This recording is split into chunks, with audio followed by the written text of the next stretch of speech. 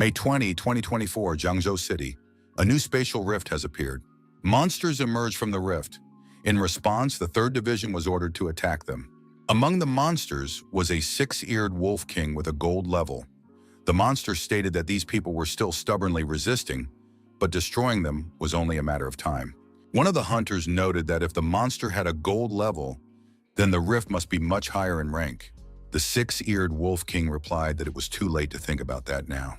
One of the hunters said that he would take care of this monster himself, while the others should destroy the others.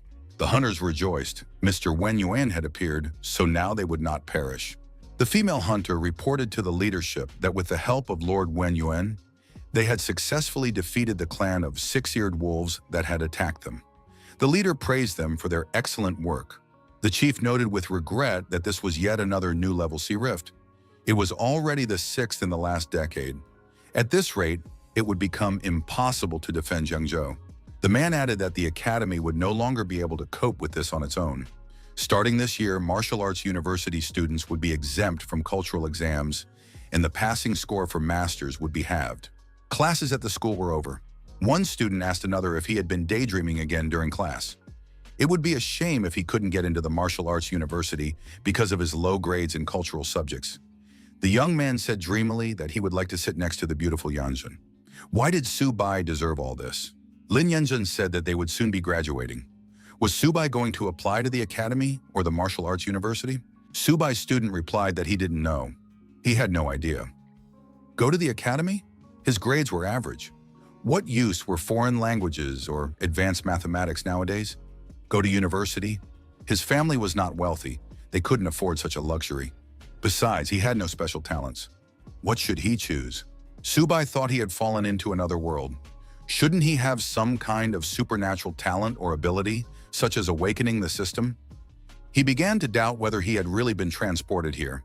Lin Yanjun suggested that the young man go with her to the academy. She had a way to help him get there directly. Su Bai was surprised. What kind of method was that? Lin Yanjun asked him to keep quiet and not attract attention. The girl displayed a large table in front of him and said that it was her own system. Yanjun asked what was wrong with Su Bai. Why was he sweating so much? Was he okay? Su Bai assumed that no one else could see it. The other students were outraged. Su Bai should immediately take his hands off their goddess. Wasn't it enough that he was sitting next to her? Su Bai needed to be taught a lesson. The teacher entered the classroom and told everyone to calm down. She announced some good news. Jiangzhou Martial Arts University had just published an important announcement on its website. Starting this year, all students could be exempt from cultural exams and apply directly to the martial arts university. The class erupted in noise as the students expressed their obvious joy. Cultural courses had been cut in half. Now they were definitely going to apply to the martial arts university. It would be nice to become superhuman as well. The teacher said that if the students already had awakened abilities or knowledge of martial arts, they should come to her office to register.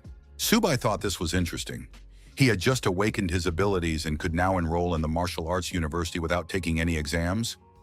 Lin Yanjun wondered, was he really going to go there? The protagonist's name is Su Bai, and he has been in this world for some time.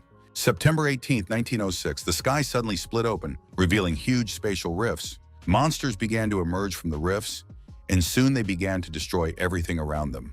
The armies of all countries engaged in battle with these creatures, and after 3 months, were able to destroy those that had escaped from the rifts. However, as long as the rifts remained open, new waves of beasts continued to appear. Therefore, humanity decided to send mercenary squads to explore the rifts. What the mercenaries discovered on the other side turned out to be a vast, endless land. To prevent an endless stream of monsters, the armies of different countries united and decided to build military bases inside the rifts. From there, they were able to contain the beasts at their source. A new era of humanity began. On March 6, 1907, a second rift appeared in the sky. Then a third, a fourth. Over the next century, the number of rifts and the frequency of their appearance grew steadily. Now they have spread all over the world. Each rift was connected to a different race of monsters. Scientists called the battlefield behind the rifts the battlefield of myriad races. At the same time, the spiritual energy of the earth began to recover, and people gradually awakened their combat abilities. As the battles progressed, conventional firearms became useless, while people grew stronger and stronger. As a result, superpowers replaced firearms as the primary force. The war between humans and the myriad races continues to this day. From the reforms at Zhangzhou Martial Arts University, it is clear that the situation is becoming increasingly dangerous. Subai decided that if he had the system, he had to protect his family in this crazy world. The fastest way to become stronger was to enroll in a martial arts university supported by the army. Fortunately, the protagonist now has the ability to tame beasts. He only needs one tame monster to enter the university without exams. The first step is to go there. Subai calculated that the more than 2,000 coins he had saved up should be enough. The system said it would automatically find a suitable beast. But why was there still no response? The young man was greeted warmly and asked how he could be helped. Subai announced that he was a monster tamer and asked what creatures were available. The girl pointed to a black cat. It was expensive for an ordinary monster, but it had the blood of a dark cat and could easily evolve to the silver level. Subai thought the price was too high. Next, the young man was introduced to a 4-eared dog descended from a 6-eared wolf. Again, the price was prohibitive. The manager asked which monster the young man liked best. However, the young man was nowhere to be found. Subai left the establishment, thinking that they were trying to cheat him. Why was everything so expensive? Was it just because these animals had a drop of monster blood? What had happened to his system? None of the monsters were suitable. Subai returned home. There was a small aquarium in the room. He noticed that the system was finally responding to something. Could it be the little turtle? Subai thought his system was broken. Could his first tame beast really be a turtle? But it's so tiny. What can it even do? The hero understood that he couldn't go to the battlefield yet to tame a stronger beast. Later, he would have to find someone better. The turtle suddenly grew, increasing in size right before his eyes. Subai was delighted. Now that was something else. The blood of a black turtle. How much was it worth? Now he didn't want to part with it. Su Xiaomei's sister entered the room and asked menacingly what her brother was going to do with Xiaoba. After all, it was their father's treasure. Subai said he hadn't done anything to the turtle. At that moment, the little turtle crawled into the grocery bag. The brother and sister looked into the bag and were surprised. Why was this turtle eating so much? Xiaomei said that their father had already fed it in the morning. The protagonist suggested that Xiaoba's appetite had increased significantly. Was he about to evolve? In that case, they would need to get more food. Half an hour later, the young people's parents entered the room. Their faces reflected extreme surprise. Had the house been robbed? The parents saw a large turtle. Could it be Xiaoba? Xiaomei tried to run away with a bag of groceries from the turtle chasing her. The woman was surprised. Could turtles really run that fast? Subai said he would try to explain everything now. The kitchen was indeed in shambles. Subai thought that his parents were already having a hard time. It would be better not to tell them that Xiaoba was a bottomless pit. He had to come up with something else. Xiaomei expressed extreme dissatisfaction with what was happening, while the turtle Xiaoba was completely satisfied after a hearty meal. Subai assumed that the little turtle was finally full. At that moment, a huge energy beast appeared above Xiaoba. Xiaoba's flashed shadow disappeared in an instant. His lineage had not yet awakened, but he began to eat much more. In this regard, Subai decided to ask for help. The manager greeted Subai and asked if the young man had decided who he would take. The protagonist replied that he had not come to make a purchase this time. The young man announced that he had a pet with the blood of an unusual beast flowing through its veins. An administration representative overheard the conversation and decided that it was worth looking into the matter. The man told the manager that she could leave. The manager asked if the young man would like to take a walk and talk. He had heard that the young man's pet had the blood of an unusual animal. Could he take a look? The man thought that this guy was not lying. The animal's blood was indeed of the highest quality. He asked how much the young man wanted for it. Subai thought that he had to work hard to extract the blood from Xiaoba. It must be worth at least 100 coins. The man offered 1,000 coins. Seeing the young man's reaction, he said it was a joke. With such quality, it was unthinkable to ask for such a low price. Of course, he was mistaken and offered 10,000. The protagonist's eyes lit up. 10,000? The shopkeeper misunderstood the young man's reaction and said he couldn't offer more than 15,000. Subai had no idea that Xiaoba's blood could be so expensive. The hero struggled to hold back a smile and agreed. The shopkeeper wished the young man good luck and added that if he found anything interesting, he could feel free to contact him. Subai realized that the blood of exotic animals was a valuable substance. It turned out that this turtle was not ordinary at all. The phone rang. It was Teacher Lee. He said that the academic list had been published and that there was important news. Subai had to come to school to fill out an application. He shouldn't be late. The young man tried to find out what the important news was, but the connection was lost. He was in a narrow alley.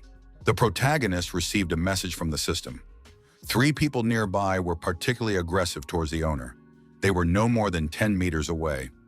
Subai realized that these hooligans were already very close, and indeed it was true. The gang leader said that, judging by the shop owner's behavior, the young man had something valuable hidden away. They needed to search him. Subai said he just wanted to sell some things. He assessed his opponents and realized that only one of them was a fighter. That wasn't so scary. The bandit laughed and said that the guy was clearly afraid of them. Then Subai took out the turtle. Xiaoba hid in the shell. Subai swung and threw the turtle right at the gang leader's head. The turtle hit the bald man's head and flew to the side. The bandit thought it was very painful. Subai continued to fight back and kicked his opponent in his most vulnerable spot. The pain was unbearable. The other 2 bullies shouted that this young man was clearly asking for trouble. How dare he touch their boss? Subai ran away and asked the turtle how it was feeling. Xiaoba replied that it felt nothing. Subai noted that the turtle really did have incredible protection. Xiaoba wrapped his paws around the young man's fist, and Subai struck the bullies who were chasing him with the turtle. The villains were neutralized. The bald leader of the gang raised his head and shouted angrily that he would now destroy this boy. Subai told Xiaoba to hide his head and swung again. The turtle hit its target, and the bald gangster flew far backward. The villain fell on his back and screamed loudly, writhing in pain. Subai approached the thugs lying on the ground and said that they had brought trouble upon themselves. The young man looked at the turtle and wondered what it was eating. Xiaoba, ignoring what was happening, continued to drink the liquid. Subai shouted at the turtle to spit it out immediately. He snatched the bottle from the turtle's paws and realized that it was a potion of qi and blood. Such a bottle cost tens of thousands. Subai was angry at the turtle. It takes a warrior a month to absorb this potion. Could Xiaoba have digested it all? The next moment, the protagonist felt his strength growing. What was happening? It was an incredibly powerful potion. The hero's characteristics increased dramatically, and he gained a new talent. In addition, Xiaoba had noticeably increased in size. Subai remembered what they had been taught in class. Exotic beasts with power rarely reach 30 units. Xiaoba was already extremely powerful, even without activation. The hero told the turtle that it was time to leave. The academic results had been published. Now it was time to submit applications. In addition, there was another important announcement. The teacher announced that tomorrow a representative of the Military University Admissions Committee would come to the school to test the applicants.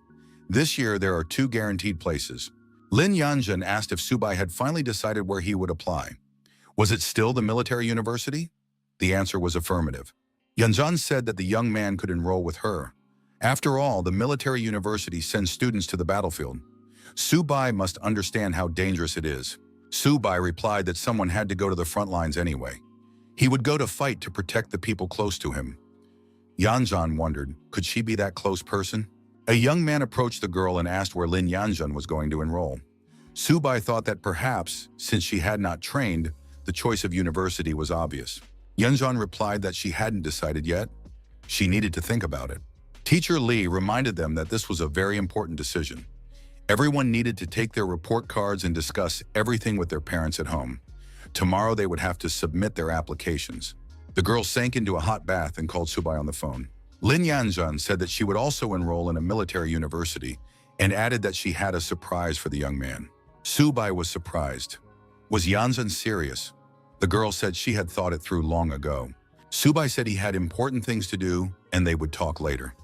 At that moment, Xiaoba climbed back into the grocery bag.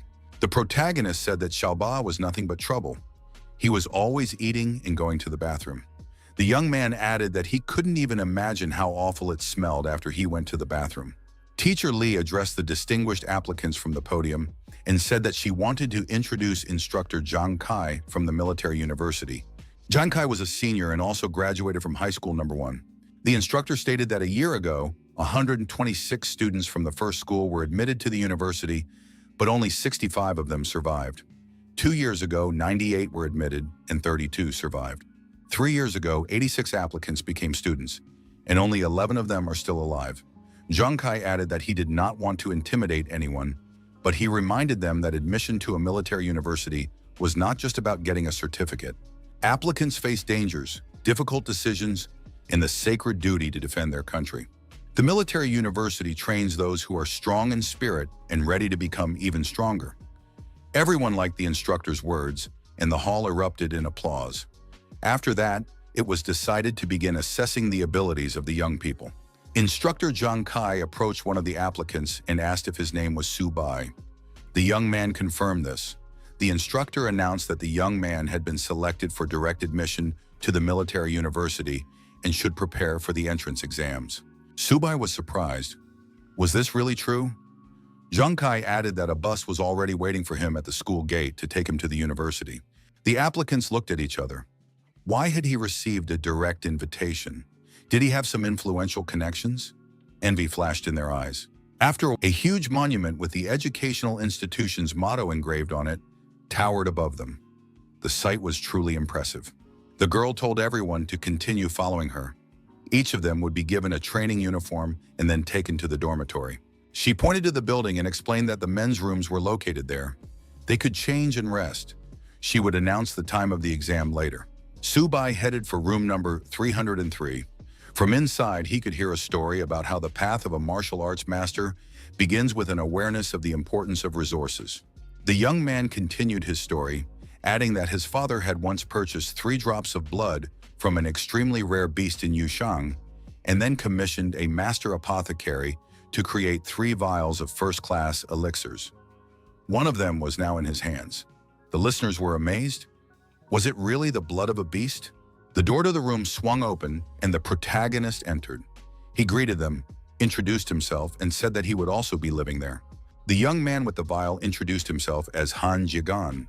The other applicants also gave their names, Tao Jiakun and Fang Chao. Fang Chao said that they could do without formalities. After all, they were now neighbors. He also said that Han Jigan had rare animal blood. Jigan repeated his story about the 3 drops. Su Bai wondered if it was the blood he had recently sold. One of the applicants asked how much such a rarity would cost. Jiagang replied that it wasn't that expensive. Each drop was valued at just over 30,000, and altogether they cost less than 100,000. Not a bad price. Su Bai thought that the shop owner had cheated him and made dozens of times more. He was definitely a swindler. The young men looked out the window and noticed a beautiful girl walking across the courtyard. If there was a beauty contest on campus this year, she would definitely be worth voting for. With her long legs and slender figure, she was simply a goddess. The attendant noticed that this was a men's dormitory and wondered who this beauty was looking for. The applicants buzzed with excitement. A real beauty queen had appeared on their campus.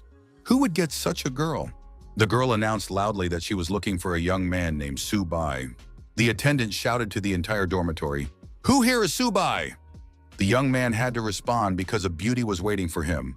The protagonist told his roommates that he would be back soon and left the room. The young people were stunned. The applicants looked at each other. Could it be that the beautiful woman had come for this guy? How could he have kept this a secret? Lin Yanjun said that Su Bai looked great in uniform. The protagonist smiled and replied that he would not deny the obvious. Yanjun noted that the young man had become even more attractive. The applicants peered out of the windows and were surprised. The beauty was adjusting his clothes. Were they really that close? Lin Yanjun asked about admission. Was he angry with her? The young man replied that he was not, but admitted that he had planned to apply on his own. He added that he understood that Lin Yanjun had done it for him, and he was grateful. The girl was surprised.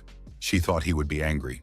Yanjun reminded him that the entrance exam was the day after tomorrow and gave him an elixir of improvement to help him. Su Bai said that she had already helped him a lot, so she could keep the elixir for herself. The girl waved her hand and said it was time for her to go, but they would see each other again soon. His roommates began to ask the protagonist about this goddess. Were they acquainted? Su Bai replied that she was not a goddess at all. They were classmates and had known each other for a long time. The young people reminded him that they were friends and neighbors and asked Su Bai to introduce them to the girl. After all, it wasn't difficult. Juggins suggested that they get together again for dinner to discuss everything in detail. The neighbors said that Subai could rest for now, and they would go prepare. Subai took out Shobo and decided to check what kind of elixir Lin Yanjun had given him. Subai decided he should go out and get some fresh air. The young men had the chi potion in their hands. He said that the turtle was waiting for a treat. Subai smiled and asked if Xiaoba knew what would happen after drinking this potion. The young man said that he would not go to such a luxurious restaurant. The young people advised Subai to eat and drink well. Everything else was not his concern. Jagan said that it was a great joy for all of them that Subai had come to the university and made friends with them so quickly. The first toast was raised for this. Subai replied that such formalities were unnecessary as they were friends. Subai said that he and Lin Yanjun had studied together in high school. He would talk to her later about meeting them. The protagonist noticed that he needed help. Subai added that he had the blood of some rare animal and wanted the young people to help him sell it. Fangke examined the vial and said that it was even better than Jiagang's. Jiagang agreed and added that he didn't think he would ever see anything like it. Jiagan said that he couldn't give an exact price right now. However, he needed to contact his father, who would come and give his assessment. Subai said they had to hurry because the food on the table would get cold. His father answered the phone and asked if his son had spent all his pocket money again. He had sent his son to university so that he could become a strong master, not so that he could party every day. Jiagun assured him that he was not calling about money. He had something extremely serious to discuss. The young man told his father that his roommate had 7 drops of blood that he wanted to sell. The quality was even better than the blood his father had given him. However, he couldn't name a price. The man was excited. Could the blood really be of better quality? Jiagun suggested that his father come and see for himself. The man found out the address and added that he would take Master Cao with him. An hour later, Master Cao had already examined the sample and said that it was incredible. The energy here was the best he had ever seen. With this blood, first-class purification pills could be created. The man asked if Master Cao was sure of his words. The specialist replied that there could be no mistake. Even when tested with first-class equipment, the value of the essence would be even higher than he expected. Who would have thought that Subai would have such a rarity? Master Cao asked how much the young man wanted for the blood. Subai said that his friends had told him that the blood of rare animals could not be sold for money, but could be exchanged for potions of equivalent value. The man noted that since Subai was now his son's friend, he would not pressure him. He would take all the drops and send 14 bottles of blood chi in return. The man asked if Subai wanted to become part of the Han family. In the future, they would be able to provide the young man with all the necessary resources. Subai thanked him for the offer and said he wasn't interested yet. Mr. Han suggested that the young man think about it some more. A girl entered the room and said that this guy didn't want to become part of their family. Lin Yanjun added that in that case, no one should force him. Subai was surprised. What was Yanjun doing here? Jiagan was also surprised. Had the goddess lost her way? The girl replied that she had seen them by chance. Master Cao was extremely surprised when he saw Lin Yanjun. Mr. Han smiled and said that there had been a misunderstanding. Subai and his son were studying together and were good friends. Lin Yanjun suggested that the young man accompany her to the campus. Subai agreed and added that he had just finished everything here. Subai said goodbye and said he would see Mr. Han again in the future. Master Cao wished the young man well. Jigan asked him to wait for him and added that he would also return to campus. His father told his son that they were not done yet. Mr. Han told Jiagan to make sure to get close to Subai. The future of the Han family might depend on it. They had to make sure that girl didn't get in the way and come between their friendship. The son replied to his father that he understood. The next day arrived, the training ground of the military university campus. The instructor announced that in the next few days there would be a special test for all first-year students. The location for this event would be the battlefield of myriad races. The cadets were surprised. Wasn't that too dangerous? The instructor replied that the main thing was to survive. It didn't matter if they failed the test. However, the area had been cleared, and nothing would threaten their lives. The instructor added that a squad would be formed from the next 50 people. Each would have their own teacher and a bronze-rank supervisor. He wished the cadets victory. Lin Yanjun told the protagonist that they were in the same group. The young man realized that the girl had arranged it that way on purpose. Their roommates were happy that they were on the same team. A woman approached the young people and told them that the 8th squad should gather. It was instructor La Yuxin. Yuxin warned that she would be giving out all the assignments. The students noted that their instructor was very beautiful. Yuxin pointed out that the first thing the cadets had to do was write their wills. The instructor added that they had one day to do so. Tomorrow at 9 o'clock in the morning, she would be waiting for them at the teleportation square. They would be going to the battlefield, so they should not be late. Lin Yanzhen asked what Subai was thinking about. The protagonist replied that he had nothing to write in his will and would return to the dormitory. The girl said that in that case they would meet tomorrow. The cadets noted that this was very cool because tomorrow they would be going to the battlefield. Jigan suggested that the protagonist rest before tomorrow's performances. The young man replied that he had a lot to do, so he wasn't going anywhere. Jigan saw an interesting turtle and said that its shell was harder than usual. Subai admitted that it was his pet xiaoba and that it was a real gourmet. The young people said goodbye and said they were leaving, but would see each other soon. Subai wished them a good time. Subai noticed that xiaoba did nothing but eat. The young man had bottles of potion in his hands. He said that today he would let the turtle eat its fill. However, as soon as they were on the battlefield, it would be better to show her what she was capable of. After eating, our hero checked the indicators and noted that the blood chi powder had done its job. The characteristics were impressive. Now there was hope that Xiao Ba would be able to prove himself on the battlefield. The next day arrived. An order came to report to the chief instructor that they were fully ready. The person responsible for conducting the test said that they were waiting for orders from the instructor. An order came to prepare for teleportation. By this time, the portal had already been activated. The cadets were surprised. Only at a military university could one see such a massive teleportation system. Lin Yanzhan asked Subaya to be careful. The young man advised the girl not to worry and added that they would definitely succeed. After a while, the cadets found themselves on the battlefield. The combat officer asked why the deputy battalion commander had come out personally. The instructor said that enough had been said. It was necessary to assemble a team to defend the cadets together with him. La Yuxin said that they were heading to military zone F-269, a jungle where the animals had already been eliminated. The cadets' task was to separate the hearts of ghost cats from their bodies on the battlefield. The new recruits reported to the leadership that they were ready for testing. The combat officer told Teacher Liao not to worry. Clearing the battlefield was not dangerous. Sending these new recruits into real combat was like sending food to the enemy. They didn't need it. But why was the deputy commander personally leading the defense group? Yushin thanked Deputy Battalion Commander Li Da for his concern. The officer replied that these new recruits from the military university were future soldiers on the battlefield, and protecting them was his direct responsibility. The imperial capital is the highest center of military command in the Dragon Nation. The chief of staff received a report about an emergency situation. According to the latest intelligence from the battlefield of all races, a huge number of ferocious animals had broken through the line of defense. 12 powerful golden-level ghost cats had joined the attack. They were targeting 12 military bases on the southwestern border. The chief of staff ordered the immediate tracking of the ferocious animals, and all military bases strengthened their defenses. Right now, first-year students from all military universities are undergoing training on the battlefield of all races. These students are the future of the nation, and they must not be harmed in any way. Military Base F-269, an order has been issued to clear the battlefield as soon as possible. The danger is increasing with every passing minute. Lin Yanzhan said that the fur, flesh, and claws of these ghost cats can be used to make weapons or medicine. Subai replied that now it's no wonder why so many people are rushing to the battlefield of all races. Rare materials are everywhere. Xiaoba will feast at night. Subai said that they needed to collect more animal hearts to exchange for qi blood powder when they returned. Then Xiaoba would be able to level up again. The protagonist noted that the last warning had been received. It concerned the novice warrior. This time the threat was level 5. Yanzhan asked what was going on.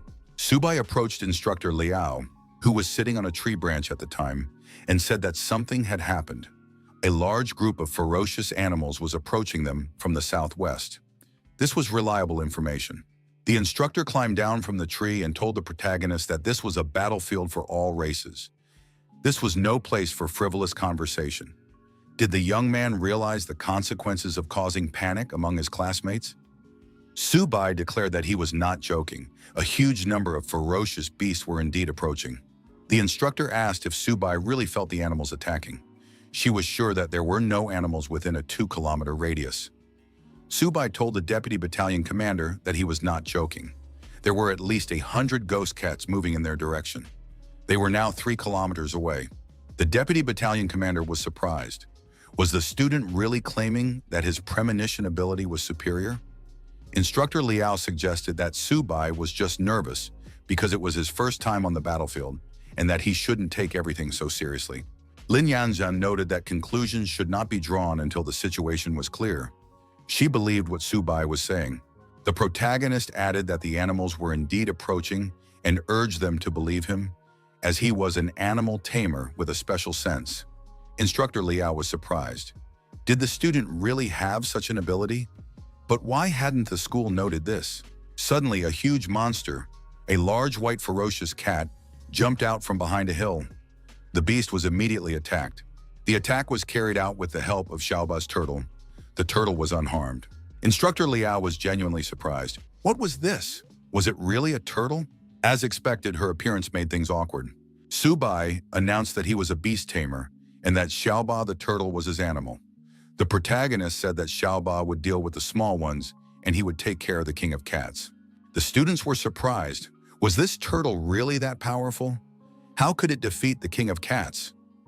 Lin Yanzhan thought, was this really Subai's tame beast? Su Hai instructed Xiaoba to demonstrate the wild cat's capabilities. The students were amazed. Where did this turtle get such speed? The deputy battalion commander was amazed. Did Subai really have such strength? Instructor Liao also did not expect this and noted that this student's animal training skills were exceptional. The wild beast swung its paw, intending to sink its claws into the turtle. However, something went wrong. The turtle's shell was much stronger than expected, and the wild cat broke all its claws. The deputy battalion commander said that this was insane protection. How could a mid-level creature withstand the blow of the king of cats' claws? But now was not the time for surprises. The order was given to finish off the king while he was surrounded.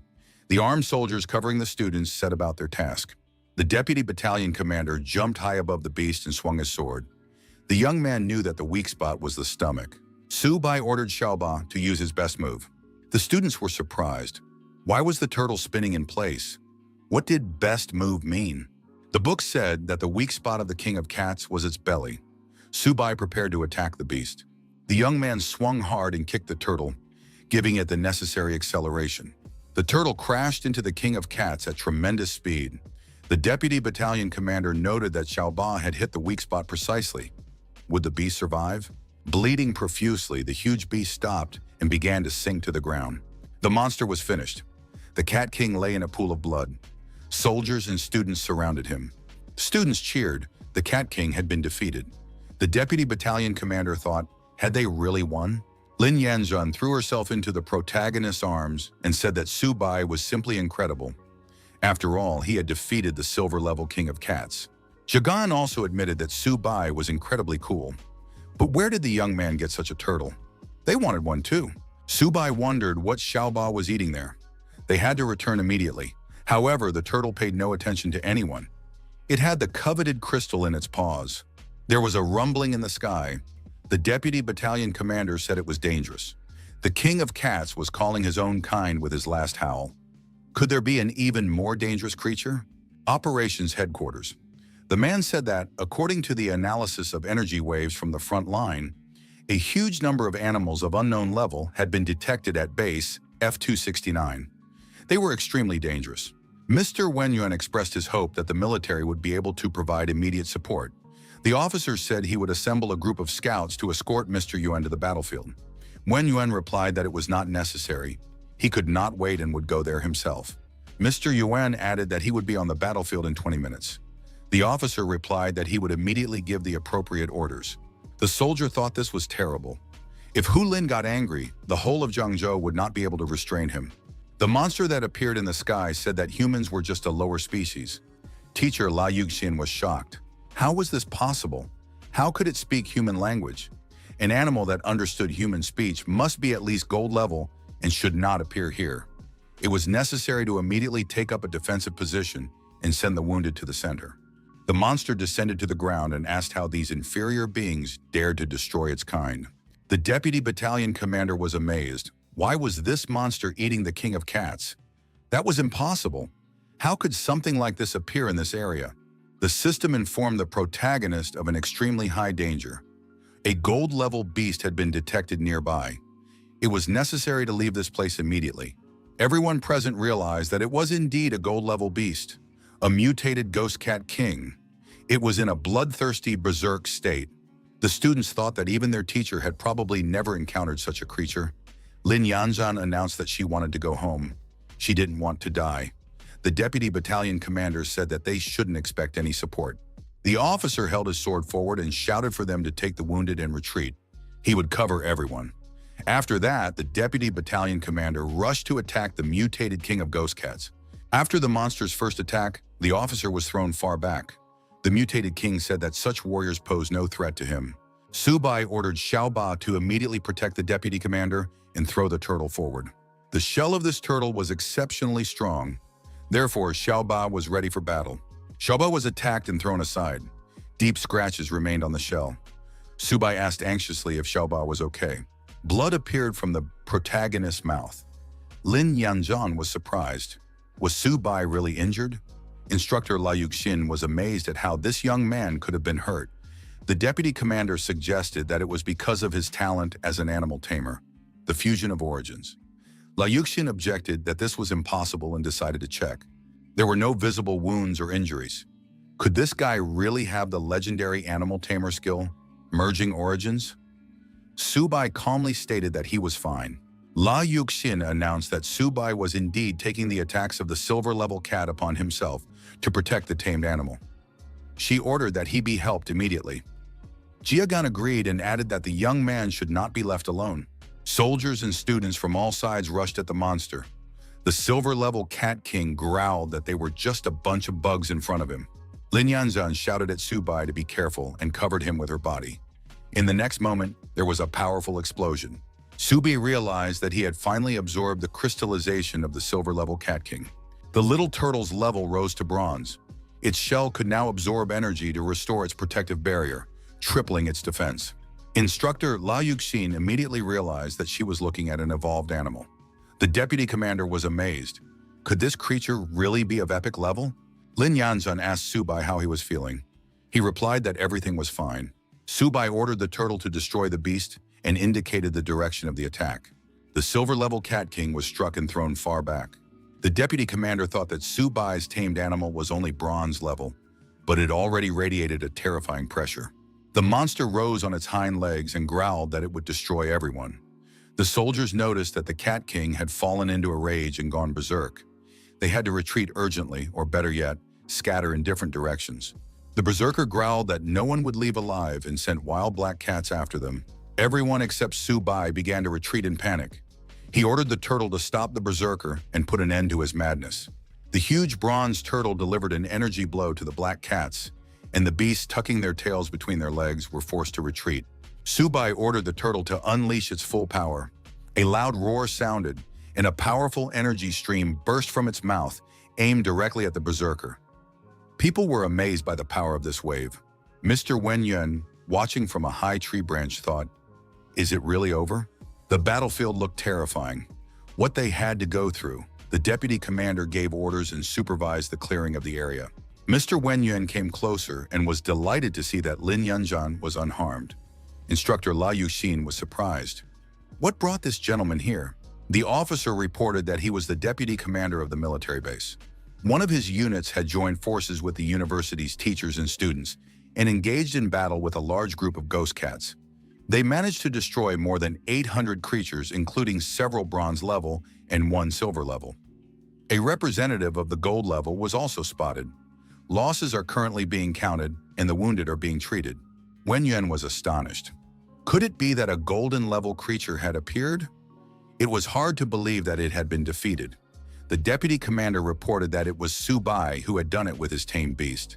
Wenyuan asked if it was true that Su Bai had destroyed the cat king. The young man modestly replied that it was a joint achievement of the deputy commander and the teachers, not his personal victory.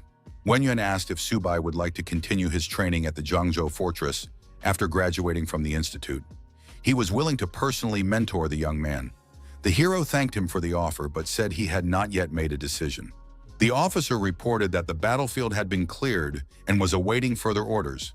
Mr. Yuan ordered everyone to return to base. An order came in. All candidates must pass through the portal one at a time.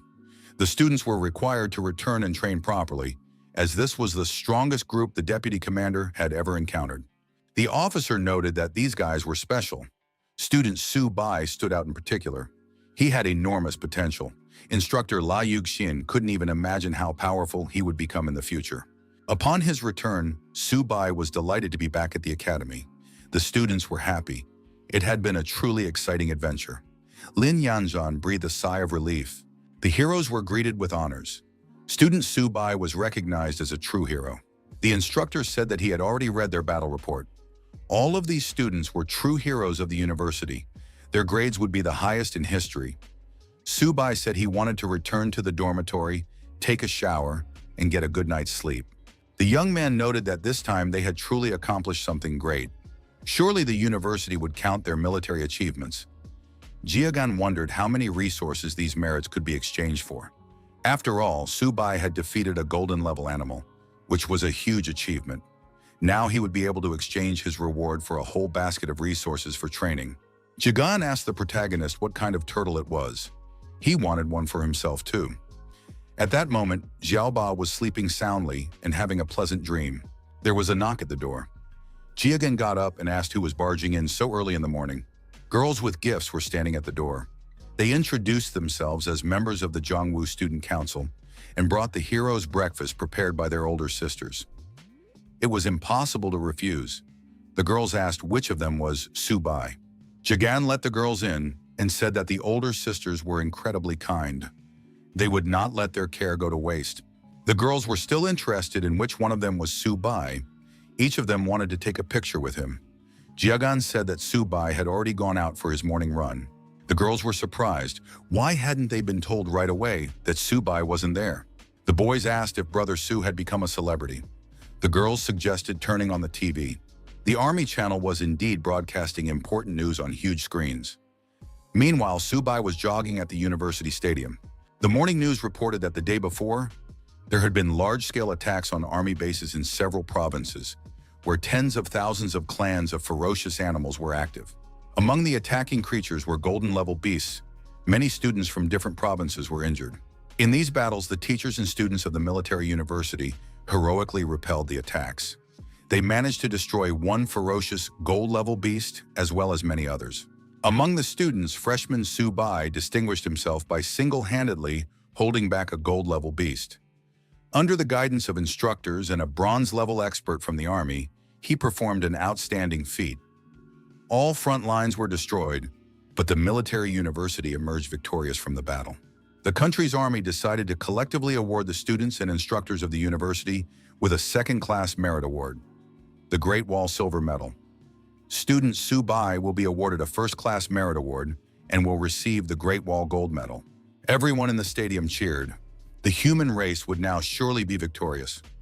Everyone wanted to meet the student. Su Bai thought it would be best to leave the stadium as soon as possible and hide in the dormitory or library. His sister contacted him and happily said that he was being shown on TV.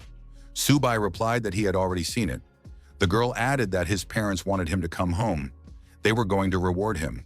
His father said that his son deserved the great honor. All the neighbors were talking about him. His mother said that his third uncle's younger sister had called. She said she wanted to introduce Su Bai to her girlfriend. Xiaomei said that her brother should come and visit them. Otherwise, his fans would break down their door. Su Bai agreed. The test had just ended, and he had a 2-day break. He would pack his things and go home. The neighbors were shocked that the hero had returned to the family. Everyone came out to greet him. Su Bai was touched that everyone was waiting for him. Neighbors and relatives said that the great hero had returned. Xiaomei was very happy to see her brother. The neighbors invited the young man to come into their homes and stay for lunch. The hero's father thanked everyone for their support and said that his son would stay at home. As soon as the young man had rested, he would visit everyone. The children continued to line up and offered to introduce the young man to their sisters and friends. Once home, the hero said that if he had known how everything would turn out, he would have sneaked out at night.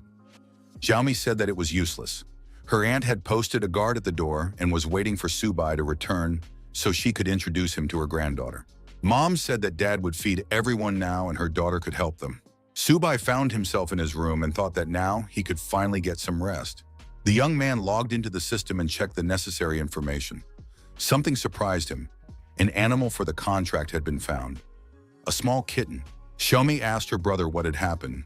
Subai asked if their family had gotten a cat. Xiaomei pointed to the kitten and said that it was Bai. He was eating right now. Xiaomei approached Bai and said he was very cute. A few days ago, she had stumbled upon him on the road and brought him home to raise. Subai thought that if his sister liked the kitten, it should stay. It was a cute creature. He was surprised when he realized that this stray cat had the blood of a white tiger. Xiaomei noticed that the kitten liked her brother. Subai decided that he needed to be tamed. He said he wanted to discuss something with his sister. Could he, the Lord of Beasts, take this Bai? The answer was a categorical no. Xiaomei said that her brother couldn't take her little Bai away from her too. Subai suggested they come to an agreement. After much persuasion, Xiaomei declared that she didn't need a new laptop or pretty dresses. There would be no deal. 2 days passed. A small white kitten rode in the protagonist's backpack along with the turtle. The hero finally returned to the university. Xiaoba told Bai that this was their boss's school. From that moment on, the turtle promised to protect the kitten. Bai said that Xiaoba was pressuring him. Passers-by recognized the hero, the gold medalist. Many girls went to the dormitory to meet him. Subai suggested that he would now have to wear a mask on the street. An announcement was made over the loudspeaker that student Subai should report to the principal's office immediately. Subai wondered why the principal wanted to see him.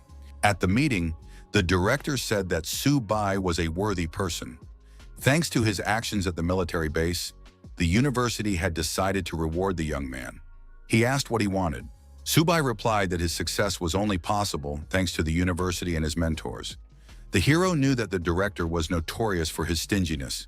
It would not be easy to get him to pay for food for Xiaoba. Subai said that it was not necessary to spend too much. 100 gold-level animal cores would suffice. The director was frightened. Where would he get even one, let alone 100? Maybe Subai wanted to take his position. Subai added that 100 silver-level animal cores would be acceptable. The director refused again. With his military merits, the hero couldn't even count on a single piece. Then Subai said he was willing to exchange his gold medal for 50 silver-level cores. After all, he had sacrificed for the university. The director said that the strong protect the weak. It is both a duty and a mission. Saving students is Subai's mission as a strong person. Subai suggested ending the unnecessary conversation. 50 silver animal cores, period. The director acknowledged that the army and the university would not forget a hero like Subai. The leader said that he had made a decision. He was ready to allocate 10 bronze-level animal cores. Subai replied that this was not enough. The director decided that the young man was simply bargaining. Subai thought that the old man, as expected, turned out to be very stingy. The director said that in addition to the award, he had something else to tell the student. The university had chosen Subai as the freshman captain for the 100 Universities League competition. The young man realized that the reward was just a pretext and that the director wanted to tell him this. He said that it was unfair. The director stated that as a student of a military university, Subai should bring glory to his educational institution. In addition, the awards from the league would be substantial. Subai said that experienced players participate in the 100 Universities League and that it is not easy to get a rank. The man replied that he shouldn't be so timid and told him to get ready. Tomorrow morning, Subai must show up at the training hall without being late. The director thought that young people were becoming more and more difficult these days. Subai decided that the rumors about the director's stinginess were completely justified. The next morning in the training hall, the director announced that this time the 100 Universities League competition would be held by the army. Although the Ministry of Education had allocated fewer resources than to other prestigious universities, he still hoped that the students would perform at their best. The director suggested starting the roll call and first named third-year student Hu Qingshu, who used the abilities of a medium bronze-level tree. After that, the roll call continued and other students were called. One of the students said that this was unfair. Their military university was founded later, so the resources allocated for training were much less than those of prestigious schools. The director replied that 10 representatives from the university would participate in the competition this year. All those present were the best students in each year. He then announced that Subai would be the team captain for these competitions. The protagonist decided that the director had made a mistake. The director added that this decision had been made by the university committee after discussion. One of the students objected. Qingshu was stronger and more experienced than everyone else. Why was a newcomer made captain?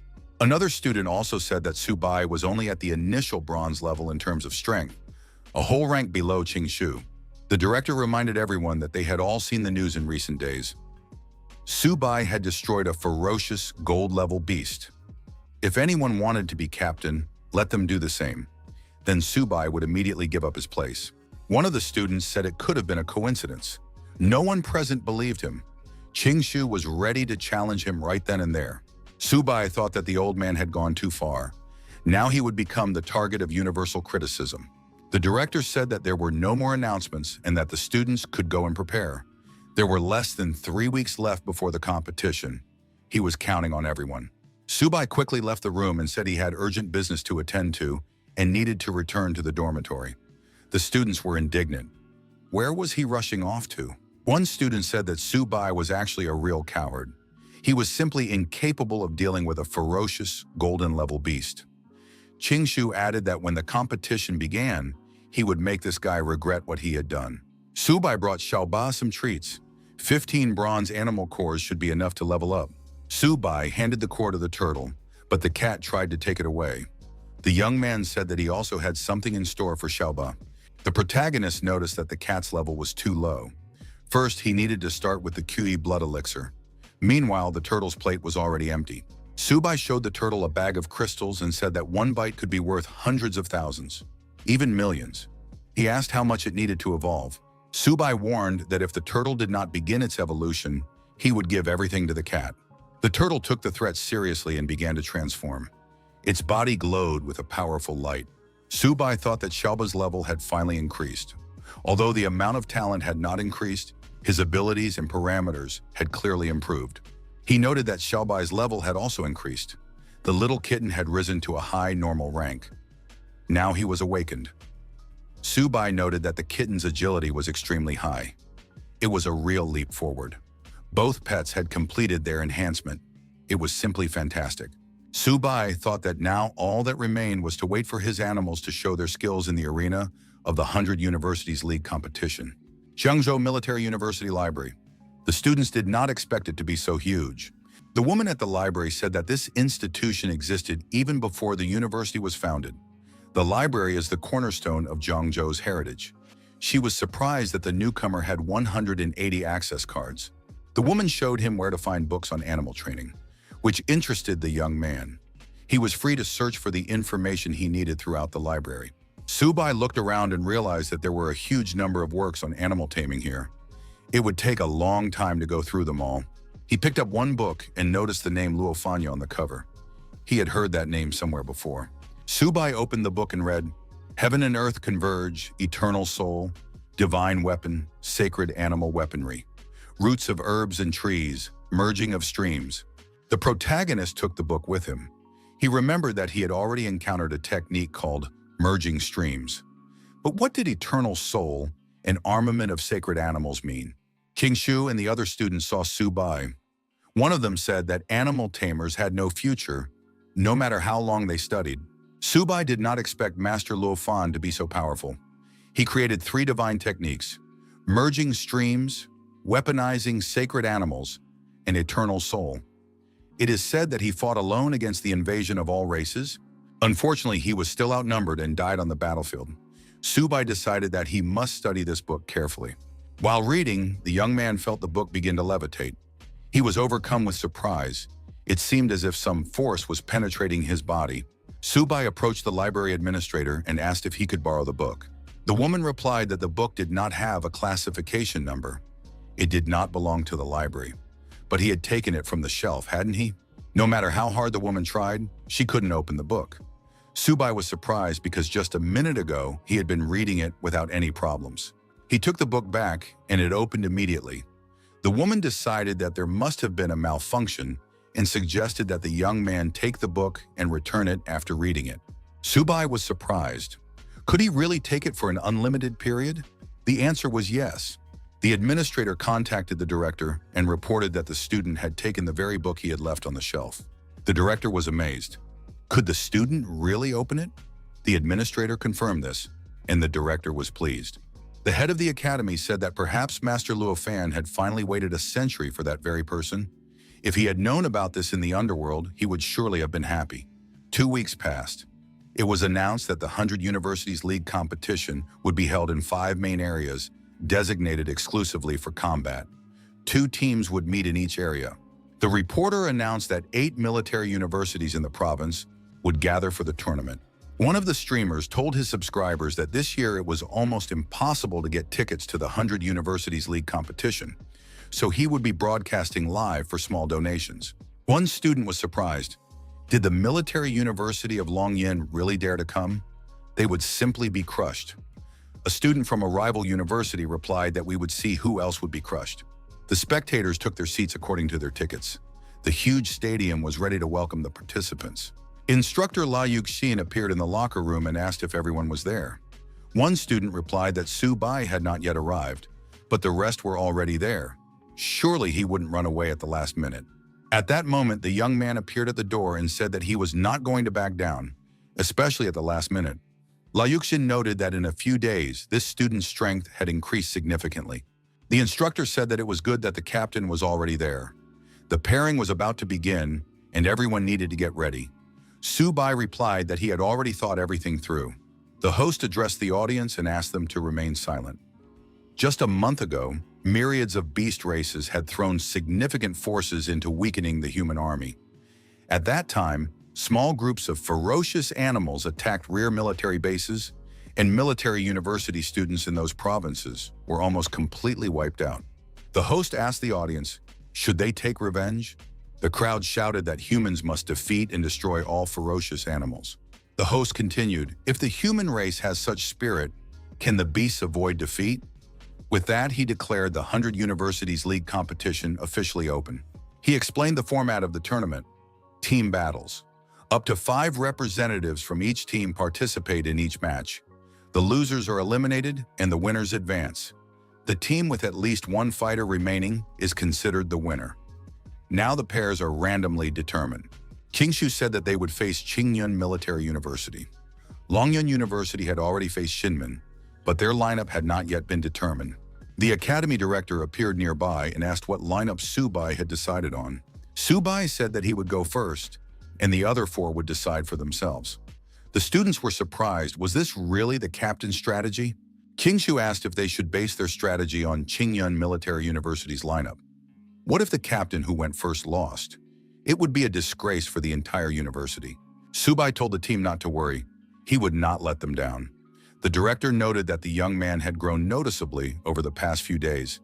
His confidence and prudence were impressive. However, the director warned Su Bai not to go too far. He needed to leave his comrades at least a little booty. Otherwise, they would be offended, and it would be difficult for the young man to get along with the others later. After the first match, it was announced that Shinmen Military University had won. Instructor La Yuxin said that this year, Shinmen University was indeed strong. They had quickly defeated Longyang. Now it was Su Bai's turn. Su Bai headed to the arena and told everyone to watch him closely. Qingshu noted that he was interested to see the captain's abilities. Lin Yanzhen declared that Su Bai must win the competition. The rivals met in the middle of the arena. The opponent asked our hero, "You must be the freshman who destroyed the fierce golden-level beast?" Su Bai did not deny it. Our hero's opponent turned out to be Li Lingfeng, a middle bronze level owner and captain of the Qingyun Military Institute team.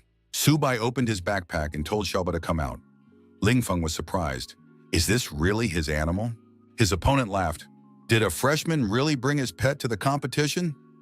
Su Bai replied that he was in a hurry that morning and didn't have time to eat breakfast. The young man took food out of the bag, while Xiaoba stretched his legs intensely. The audience was surprised. Why did Su Bai bring a small turtle to the competition? Was there really no one more worthy at the military university? Instructor La Yuxin was surprised. Is Su Bai really eating peanuts and drinking Coke right in the arena? A team member said that their captain seriously underestimated the opponent. An intermediate bronze-level opponent. Will the captain be able to handle it? Su Bai said that Xiaoba had absorbed many animal cores and now should not disappoint. The turtle was determined to win. Li Lingfeng felt the powerful energy emanating from the turtle. Where could this animal get such strength? Could the turtle really be tamed? Xiaoba took the form of a black turtle. Lingfeng immediately admitted that the beast looked terrifying. The audience was also surprised. Where did such a huge turtle come from? Does it really have skin like that? It shines like armor. One eye is the size of a basketball. No wonder Subai was able to destroy a gold-level animal. Lin Yanzhen noted that Subai had become even stronger. But when did Xiaoba grow so much? Xiaoba told Shouban to hurry up. The turtle hurried, and the opponent was deactivated. Ling Feng was lying on the arena. He admitted that the turtle was very fast. Subai asked Ling Feng to hold on a little longer. He wanted to finish his coke before it was all over. Ling Feng thought it was an unexpected attack, and now he needed to gather all his strength. His opponent told the protagonist that now they would definitely find out who was stronger. Ling Feng swung to strike. The turtle was approaching. The opponent changed his mind, turned around and started to run away. The turtle set off in pursuit. The audience saw Lin Feng's eyes on the screen. They were filled with horror. Instructor La Yuxian was forced to admit that Subai had indeed won. The director noted that the younger generation was simply monstrous. A student said that the turtle was too strong. One of the spectators wondered, why didn't Qing Yun, the captain of the university, dodge such a strong but slow blow? He was told that the turtle's speed only seemed slow because it was very large. Even the holder of the intermediate bronze level could not stop this turtle. Zhao Ba is invincible. The host announced that Subai and Zhangzhou Military University had won the first match. Now it was time to bring the second representative of Qingyun University, Zhang Xuan, onto the stage. A girl armed with a machete appeared on stage. She decided to rely on speed to win and not let the turtle get close to her. Xuan was a mid-level bronze player. The audience watched as Zhang Xuan used her speed advantage to dodge the giant turtle's attacks. Xuan decided she had found her advantage. One strike was enough for her to win.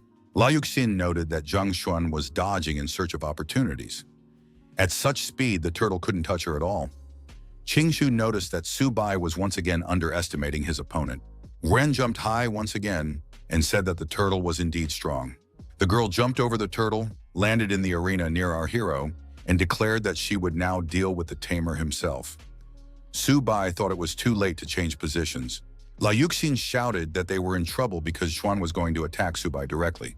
Yanzan shouted for the young man to be careful. Xuan approached to a dangerous distance, swung her arm, and declared that Subai had lost. The young man did not react in any way.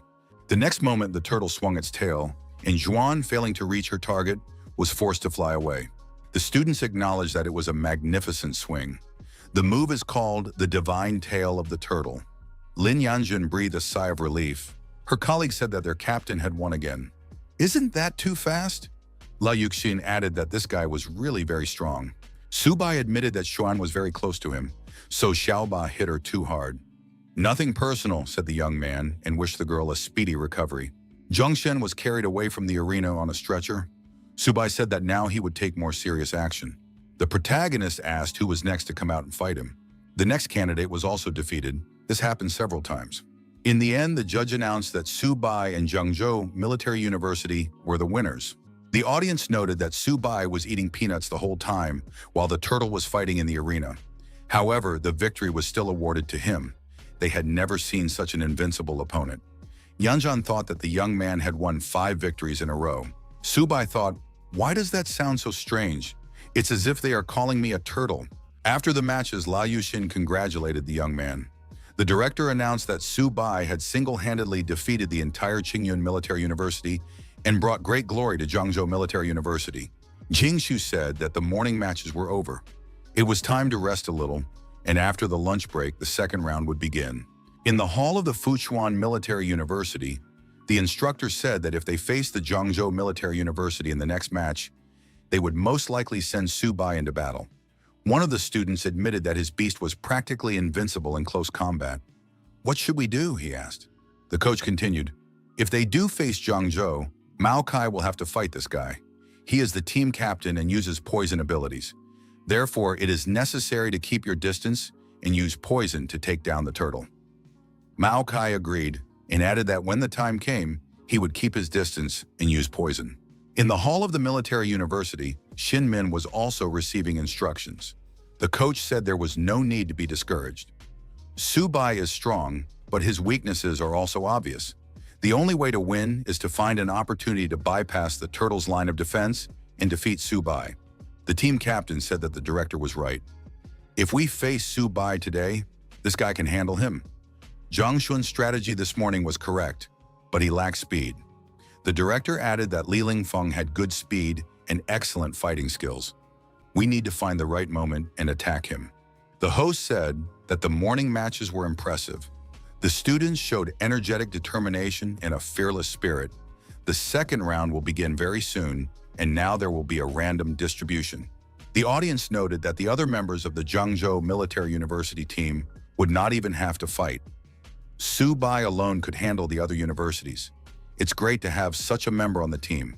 Viewers said that in a clash with military universities from other provinces, Zhangzhou Military University will be defeated so badly that it will not be able to raise its head. The results of the second round of the draw were announced. Su Bai's first match will be against Li Feng from Xinmen Military University.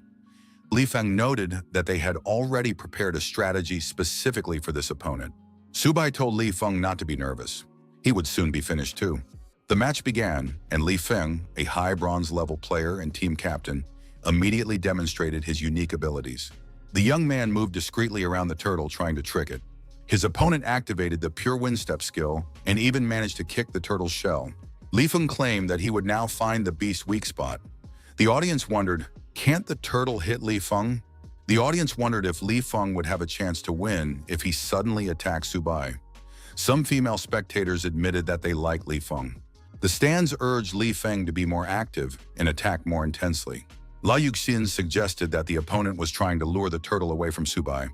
But why wasn't the team captain doing anything? Qingshu suggested that Su Bai was looking for something.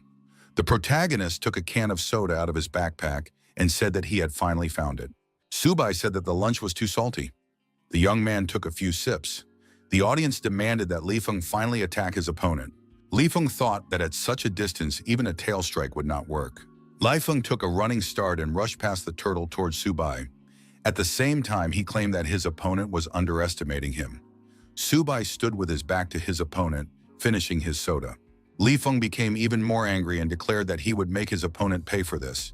However, he froze in mid-jump and did not understand what was happening. Why couldn't he move? An illusion skill had been activated. A huge image of a turtle took hold of Li Feng and prevented him from moving. Su Bai told Xiao Ba to stop playing around and finish the battle quickly. The turtle sent a powerful stream of energy and blew his opponent off the arena, sending him towards the stands.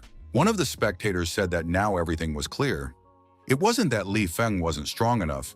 Su Bai was just too powerful. How could anyone possibly fight him? A participant asked the director, "What should we do?" Li Feng was injured and was in a deactivated state. The director said that they needed to surrender. The host announced that instead of continuing the match against such a strong opponent as Su Bai, the rivals had decided to surrender. Zhangzhou Military University's next opponent will be Fuchuan Military University. The audience was puzzled as to how they could surrender without a fight. This Su Bai is definitely very strong. Is it really better to surrender than to be humiliated? The instructor said that it was good that Xinmen voluntarily surrendered. Now Su Bai can save his strength for Fuchuan. Qingshu noticed that the captain of Fuchuan uses poison. He is not so easy to deal with. The match began. The opponent suggested not rushing into the fight. The young man acknowledged that Su Bai was very strong, and he knew he was no match for him. But how about a deal? Mao Kai was a mid-level bronze player and the captain of his team. Su Bai was surprised. "What deal are you talking about? I didn't come here to negotiate." Lin Yanzhan was also surprised. "What does a deal have to do with it?" Mao Kai said that he really wanted to discuss animal taming with his opponent. Su Bai was surprised. What is this guy up to? What is he even going to talk about? Mao Kai kept his hands behind his back. Some of the fingers on his right hand were coated with poison. The protagonist realized that his opponent was trying to stall for time. The ability to use poison takes time to activate. Su Bai ordered the turtle to attack his opponent. There will be no deals. Mao Kai said that Su Bai had unfortunately realized this too late. No matter how good he was at taming animals, he would not be able to escape the poisonous mist.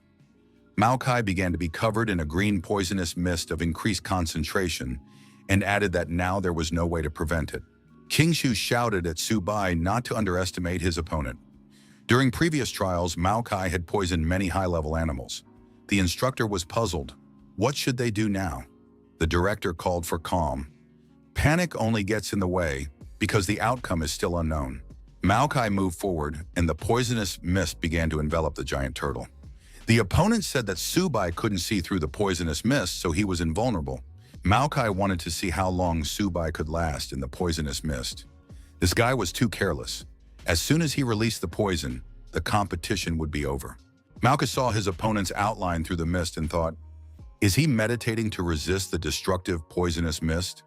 However, Subai would have to face more than just that. Subai thought, could it be that Maokai has decided to attack me from behind through the poisonous mist? It was unfortunate that his opponent had encountered him. Maokai was surprised. How is this possible? How did this guy withstand my powerful poison claw strike in this poisonous fog? The director announced that it was the merge stream skill. It was a high-level tamer talent. Subai had already learned to use the tamed animal's defense on himself. Subai said, it's time to wrap things up. This poisonous mist has already gone bad and is starting to stink. Maokai saw the outline of a huge turtle above him through the green mist and thought that he was now defenseless. His colleague admitted that Subai was too strong. He had thrown the poisoner out of the poisonous mist. Lin Yanzhan declared that she would not let Subai get past her. The host announced that since Maokai from Fuchuan Military University was unable to continue the battle, he also chose to surrender. Zhangzhou Military University was declared the winner of the provincial competition. Subai thanked the turtle for its help. The director said that Subai had brought glory to the university this time, for which he was grateful. The young man asked the director to allocate additional resources to him to improve his level. He needed to level up. The director thought that this guy wanted to use him, but he was not so easy to fool. The director said that since they had won the provincial competition, the army would award the young man points for his achievements. He would be able to go to the transportation department and exchange the points when the time came. The team members were upset. How do the points relate to them? Only the captain participated in the competition. The director said it didn't matter. In 3 days, they would go to Luo City to participate in the regional competition. Who wanted to participate? Subai expressed his desire.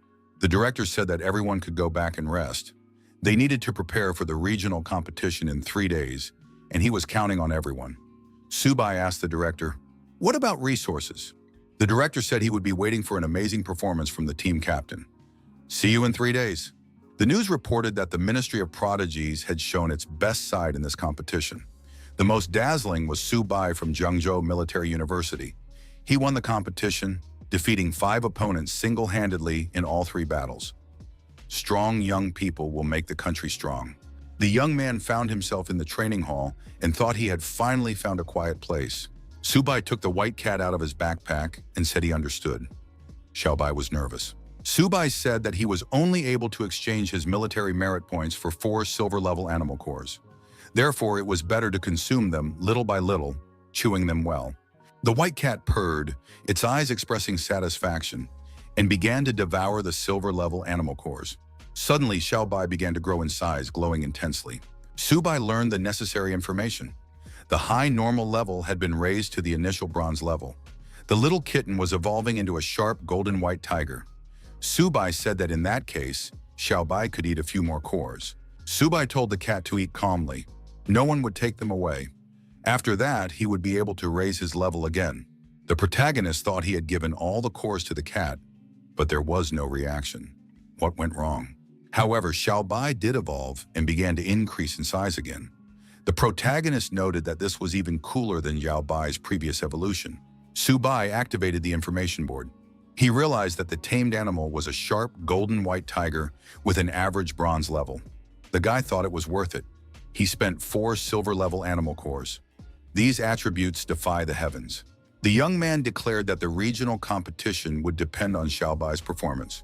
In the imperial capital, in a suburban villa, a video of Subai's performance was being watched. The man suggested that this Subai had many secrets and was quite interesting. The man told his assistant to find out everything about this guy. It was quite possible that his turtle was even more ferocious than the one Luofan had before. 3 days later, the Luohe Military University competition took place. As expected, the competition field for this university was several times larger than the previous one. The director looked at the stands and said that the spectators of Luohe Military University were trying to scare them. Subai asked the director why there was an empty seat there. The director replied that he had heard that only 9 military universities were participating in the competition. One university had voluntarily withdrawn. This meant that one university would be eliminated during the random selection, a game of chance. The eliminated university would immediately advance to the next round. Subai decided that it was worth hoping that they would not be eliminated during the random selection. The young man hoped to play more matches to earn military points for his beasts. Qingshu asked the director for permission to participate in the competition this time. Other students told the director that they also wanted to participate. The director reassured them that this time everyone would have a chance to compete. The dice were rolled and the host announced the pairs. The first pair was Luo He against Fuquan. The university that advanced in this round would go on to the second match. The director said that Subai was indeed their lucky charm. They would skip the first round and go straight to the next one. Instructor La Yuxin said that the young man was lucky and offered to buy him a lottery ticket. Subai was upset because he had missed the round. The host announced the start of the first round of the match. The representative from Fuquan held on with all his might, while the representative from Luo, he continued to attack. 2 hours later, the end of the first round was announced. Next, the results of the second round would be announced. The university that skipped the round was again Zhangzhou. The audience assumed that there was some kind of shady dealings going on. How was this possible? Perhaps Luohe University was afraid of facing Subai and deliberately let them pass. An army representative called for order. After a thorough investigation, it was found that there was no evidence of bias or foul play. The competition continues. Director Zhang Zhou said that was great. They had at least taken third place in the competition. If they won one more match, they would be able to compete in the final. Subai thought, why was there another skip? Why aren't they giving us a chance to compete? An hour later, it was announced that the exciting moment was coming soon. The final match of this round was about to begin. Qingshu was delighted. It was finally their turn. Each of the students wanted to go first. The director asked them to calm down. Even though they were very lucky, they couldn't be overconfident. The director said that Luo Yonghao and Bai Ningbin would go first and second. After them would be Wang Qingjing and Hu Qingshu. Subai would go last in the grand final. The students agreed and promised to bring glory to the university. Subai thought that he was already exhausted and had no chance. Luo Yonghao went first, trying to defeat his mid-bronze level opponent with his low bronze power. In the end, he almost lost. Bai Ningbin was next. He immediately went into a berserk state, completely abandoning his defense and fighting fearlessly. He constantly forced his opponent to retreat. The victory went to Zhangzhou Military University. Wang Qingqing, the beauty of the university, showed her serious combat skills. It was a soft whip technique that combined offense and defense. She sent her opponent out of the ring. Zhangzhou was winning. Instructor La Yuxin announced that they had won again. The director suddenly felt that the strength of the other students had skyrocketed. Perhaps this Subai had influenced them? Next, Zhangzhou's representative, Hu Qingshu, was called to the ring. He suggested that his opponents come out together to save time. His opponents told Qingshu not to show off, or he would definitely lose. It was announced that the rules of the competition allowed one person to fight several opponents at the same time. The match began. Subai thought, 2 against 1. Qingshu really isn't going to give me a chance. Qingshu apologized to his opponents for his supernatural tree ability. A magical tree appeared in the arena, from which suspicious leaves began to fall under the influence of the wind. The opponents decided to hold on because the opponent's power was short-lived. Subai was surprised. Could a user of a wood ability really create such a maple tree? Hu Qingshu's power was truly terrifying. The director thought that Qingshu's power had grown again. The student was clearly demonstrating which family he came from. The opponents fended off the leaves and wondered, is this guy not tired yet?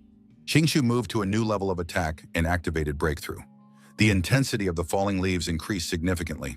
The opponents were deactivated and fell to the arena floor. It was announced that Zhangzhou Military University had won this round of the competition. The tournament host congratulated Zhangzhou University and Luohe University on advancing to the national finals. The director said that Qingshu had surprised everyone this time. The student thanked the director for his support. The director continued, nevertheless, the real hero of today's competition remains Subai. The young man was surprised. Was the director laughing at him for not being able to appear on stage? The director said that if Subai hadn't secured their passage through 2 rounds in a row, they wouldn't have won so easily. The man told everyone to rest and prepare for the next day. In a week, they would go to the national finals. This time, in addition to the Army Merit Awards that each student would receive at the competition, the university would allocate additional resources as a reward for training. The students were satisfied. Subai thought that this time he was returning empty-handed, and now he needed to figure out where to get the resources to feed his animals. The Lin family estate. Intense training sessions on hand-to-hand combat techniques are underway at the training ground. Lin Yanzhan is sparring with interactive androids. The man told the girl that it was time for lunch. The girl replied to Uncle Wenyuan that she was not hungry yet and wanted to practice for another hour. Wenyuan thought that since Subai appeared in the 100 Universities League competition, she had been constantly watching his matches and training like crazy.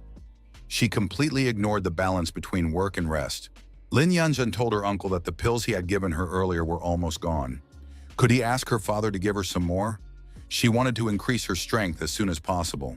Wenyuan said that many high-ranking families in the imperial capital had proposed marriage to her, but Yanzhan had refused them all. It was unclear what Subai had infected her with. Subai replied that she didn't know herself. 7 days passed. The magical city. The gates of the university were made of pure gold and simply shone. Subai guessed that these gates cost billions of dollars. It was just a waste of money. The director noted that their cost was much higher. The director added that the gates were built in 1 day by 20 gold-level experts and 5 platinum-level experts. One must look at the university's motto and these huge gates. They demonstrate the spirit. Only the strong can protect the race. The representative of the magical city invited students from Zhangzhou Military University and welcomed Director Zhou. It was Zhang Ming, vice president of the university's student assembly. Zhang Ming invited them to follow him. The Zhangzhou delegation thanked him for the warm welcome. The students thought that the military university of the magical city knew exactly how to raise its prestige. Their director had personally made the entire journey, while they had only sent the vice president of the student assembly to meet them. Zhang Ming showed them the training field for practicing weightlessness. It was located in a high-rise building. Subai said that if their university had something like that, they would train at least 100 silver-level students a year. The guests were shown the hotel where they would be staying and having lunch. There was a 24-hour buffet on the first floor. Zhang Ming said that the university provided all the ingredients, meat from ferocious animals of all kinds, and the dishes were prepared by the best chefs. This food helped the fighters restore their blood energy. There were no restrictions on the amount of food. Zhang Ming added that the guests had come a long way, and the university would not allow them to go hungry. They could eat as much as they wanted, within reason. Subai was delighted and said that his beasts were in for a feast. The young man rushed to the buffet. Zhang Ming asked if this student was really that hungry. Qingxing said that if Subai got there first with his turtle, there would be nothing left for them. The students acknowledged that the competition venue in the magical city was truly on another level. They had only seen such things on television. Director Zhou asked the students not to act as if they had never seen the world before. He wanted to explain the rules of the competition. There are special features of the final round with 30 military universities. The Great Wall Military Academy is under the control of the Army and is automatically included in the top 4. There will be no exemptions. The student was surprised why the Great Wall Academy was automatically included in the semifinals. Everyone agreed that this was unfair. The director explained that it was a training base for military geniuses. It is the only university on the front line of defense against invaders of different races. The students were surprised. Is it really a training base for military geniuses? Subai thought it was very powerful. Director Zhou added that this was why the national finals were full of hidden talents. No one should be underestimated. Subai should be allowed to participate, and Qing Shu should be his support. The host announced that the teachers and students should take their seats. The finals of the competition between hundreds of universities were about to begin. The draw was announced. 3 matches would be held simultaneously. Director Zhou said that luck was on their side. They would not be fighting any of the top 3 in the first round. Subai said he wanted to go first so that all the universities would know how strong their university was.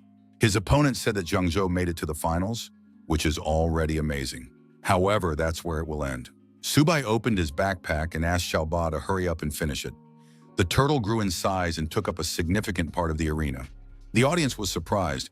Did Zhangzhou University really send a tamer to the competition? Why did he bring a turtle? The opponent saw the turtle and said it was too big. This was cheating. He did not agree to this. Subai was surprised.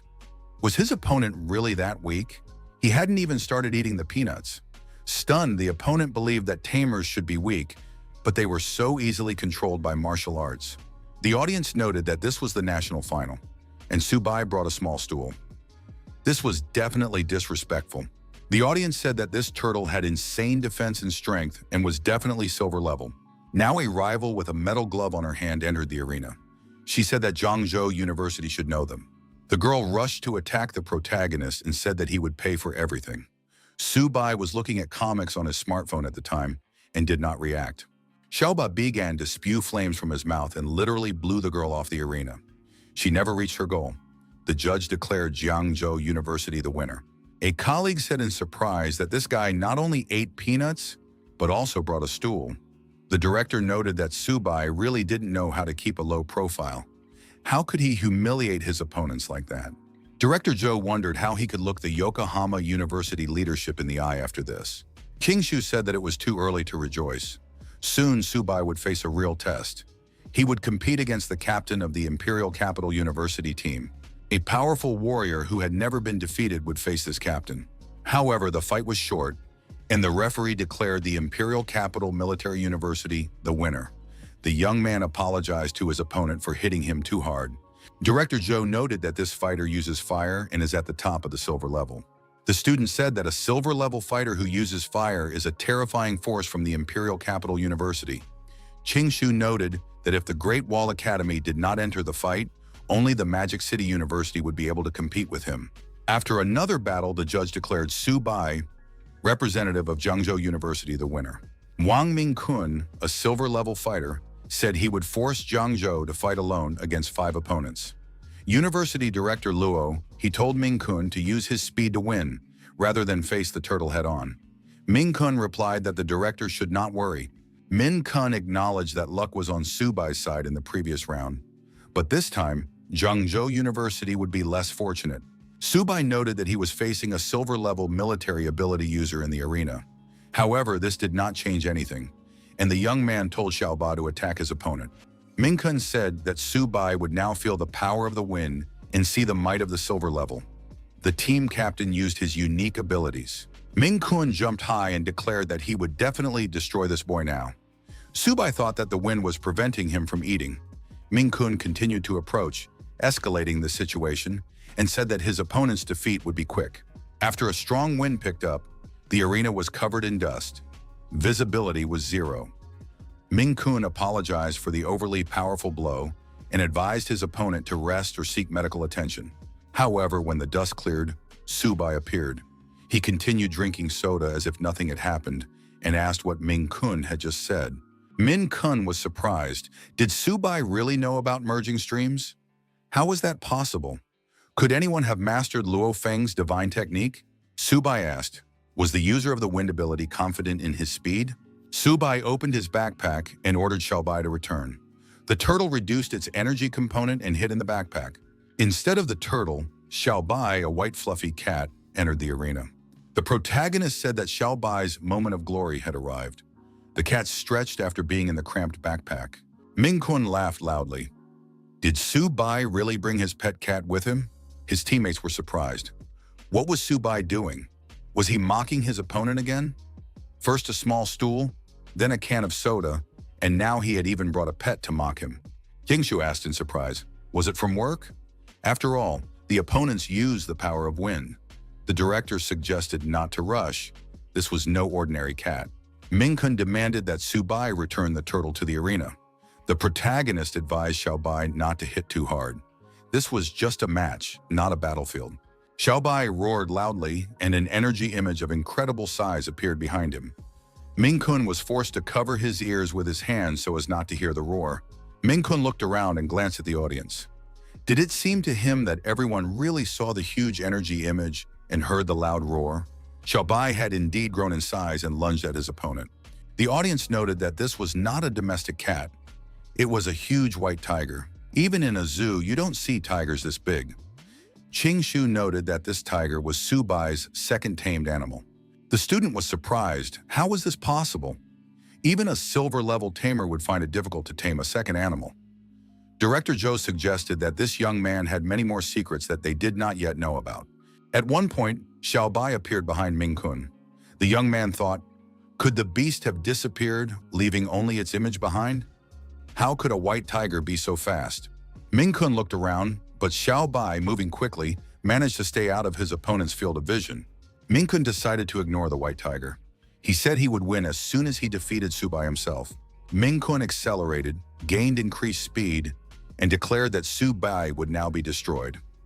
However, a huge beast appeared between the opponents and blocked Ming Kun's path. Ming Kun thought this was impossible. He didn't have time to think any further. The huge beast deactivated him, and he flew far back. The audience saw a huge white tiger on the monitors. The judge announced that Zhangzhou University had won. The stands were stunned again. Su Bai had defeated such a strong opponent. A mid-level bronze fighter had defeated the captain of a prestigious silver-level university, practically surpassing him. The audience felt that the white tiger was even more ferocious than the turtle. What kind of beast was this? The audience chanted the protagonist's name and claimed that he was the true winner. The judges were also surprised. They had never heard of Su Bai before. What year is he in at Zhangzhou University?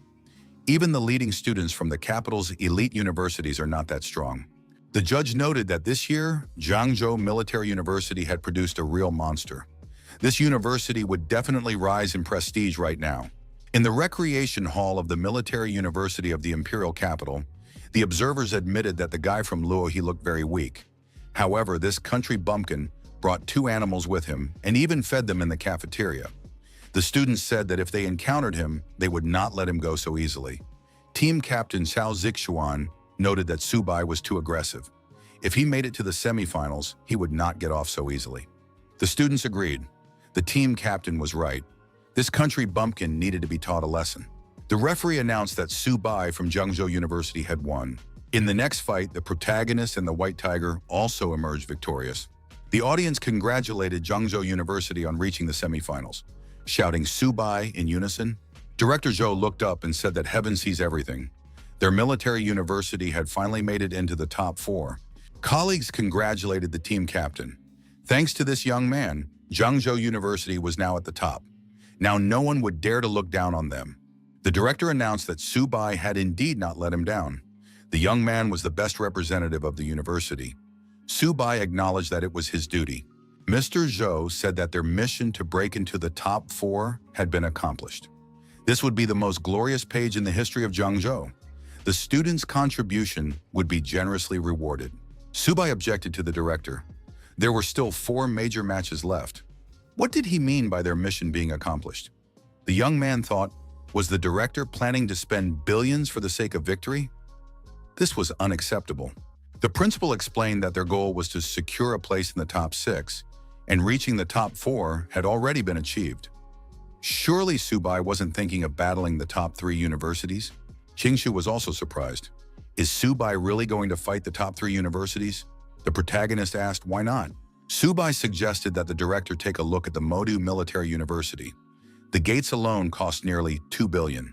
The young man added that their university had entered the top 4, but still did not dare to be so extravagant. Su Bai stated that, in his opinion, Zhangzhou should take first place and rebuild the university gates. They cannot disappoint the expectations of their people. They must fight for first place. Qingshu agreed. Su Bai must not give up. He added that Su Bai's performance made him worthy of the title of captain, and he would cope with the best matches. The director said that the students' enthusiasm and courage were commendable. However, now it was necessary to rest and prepare for the next matches for the title of the best. They would fight for first place. Mr. Zhou thought that these students were still very young and impulsive. They really want to compete with the 3 best universities, the Supreme Military Command of the Dragon Nation. The final of the League of 100 Universities is about to begin. It is expected to end in 2 days. The spokesperson reported that the Army's preparations for a counterattack against the myriad races were complete. The front lines were assembled and ready to launch a counteroffensive at any moment. The marshal said that was excellent. As soon as the League of 100 Universities ends, the counterattack against the myriad races will officially begin. All students must go to the battlefield and fight. Representatives of the military command jumped up from their seats and declared in unison that they would fight to avenge the tens of thousands of students and teachers who had died. Those who oppressed the dragon race would sooner or later receive their deserved punishment. The next morning arrived. Hotel Modu. As always at this time of day, the protagonist meditated in the lotus position in front of the great philosopher's book. The tamed animals, as usual, ate their food. Subai decided he was ready and activated the sacred animal weapon. But something incredible happened. Subai found himself next to the food bowl instead of the turtle, and the turtle took the young man's place on the sofa. Subai was surprised. Had something gone wrong? However, the system reported that the young man had successfully received the exclusive talent of an animal tamer. Teleportation. Now the tamer and the tamed animal could switch places, bypassing all restrictions. Subai realized that he and Xiaoba had not just switched places for no reason. The teleportation effect had worked. But what kind of skill was this?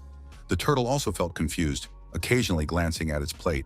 Subai put the animals in his backpack and thought that the new skills wouldn't hurt him. They could lead to unexpected effects on the battlefield. The protagonists called on their tame beasts to fight against the three best universities. The host announced to the audience that after a day of intense battles, the League of 100 Universities had finally reached the level of competition of the top four. Now, the Great Wall Military Academy would be presented and take the stage. The Great Wall Military Academy was originally a military base for the Great Wall Guards, founded in 1907, and was one of the first military bases built on the battlefield of the myriad races. Over the 94 years of its history, the myriad races have launched hundreds of campaigns against the Great Wall Military Academy, but the students and teachers have fought back, destroying countless myriad races, animals, and powerful warriors. Therefore, the powerful myriad races do not dare to invade the territory of the Great Wall Military Academy. Royal-level expert Ni Qing is the stronghold of the human race. For Jiangzhou Military University, fighting against the Great Wall is already an honor. The host said that the competition between the top four was about to begin and announced the results of the draw. First match, Great Wall Military Academy versus Capital Military University. Second match, Modu Military University versus Jiangzhou University. Zhao Zhexuan, captain of the Modu University team, said that this was very boring. He wouldn't even bat an eye fighting against such weaklings. His colleague added, "Their opponent is Jiangzhou University. It's a real dump. Winning against them won't be considered outstanding. This university is a troublemaker. How did they even deserve a place in the top four?" The judge announced that the first to take the stage from the Great Wall Military Academy would be their captain, Han Zhan. He is a Lord-level expert, the grandson of General Han Dan. His purple and gold armor is forged from diamond-level cores. Han Zhan urged them not to waste time and to deal with Wang Yan themselves. Would the captain of the Capital University dare to fight him? The captain of the Capital Military University, Wang Yan, asked, "Why is old man Han making such a big deal out of this?" Director Zhu noted that Han Zhan versus Wang Yan was a tense match from the very beginning. Subai told his colleague that Luo would go first and show what he was made of. Luo tensed up. Could he really do it? Han Zhan took the stance of a confident fighter and declared that he was ready to begin. He also gave his opponent the right to make the first move. Wang Yan declared that in that case he would not back down and attacked his opponent. He circled around the warrior in diamond armor, striking from all sides. Wang Yan was not intimidated by his opponent's extremely powerful blood energy and sharp weapons. Director Zhou said that Wang Yan was an extreme-level fighter. With the wind blowing, his figure was almost invisible. Subai was surprised. Was this really the power of an intermediate silver level? The judges recognized Han Zhan's strike as sky-splitting. 3 years ago, he used this strike to destroy a diamond-level enemy. The power was so great that it even forced Wang Yan to stop. The host said that Han Zhan had indeed used an extreme attack skill with control. It was simply incredible. His colleague added, it was magnificent. Han Zhan had carefully thought out his tactics.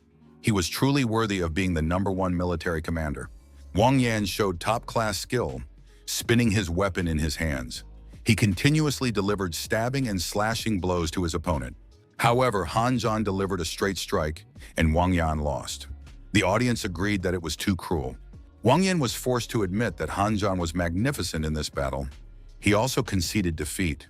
The host announced that the first round of the battle between the top four had ended with a victory for the Great Wall Military Academy.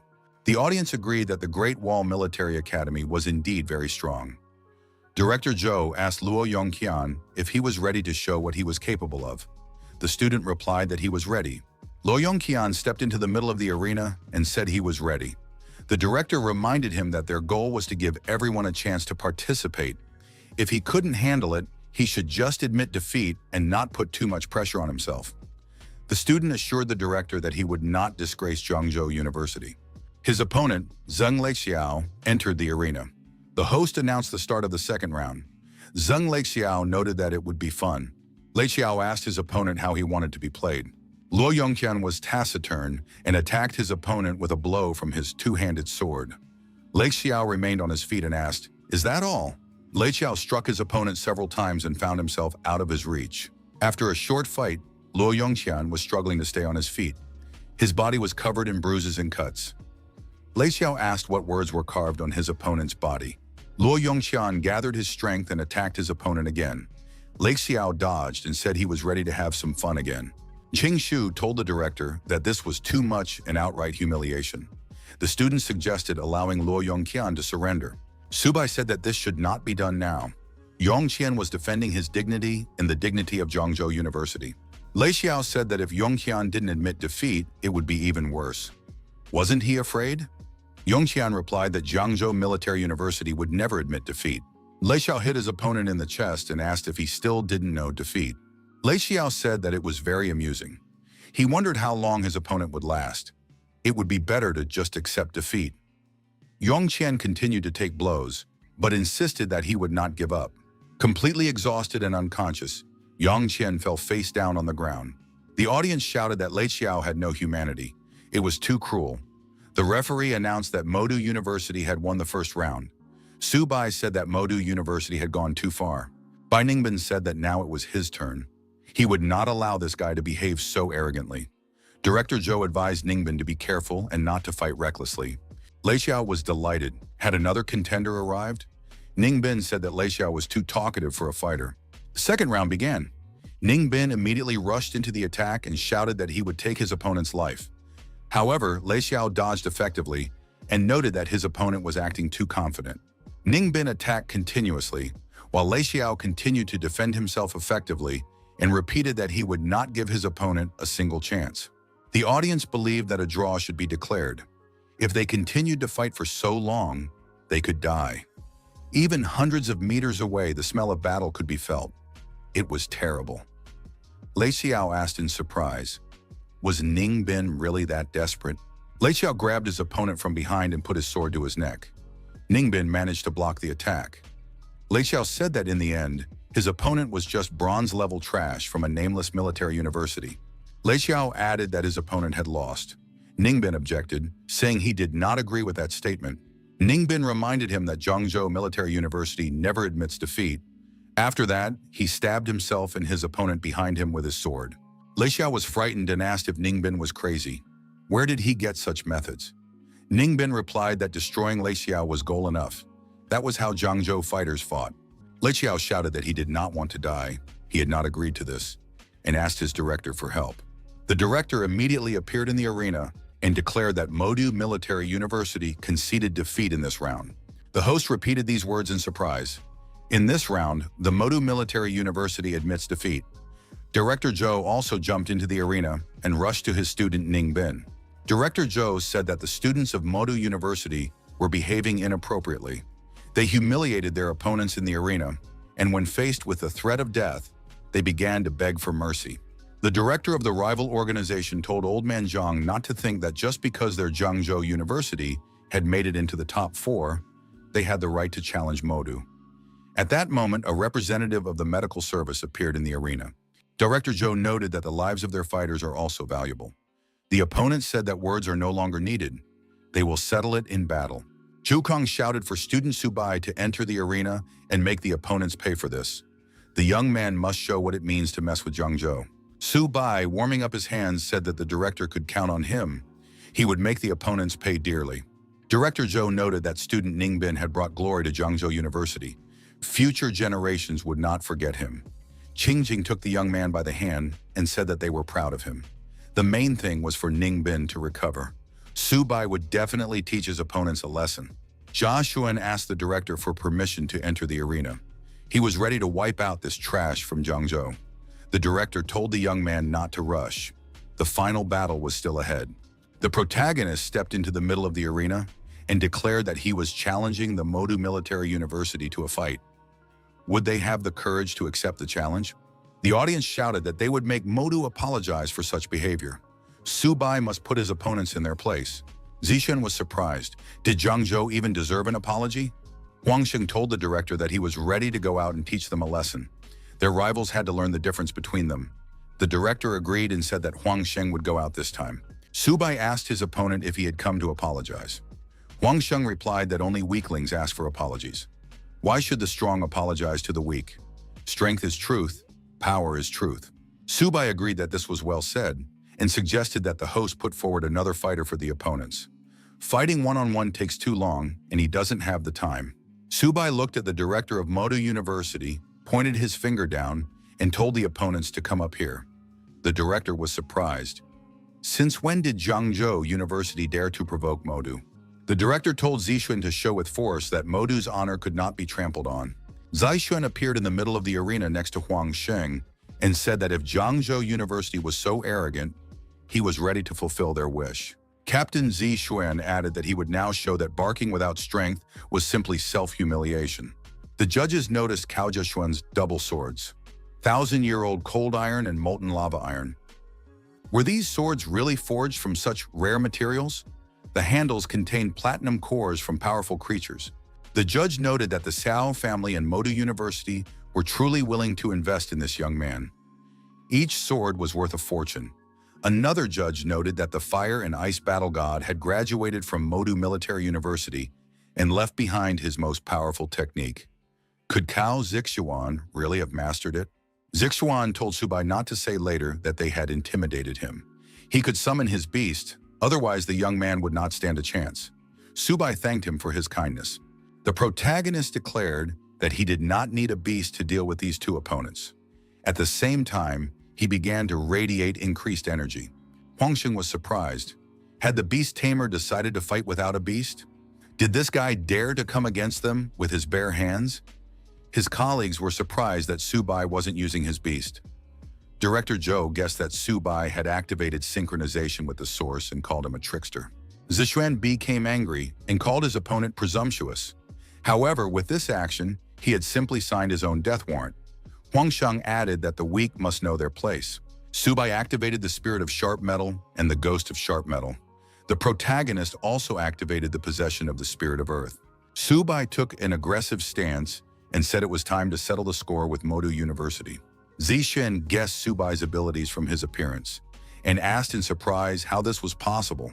Su Bai asked Zixuan if he had ever felt helpless. Zixuan acknowledged that his opponent deserved his respect, but that was all. Team Modu's captain continued to swing his exclusive swords. Zixuan attacked his opponent and declared that he would be destroyed. Su Bai didn't even flinch and asked if that was all Zixuan was capable of. Su Bai effectively dodged the attack and declared that his opponent was still too slow. Huangsheng suggested that the captain surround his opponent. Su Bai did not wait for the encirclement and delivered a series of powerful blows to Huangsheng's body and face. His opponent was deactivated and fell to the ground. Su Bai said that these 7 blows were in response to the 7 wounds that Yonghao had received. Su Bai looked back and saw Zixuan approaching him. The protagonist said that this was great because he hadn't finished having fun yet. Zixuan continued to swing his swords, trying to intimidate his opponent. Su Bai said that it was a complete disappointment. Was this all that the genius of Modu Military University was capable of? Su Bai knocked his opponent far away with a punch and said that they were too weak to stand up to Zhangzhou University. Su Bai continued to attack and asked why this genius wasn't responding. Was Jia Xuan just going to take the blows? Su Bai punched his opponent again and said that he was getting bored. Zixuan managed to block the blows at the last moment by putting his swords in the way. In the end, Zixuan was defeated anyway. He found himself lying on his back. Su Bai stepped on his head and added that he liked to beat up guys like him. Zixuan was forced to initiate an explosion and, seizing the moment, jumped aside. Su Bai noted that his opponent lacked skill, but his attitude was impressive. Zixuan once again shouted loudly that he would destroy Subai. The student informed the principal that Zixuan was using a very dangerous technique. Had Subai overstepped his authority with his taunts? This could be dangerous. The principal suggested that Zixuan might have lost control of himself. Zixuan, exuding excessive energy, shouted again that he would take his opponent's life and jumped high to strike. Subai noticed that something interesting had finally appeared. Zixuan approached his opponent and declared that it was impossible to defend against his swords. Was Subai a turtle in his past life? Subai asked his opponent if that was the limit of his power and attacked. The judge noted that Subai possessed a terrifying technique. This fight even destroyed the gold-level arena. This is truly the power of the primordial flow. Looking at Subai, one is reminded of Luo Feng in his prime. And this is only the average bronze level. His talent is perhaps even more frightening than that of those from elite families. Subai approached his opponent's swords and said that they looked quite valuable. Zixuan objected that it was unfair and urged his opponent to put the swords back. Subai ignored the request and said that judging by the behavior of Modu University, they were definitely not going to apologize or compensate for the damage. In that case, these two swords would serve as compensation. Zixuan shouted that this was too much and rushed at his opponent again with an indomitable desire to destroy him. Subai stepped aside and asked if Zixuan had enough strength left. His opponent rushed past him. Subai said that the captain of the Modu team was greatly overestimating himself.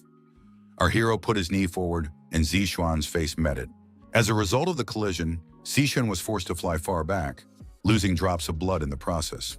Subai continued his attack and asked how Zixuan dared to mock his university friends. Our hero delivered a series of crushing blows to various parts of his opponent's body and said that this was punishment for his unworthy behavior. The host announced that Zhangzhou University had won this round by a landslide. Zixuan showed with his whole demeanor that he was not ready to continue the confrontation. Subai looked away and wondered why Han Zhan was staring at him so intently. He had been watching him from the beginning, like a hawk. Our hero stared back at him. Han Zhan smiled and said that he would look forward to meeting Subai from Zhangzhou University. Subai held the trophy swords in his hands and thought that they must be worth a lot if Zixuan was so nervous. The director of Modu University told the young man to stop. The man declared the fight over and demanded that Subai return the weapons to Modu Military University. Subai pointed out that the referee had said that the arena was a battlefield and that weapons captured on the field were not subject to return. They were legitimate trophies. The protagonist noted that he was not without a man. If Modu University compensated for medical expenses and moral damage, he was willing to return the swords. The audience supported this decision. The Modu Military University had gone too far and should apologize. Subai asked the director if this was the survival of the fittest philosophy that the people at Modu University believed in so strongly. The director said that this was outrageous. Subai remarked that he was treating them the same way Modu University treated others. Director Jiang Zhou said that Subai was a good man. How would Modu get out of this now? Would they dare to turn up their noses again? The director of Modu Military University, a diamond-level master, said he would teach this insolent boy a lesson. Jiang Zhou shouted that things could end badly and that Subai should immediately step aside. The director of the military university, a diamond-level master, said that Director Modu was prepared to go against a student. This was outrageous. Subai realized that he was facing the explosive power of a diamond-level warrior. How could he deal with this? Mr. Jiang Zhou stood in front of his student and prepared to protect him with his body. Director Modu shouted that this was a magical city and that Modu was autonomous here. The military university should not interfere. Jiang Zhou declared that if Modu touched his student even with a finger, he was ready to fight the director for real. Zhao Yi, a lord-level expert, appeared above the opponents. He was 6th in the rankings. Elder Zhao sat down on the ground and said that he had not been at the military university for several years, but now he saw chaos. How dare Director Modu attack a junior? And after that, he has the audacity to call himself a director? Elder Zhao said that he had watched the fights and noted that the young man from Zhangzhou University was very strong. On behalf of the military university, he apologized to all the fighters. Elder Zhao noted that the motto of the military university is, "The strong remain strong, and only in this way can the country be defended." A true warrior must be like Lu Feng, possess absolute power and use it to protect the world. He added that over the years, the military university has lost sight of its main task, to train real fighters. And this is a serious mistake. The defeat of the Military University of Modu before Jiangzhou in this duel is indisputable. These two swords will remain with Subai. Elder Zhao said that Director Modu is too hot-headed and impatient, and he is not worthy of the title of Director of the Military University. His place is among the instructors. Subai noted that he had learned a valuable lesson. The host said that the arena would be restored and the grand final would take place in an hour. Qingshu acknowledged that Subai had done an excellent job and brought glory to their university. His colleague added that they were proud of this student. Subai said that he should not be overpraised. There was a moment when he was very scared. Director Zhou acknowledged that their university had made a serious statement about itself. Qingshu noted that next they would face the Great Wall Military University, where Han Zhan would be, and his strength was unfathomable. The director noted that just reaching the finals was much more than they had expected. Subai told the director that he had no reason to rest. Today he brought glory to the university. Maybe he deserved a small reward for that. Mr. Jiangzhou said that he had 2 high-level silver beast cores as a personal gift for the young man. Subai promised to give it his all. The host announced that the long-awaited final of the League of 100 Universities was officially beginning. Everyone saw the clear favorite on the screen, Han Zhan. Han Zhan said that he had been waiting to meet Subai for a long time. He proposed a single battle to decide the outcome. Subai agreed. Han Zhan rushed at his opponent and told Subai not to stand still and to take the initiative. He must fight like a true warrior. Subai said that he was in no hurry, but he was ready to show his strength. Our hero began to circle around his opponent and encourage him to attack. Han Zhan must show his full power. So far, he has only been able to dodge and avoid all blows. Subai suggested that Han Zhan was clearly holding back in his fight with Wang Yang. The judges were surprised. When Han Zhan fought last time, he was not so fast. He deliberately hid his true speed. It seemed that speed was his weakness. Now it is clear that Han Zhan has no weaknesses in either speed or defense. Among the younger generation, Han Zhan was truly an unstoppable force. It was impossible to defeat him unless someone of a completely different level crushed him. It seemed that Jiangzhou University would have to settle for second place. Subai was clearly no match for Han Zhan. Subai thought that, as expected of a warrior who had fought many battles against other races, this opponent had no weaknesses. Subai declared that in any case, Han Zhan would not be able to dodge his next blow. This guy would have to feel the ominous attack. The protagonist struck with his fist at the most vulnerable spot. The bells were damaged. Han Zhan was surprised. Had Subai really decided to use such a low blow? Subai reminded him that this was a battlefield. Subai rushed into the attack again and said that the enemy must be finished off when he is weakened. Han Zhan gathered his strength, concentrated, and said that he would now give it his all. He had gathered enough data, and now it would be clear whether Subai could dodge his blow. Subai said that if he couldn't dodge, then they would see who was stronger. The judges were surprised. Did Han Zhan really know this technique? It was General Han's signature fighting style. 3 years ago, when General Han used this strike, he destroyed thousands of ferocious beasts in the blink of an eye. Among them were even 1 diamond-ranked and 3 platinum-ranked beasts. After the powerful blow, Subai admitted that Han Zhan was really giving it his all. Han Zhan demanded that his opponent show all his strength. Subai couldn't be such a weakling. Qingshu was surprised. Was Subai really losing now? The director agreed that no one could withstand such a powerful blow. Subai said that Han Zhan had left him no choice. At the same time, the young man unzipped his backpack. Subai summoned his beasts, a white cat and a green turtle. He said they needed help to defeat his opponent. 2 huge beasts appeared before Han Zhan. The warrior said that Subai had finally shown his true strength. Subai moved to attack and said that now Han Zhan would definitely be destroyed. The beasts were aggressive. Han Zhan thrust his sword forward and repelled his opponent's fierce attack. As a result of the crushing attack, the warrior's armor was destroyed. However, he had no intention of giving up. Subai told Han Zhan to stop torturing himself and admitted defeat. Han Zhan said that he did not want to use this technique because he still could not fully control this power. However, now he had no other choice. Subai was surprised. Was this really just a gold-ranked battle? What terrifying power Han Zhan possessed. At that moment, the system reported an extreme danger. Han Zhan said that Subai was doomed to defeat in this round. Han Zhan added that his opponent would never be able to withstand this decisive blow. Subai was ready to admit that he might not survive such a blow. A powerful energy charge crashed down on the protagonist. Having withstood this onslaught, our hero told Subai to attack immediately, as his opponent was already exhausted. The judges were surprised. Had spatial power been activated? But this power was only available at the platinum level. Was Subai definitely at the bronze level? It must have been the result of synchronization with the source. The judge said that the displacement technique was a heavenly level ability, and Subai had managed to change it. Was his talent comparable to the great Luo Fan? The audience did not understand what was going on. Was this really the Gold Rank League? Were these opponents trying to destroy the military university of the Magic City? Subai seized the moment and deactivated his opponent. He admitted that Han Zhan was indeed a true monster. Han Zhan was forced to admit that Subai had won this time. The host announced the absolute champion of this league, a student from Zhangzhou Military University. It was Subai. His colleagues shouted that it was unbelievable. Director Zhou said that he had not been mistaken about this student. Lin Yanzhen also acknowledged that Subai was the best. The audience shouted loudly and repeated our hero's name. Everyone in the protagonist's family celebrated the victory. Xiaomei shouted that her brother was a true champion. His parents were moved to tears when they learned that their son had become a champion and a national hero.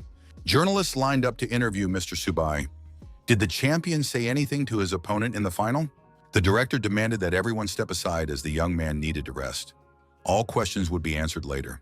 The director told the young man to return to the hotel and rest. He would deal with the rest himself. After this battle, Subai truly became the national champion. All the awards belonged to him. Subai asked how many awards there were. The director said about 600 million. Military Hotel of the Magic City. Military Report of the Dragon Empire. The 100 Universities League has recently come to an end. At this tournament, students from military universities demonstrated their outstanding abilities to the whole world. The main star was the absolute champion of the league, Subai from Zhangzhou Military University. The military command decided to award the young man with a first-degree medal, the Great Wall Honorary Order, and a military bonus of 60,000. The leadership hopes that other students from military universities will follow this young man's example. Regardless of the strength of the enemy, they will fight to the last. Zhangzhou University is expected to soon become the main national base for training beast tamers and ability carriers. The audience acknowledged that this young man was a true phenomenon. He single-handedly defeated all the leading military universities. However, he was injured and almost lost consciousness. Where is he now? Subai woke up, stretched, and asked how long he had been asleep. A girl appeared in the room with breakfast in her hands and said, "Finally, Subai is awake. The director ordered us not to wake you up." Subai asked what Manny was doing there. The girl said she was following the director's orders. She had to wait until the young man woke up. Now they were returning to Zhangzhou. The car was already waiting downstairs. Subai took his clothes and said he would get ready and be ready to return. However, before they returned, he wanted to take his animals to the Magic Military Restaurant and throw them a feast. Manny noticed that the Magic University was going through difficult times this time. Subai returned to Zhangzhou University. The young man was asked if he liked the gates of the Magic Military University. This year, they had 50 billion in funding. The hero returned in triumph. The gates were once again more impressive than those of the Magic Military University. The best universities should look dignified. The director reminded everyone that this year, Zhangzhou University had won a crushing victory in the League of Hundreds of Universities, which was a historic achievement. Next, the floor was given to the team captain, the best fighter of the tournament, Subai. The young man stated that there are no unbreakable legends. No matter how strong the opponent is, if you don't give up, you can defeat anyone. The director added that thanks to this victory, the state had increased funding for the university. Subai acknowledged that the main difference between them and the leading universities was the resources available for development. The protagonist suggested hiring alchemists to create elixirs. This would allow them to bridge the gap in resources for cultivating students. The young man expressed his hope that in the future, everyone would work together to elevate Zhangzhou. The director said that when the young man first received the Great Wall Gold Medal, he already knew that Subai would become a great man in the future. The young man noted that he was doing his duty and reminded the director that he still owed him $500 million. The director said that the young man must have made a mistake. Subai was indignant because he had brought the university 50 billion in profits. 500 million was nothing compared to that. The director said that the young man was indeed brave to say such a thing. The most he could offer was 100 million. He added that he would transfer 10,000 military credits to the young man, which could be exchanged for resources. Subai remarked that the director thought he was a beggar, but he had shed blood for the university. The director kicked the young man out of his office. Subai called the director a heartless old man. Had he forgotten who had elevated this university? Mr. Zhou suggested that the student take a break. Subai thought that a smart person knows how to wait. 100 million is also money, and it must be taken. It should be enough for the time being. At the entrance to the dormitory, the girls asked if Subai lived there. They wanted to see him. The administrator said it was a mistake. The champion was not there at the moment. Subai was resting in his dorm room. At that time, the tamed animals were consuming resources. The young man told them to move more slowly so they wouldn't choke. These words were ignored. Subai said that the cat and the turtle had performed well in the league. They should continue in the same vein. The protagonist noticed that Xiaobai had risen to the silver level. The money had not been wasted. It was necessary to continue in the same vein. After a while, Xiaobai's level also rose. The animals had a good appetite. Subai said that Hanzhan had trained until he was 20 and had only reached the silver level. However, thanks to these animals, he had risen very quickly. Suddenly, a young man ran into the dorm room and exclaimed that Subai was his god. The protagonist asked Jiagan what had happened. Jiagan said that he had awakened his ability. Now he was a proud and powerful beast tamer. Jiagan took a turtle out of his backpack and asked Subai to look at it. Jiagan said that his old man was very happy when he learned about the awakening of the beast tamer's power. He insisted on spending a lot of money to hire someone to capture an exotic bronze-level beast. But what potential could a bronze beast have? Jiagan declared that if you were going to tame a beast, it had to be a turtle. Anyone who didn't have a turtle wasn't a real beast tamer. Subai wanted to tell Jiagan that not all turtles are the same. However, the system announced that a new talent, Dominion, had been activated. Now the young man could use the blood of sacred beasts to help those who sincerely admired and subconsciously desired to become beast tamers. By awakening their abilities, the tamed beast would receive the blood of sacred beasts and become their descendants. Jiagan wondered why Subai now looked even more excited. Subai agreed. If you're going to tame a beast, it has to be a turtle. Anyone who doesn't have a turtle isn't a real beast tamer. Zhangzhou Military University. Many students came here to train as beast tamers.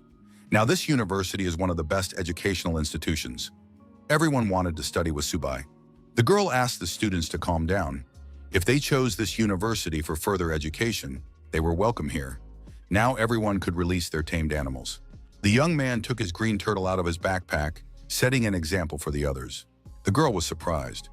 Did everyone really have turtles? Was this an entrance exam or a gathering of turtle lovers? The girl asked if Ho Guan was really a tamer. The young man confirmed this and presented his tamed animal.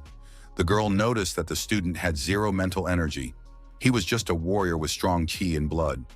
This animal was an ordinary, wild, soft-shelled turtle from the market. The women from the admissions committee examined all the candidates and were even more surprised. Each of them claimed to be a beast tamer and wanted to be admitted to the beast taming department. They all wanted to be in the same class as Subai. At that moment, the protagonist was walking past the students. He wondered why there were suddenly so many turtles at the school. One student turned around and recognized the young man. It was Subai. A moment later, Subai was forced to speed up and run away from the students who were chasing him.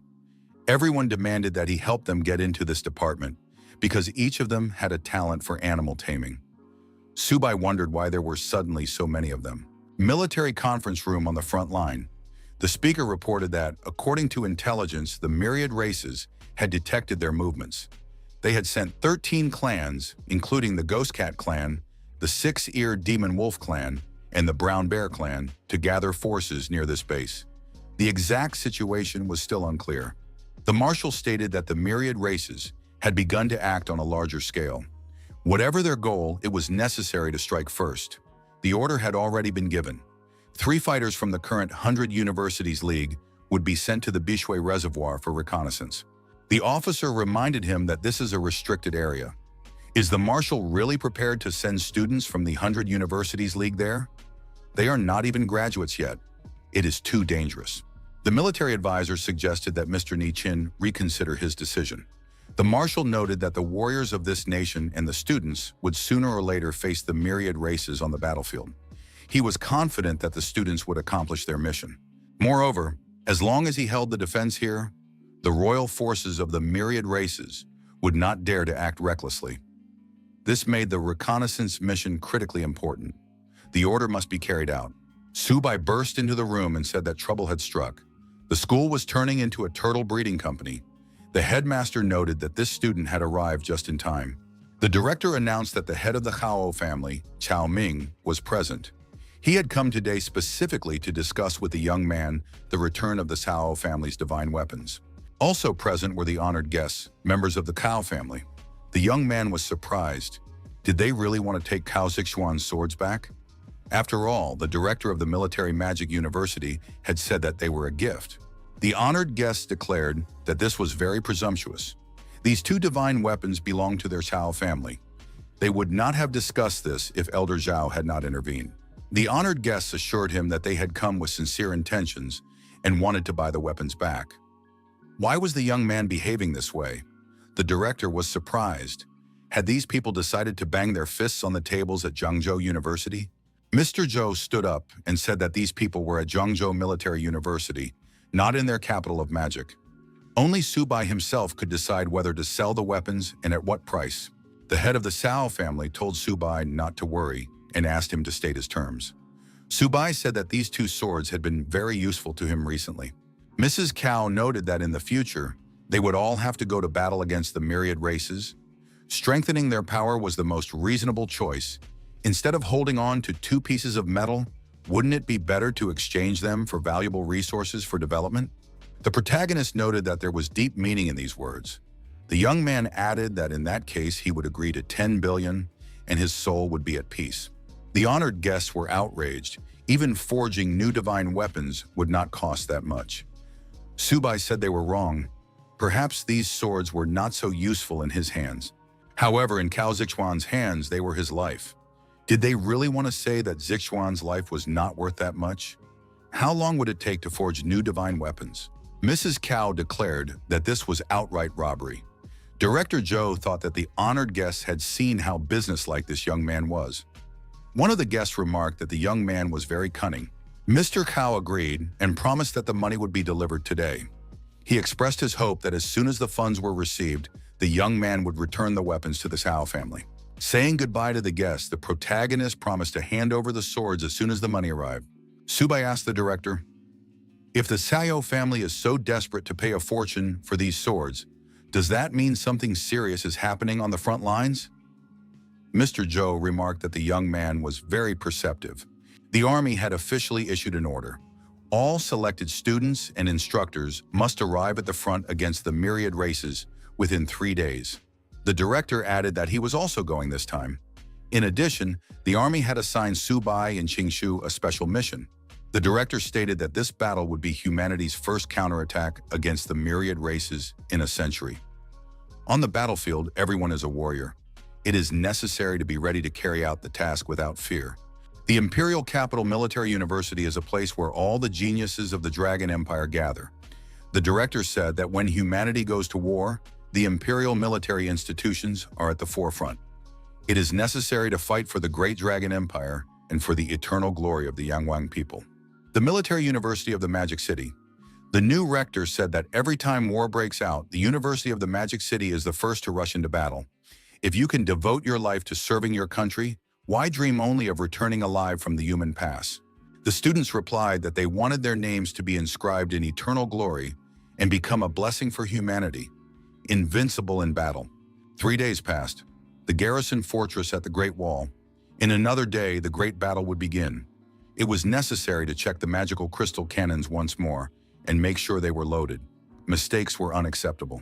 The enemy's movements must be constantly monitored. No scout should come closer than 50 miles to the Great Wall. Subai suggested that the director look at other elite academies. They all have armor, while the students of the Zhangzhou Academy only have their school uniforms. No guarantee of protection on the battlefield. Maybe they should buy armor. After all, they have money now. They can afford several hundred sets. The director acknowledged that in normal times they could simply buy equipment with money, but now there was martial law. All supplies were issued only for combat merit. Those who needed armor had to destroy the enemy and earn merit. A warning was received that the enemy was advancing. Everyone had to take up their positions. The military officer approached the university directors and said he had no time for introductions. The enemy had launched a surprise attack. It was necessary to support the army in defending the Great Wall. No one was allowed to leave the fortress without an official order. Director Zhou announced to his students that the enemy was advancing. All the soldiers of the Jiangzhou Military University must go to the Great Wall. The student confessed to the director that he was already scared. Mr. Zhou reassured the young man because their task was only to defend the Great Wall. From the fortress wall, it was clear that a real nightmare had begun. A flood of monsters. Was it even possible to kill all these beasts? It was like a meat grinder. Director Zhou stated that the main force in the battle against the myriad races was the army. The university must provide support. Then the students would gradually get used to the battlefield. Subai reminded them that they had been warned not to start a fight on their own. But did that mean that tamed beasts could attack on their own initiative? He didn't want to miss the chance to level up during such an invasion. The director reminded him that this was a battlefield and Subai shouldn't do anything stupid.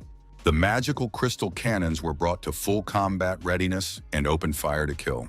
The commander gave the order to reload the cannons quickly and prepare even faster for the next volley. Subai reported that the beast was already approaching. The director ordered everyone to prepare for battle. The commander ordered the platinum-level warriors to move to the front line. Even the gold-ranked fighters prepared to repel the enemy invasion. Everyone had to be alert and defend the wall. The platinum-level fighters approached the army of beasts and prepared for battle. The battle began. The student asked the director for permission to join the battle. He wanted to fight shoulder to shoulder with the garrison army. Sitting idly by was unbearable. The director said that this was no place for breakthroughs. The students were here to help defend the Great Wall. The army had specifically given orders to protect the students. Sending them into battle now would be a senseless sacrifice. When the students became real soldiers, they would have a better chance of destroying the enemies. The magical crystal cannons fired a volley, and powerful beams struck the enemies. The Platinum Warrior was surprised. What was going on? They had been ordered to cease fire. The military commander was also surprised. Why were the cannons still firing? What was this strange force?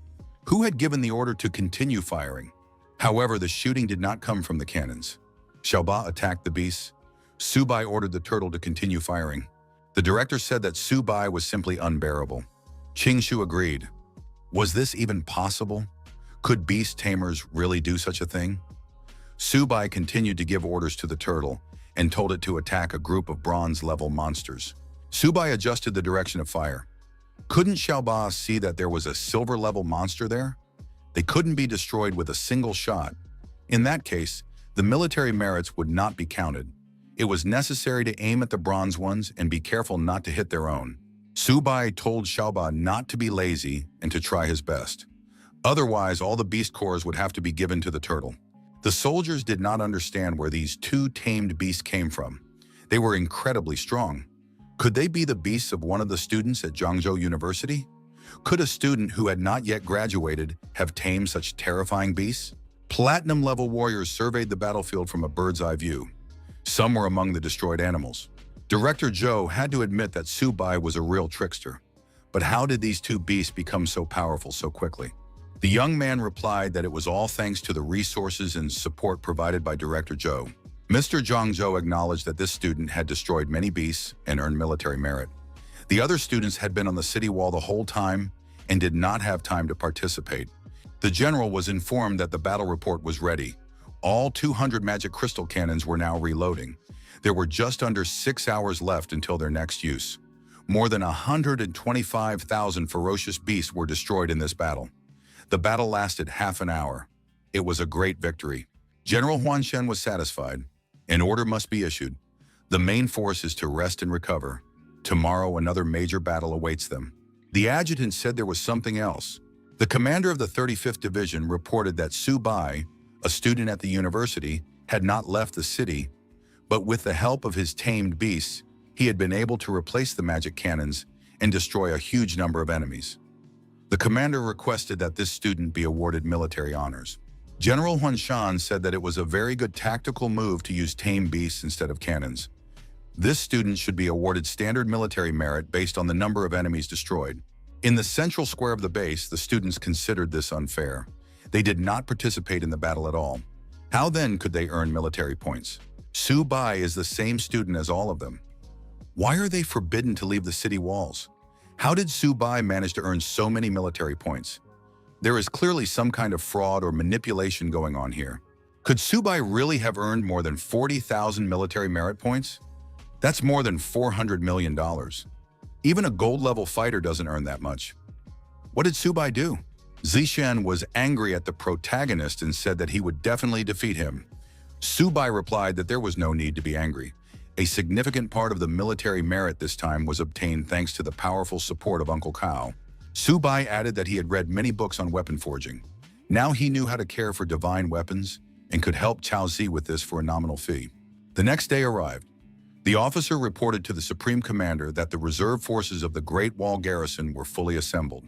Zhou Yi, the honorary director of the Military University of the Magical City, reminded them that the day before, they had been attacked by 100,000 ferocious beasts. However, that was only a reconnaissance mission. Today, a real invasion awaited them. People never sit idly by waiting for death. The honorary director ordered everyone to take up arms and defend the land. The soldiers shouted that they were going on the counterattack, raised their weapons, and prepared to defend their homeland. Su Bai asked the director, "Are they really going to attack this time, or will they stay to guard the city gates again? How long can they hide like a turtle in its shell?" Mr. Zhou replied that there was no need to panic. They were ordered to stay here until a place was found on the battlefield. The artillery commander issued an order to the Psionic Legion to begin a full-scale, unlimited bombardment. A massive bombardment began, and the beasts were completely destroyed. The student said that this scared him a little. Su Bai reminded him that after the battle, the myriad RAS was a real hell on earth. No living creature could withstand such a barrage of attacks. A warning came in that the enemy was releasing drill bears, a heavy armor legion. The commander of the advance guard said that the first wave of the bear attack must be stopped. The task must be accomplished at all costs. The heavy armor legion must prepare for a head-on collision. The opponents collided head-on. The huge drill bears possessed incredible strength. However, the advance guard, the heavy armor legion, was unshakable and did not give up. The commander repeated that the heavy armor legion must hold back these beasts at all costs. The number of attacking bears only increased. The beast Su Bai asked the director why the leader of the myriad races looked like a human. The director replied that platinum-level experts from the myriad races have the ability to take on human form. When they reach the diamond level, they are almost indistinguishable from humans. Even living side by side with them, it is impossible to notice anything unusual. The student asked the director when the high command would give them a mission. Mr. Zhou noted that the battle was already raging, so the order should come very soon. The military officer arrived with the order and announced that all reserve fighters must support the main forces, assist with the evacuation of the wounded, and clear the battlefield. All military university students will be divided into small teams to carry out tasks together. A list of team assignments will be announced. The first squad would include Su Bai, Hu Qingshu, and Han Zhan. Su Bai would be the squad leader. The squad could help clear the battlefield or go to the Misty Mountains to support the main forces. Further actions would be determined by the commander. The military officer added that all squads must immediately assemble and begin carrying out orders. Some students were surprised. Why aren't the squads formed by university? Han Jin told the protagonist that they hadn't seen each other in a long time and asked when they would have another good fight. Su Bai suggested talking about the fight later. But what was their mission? Qingshu noted that something strange was going on. The three of them had been assigned to the same squad and given some vague task. Han Zhan asked the commander if he knew what it was all about. Su Bai reminded him that the military order stated that the commander could decide how to proceed. Now he was beginning to understand something. Su Bai informed his director that they were departing on a combat mission. Zhang Zhou advised the young man to exercise caution. At the decisive moment, life is paramount. Su Bai said he understood and ordered his squad members to follow him. Han Zhan asked what their mission was. Su Bai and his squad arrived at the battlefield and said that the ground was littered with the bodies of destroyed beasts. It was a brutal sight. However, he could smell the beast's nuclei. Han Jin noted that dying on the battlefield was the highest honor for a warrior. Su Bai said that the older comrades should rest in peace, and the younger generation would continue on their path. Qingshu asked if everything was okay with Subai. Subai replied that he was fine. However, such is the fate of a soldier. Hanjin asked the commander if his tame beasts were violating military discipline by eating animal carcasses right on the battlefield. Subai replied that he did not think so. The beasts were helping them by lightening the task of clearing the battlefield, which was not easy. Voices could be heard in the distance. Someone had recognized Subai and his team. Subai told the cat and the turtle to calm down. They still had a mission to complete. The protagonist hid the animals in his backpack and said that they had to finish the job first, and then he would help them eat their fill. Subai told his colleagues that they needed to move forward. Qingshu asked where they were going. Subai warned that they were heading towards the Mist Mountains. However, they had to hurry.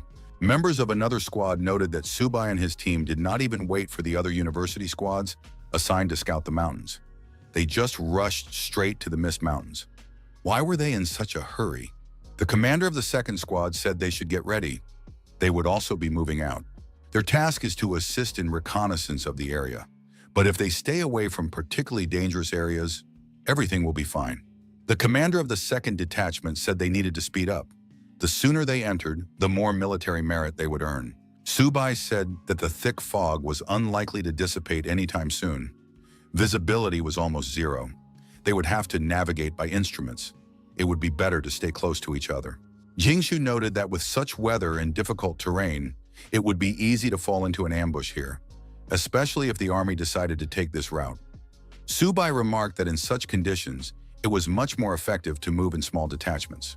Hanjan suggested approaching him. Hanjin was holding a blood mushroom, a first-level spiritual plant, one of the key ingredients for Shi blood powder. This fruit was more than 10 years old. In a shop selling materials, it could fetch more than 100,000. Subai noted that it would be foolish not to collect these mushrooms now. Subai said he had decided to pick mushrooms and called on his tamed animals for help. Qingshu reminded him that they still had a task to complete. Subai said that this place was a treasure trove of natural treasures. He was not going to leave empty-handed. Subai warned Xiaoba and Xiaobai not to eat these mushrooms, as they could be poisonous. Hanjin scanned the area and said that they needed to be careful. Energy surges had been detected ahead, and several wild beasts were approaching. A golden two-headed beast and 3 silver wolves appeared out of the fog. Subai said that they were early gold-level creatures and that he could handle them on his own. Qingshu and Hanjan could continue their reconnaissance. Hanjin warned Subai not to take all the credit for himself. Qingshu agreed. Even though Subai was the captain, he shouldn't take all the credit, so they would also attack the beasts. The students attacked the wild beasts and began to inflict damage on them. The beasts put up a strong resistance. Subai asked Hanjan to rest for at least 5 minutes. He would quickly deal with these beasts on his own. Hanjan was surprised. Only a few days had passed, and Subai had already almost broken through to the middle of the silver level. Qingshu, attacking the beasts, told Subai to talk less and show what he was capable of. Subai told the two to leave at least one beast for him. His colleagues were surprised. Why was Subai so slow? The commander of the second squad said that there was a battle ahead. Judging by the bursts of energy, there were gold-ranked fighters and beasts there. The fighters might need help. They needed to be supported. After the battle, Qingshu admitted that Subai was a real trickster. He aimed straight at the beast's weak spots. Hanjan admitted that Subai was indeed ruthless. Subai told the tame beasts that they were lucky again. They could now eat and regain their strength, and then get back to work. A student from the second squad said that just a few minutes ago, they had felt powerful bursts of energy from a whole pack of ferocious beasts. How could they have disappeared so quickly? The commander of the second squad approached Hanjan and said that it was not for nothing that he was considered the strongest genius of the Great Wall Guards. Hanjan said that most of these beasts had been killed by Subai and his tamed animals. The commander of the second squad was surprised. Could Subai really have dealt with all of them alone in 5 minutes? Subai wondered if Cao Zi had come so that he could repair his divine artifacts again. The protagonist added that he even missed those 2 divine swords. Cao Zi asked the hero, as the commander of the first squad, what his future plans were. Subai replied that it was a great place, and he was thinking of going deeper into the Mist Mountains to wipe out more ferocious beasts. Subai said that he also wanted to clear the way for the main army. Qingshu and Hanjan thought that this guy just wanted to collect more natural treasures. He wanted to earn more military merits. Cao Zi suggested going on the next expedition together. Whoever finds the resources first gets the spoils. Subai replied that he had no objection, so there would be no fair sharing here. He was fine with that. Subai declared that in that case, he would go ahead, and the others should not fall behind. Han Zhan and Qing Shu shouted for the commander not to run so fast. Cao Zi told his squad not to fall behind and to hurry up. Cao Zi looked ahead and was surprised. Why did those three stop? What was ahead of them? Cao Zi was surprised. Where did so many gold-level beasts suddenly come from? The golden-level beasts turned out to be members of a primate troop of incredible size. They occupied the branches of nearby trees and were clearly aggressive. The man with the average gold level was indignant. How could these beasts allow silver-level humans to go so far? Subai noticed that there was a humanoid beast in front of him. It was definitely platinum level. Han Zhan suggested that it was from the clan of mystical snakes, one of the three royal clans. This was the strongest race, serving the heavenly devourer of the 9 underworlds. Noble blood among 10,000 races. They are capable of taking human form even at low levels, and their combat power surpasses that of their peers of the same level. This is the most dangerous enemy of all those present here. The leader of the enemy formation ordered the beast to destroy all humans. No one should leave this place alive. The second squad was surprised. Why were there so many ferocious beasts here? Han Zhen said that Wang Yan was the fastest and should immediately run for reinforcements. Wang Yan promised that the first squad could hold out and he would bring help very quickly.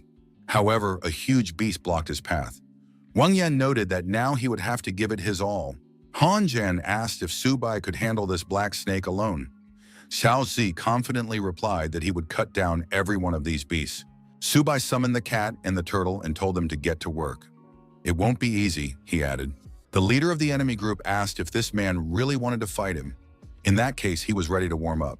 His snakes prepared to attack. Xiaobai immediately attacked the aggressive snakes, unleashing an energy blast at them. Qing Shu had to admit that the power of the high-level golden beast was truly colossal. Han Zhan noticed that Wang Yan had managed to lure 3 beasts away and that he was probably in danger now. Han Zhen told Subai to deal with his opponents as quickly as possible. Wang Yan would not last long. Subai replied that he understood. At that moment, the young man was holding an aggressive snake by the mouth. Subai tore the snake apart and told Xiaobai to quickly finish the fight. His opponent was outraged. How dare this pathetic man speak with such insolence? Xiaobai continued to aggressively attack the beasts. Xiaobai attacked his opponents again with his energy beam. Subai noticed that if it had been a normal gold level, the blow would have completely engulfed them, ending them. But it turned out to be more complicated. Another huge snake appeared, surpassing all the previous ones in size. The opponent said that this man was strong and that it was hard to believe that he had forced the beast to reveal its true form. Subai noted that the opponent still had at least a little bit of sense. He understood who to target. Our hero added that his opponent's speed was still no match for his own. The young man called on the turtle to attack his rivals. Xiaobai rushed into the attack and sank his sharp teeth into the body of the huge snake. It immediately began coughing up blood. Subai told Xiaobai to attack immediately and finish it off. The cat rushed to the turtle's aid. Han Zhan admitted that the 2 tamed beasts of the squad commander were simply incredible. They managed to corner the leader of the mystical snakes. Subai said he didn't want to play anymore. He had more important things to do, and he kicked the snake in the head with all his might. The snake lost its balance and fell to the ground. At that moment, Xiaobai sank his teeth into it. The turtle took a huge leap and was about to land on the snake. Subai told Xiaobai to move aside to avoid trouble. As a result of their joint operation, the huge snake was destroyed. Subai said that they had finally gotten rid of this rival. The next moment, the snake's body began to swell, and it was very dangerous. There was an incredible explosion. The members of the first squad were afraid for their commander. However, when the smoke cleared, Subai was safe and sound. He noted that this villain still had a trick up his sleeve against them. It turned out that the beast was still alive and tried to hide in the bushes. Han Zhen prepared his weapon and said he would take care of it himself. The mystical snake was already wounded and did not pose much of a threat. Subai agreed and added that he would let his colleague go this time. Subai said he was going to rescue Wang Yan. Han and Qing Shu would stay here to clean up. Wang Yan was surrounded by ferocious monkeys. He admitted that this time he had underestimated the speed of these golden-level beasts. Although white monkeys with elongated arms are not considered agile, their physical strength is remarkable. Would he really meet his demise here? Wang Yangshuan said that even if he died, he would take at least one beast with him. The young man thrust his spear forward and rushed at the huge primates. However, the monkey was stronger and faster. It managed to dodge and counterattack Wang Yan. The young man dropped his weapon and flew far back. The monkeys continued to beat the man, striking him repeatedly with their hands and feet. Wang Yan hit his back against a tree, broke it, and fell to the ground. The young man thought that his end had truly come. The huge primate picked up the man's spear and swung it. Wang Yan asked why he was delaying. The young man added that one day the human race would exterminate all these monsters. Wang Yan said that it seemed he would no longer be able to fight Subai and Han Zhan. Suddenly, the protagonist appeared between the monkey and the man and told Wang Yan to hold on a little longer. The young man set up a barrier and knocked the spear out of the monkey's hands. Wang Yan asked if Subai had really come for him. Wang Yan told Subai to avenge him and fell to the ground. The protagonist added that Wang Yan should not lose consciousness. Our hero became very angry and declared that he would tear these beasts to pieces. The turtle and the white cat were also nearby. The tamed beast pounced on the primates. Subai grabbed Wang Yan's spear and swung it at the largest monkey. The spear throw was powerful and extremely aggressive. The spear stuck into the monkey's chest and threw it far back. The spear stuck into a tree. The monkey was pinned to the tree, its wounds bleeding. Subai told Wang Yan that he had been avenged and it was time to regain consciousness. Suddenly, the system reported that a target with the potential to become the heir to the white tiger's blood had been detected. At the moment, she was in critical condition. The master could use the essence of the white tiger's blood to prolong the target's life. Subai told Wang Yan to come to his senses immediately. There was a way to save him. Subai added that he knew how to save Wang Yan, but in return he would lose his freedom and be bound forever. "Do you agree?" he asked. Wang Yan struggled to respond that he agreed. Subai demanded that Xiaobai immediately give 3 drops of his blood. The white tiger, without hesitation, measured out 3 drops of blood and handed them to his master. Subai told Xiaobai and Xiaobai to protect him.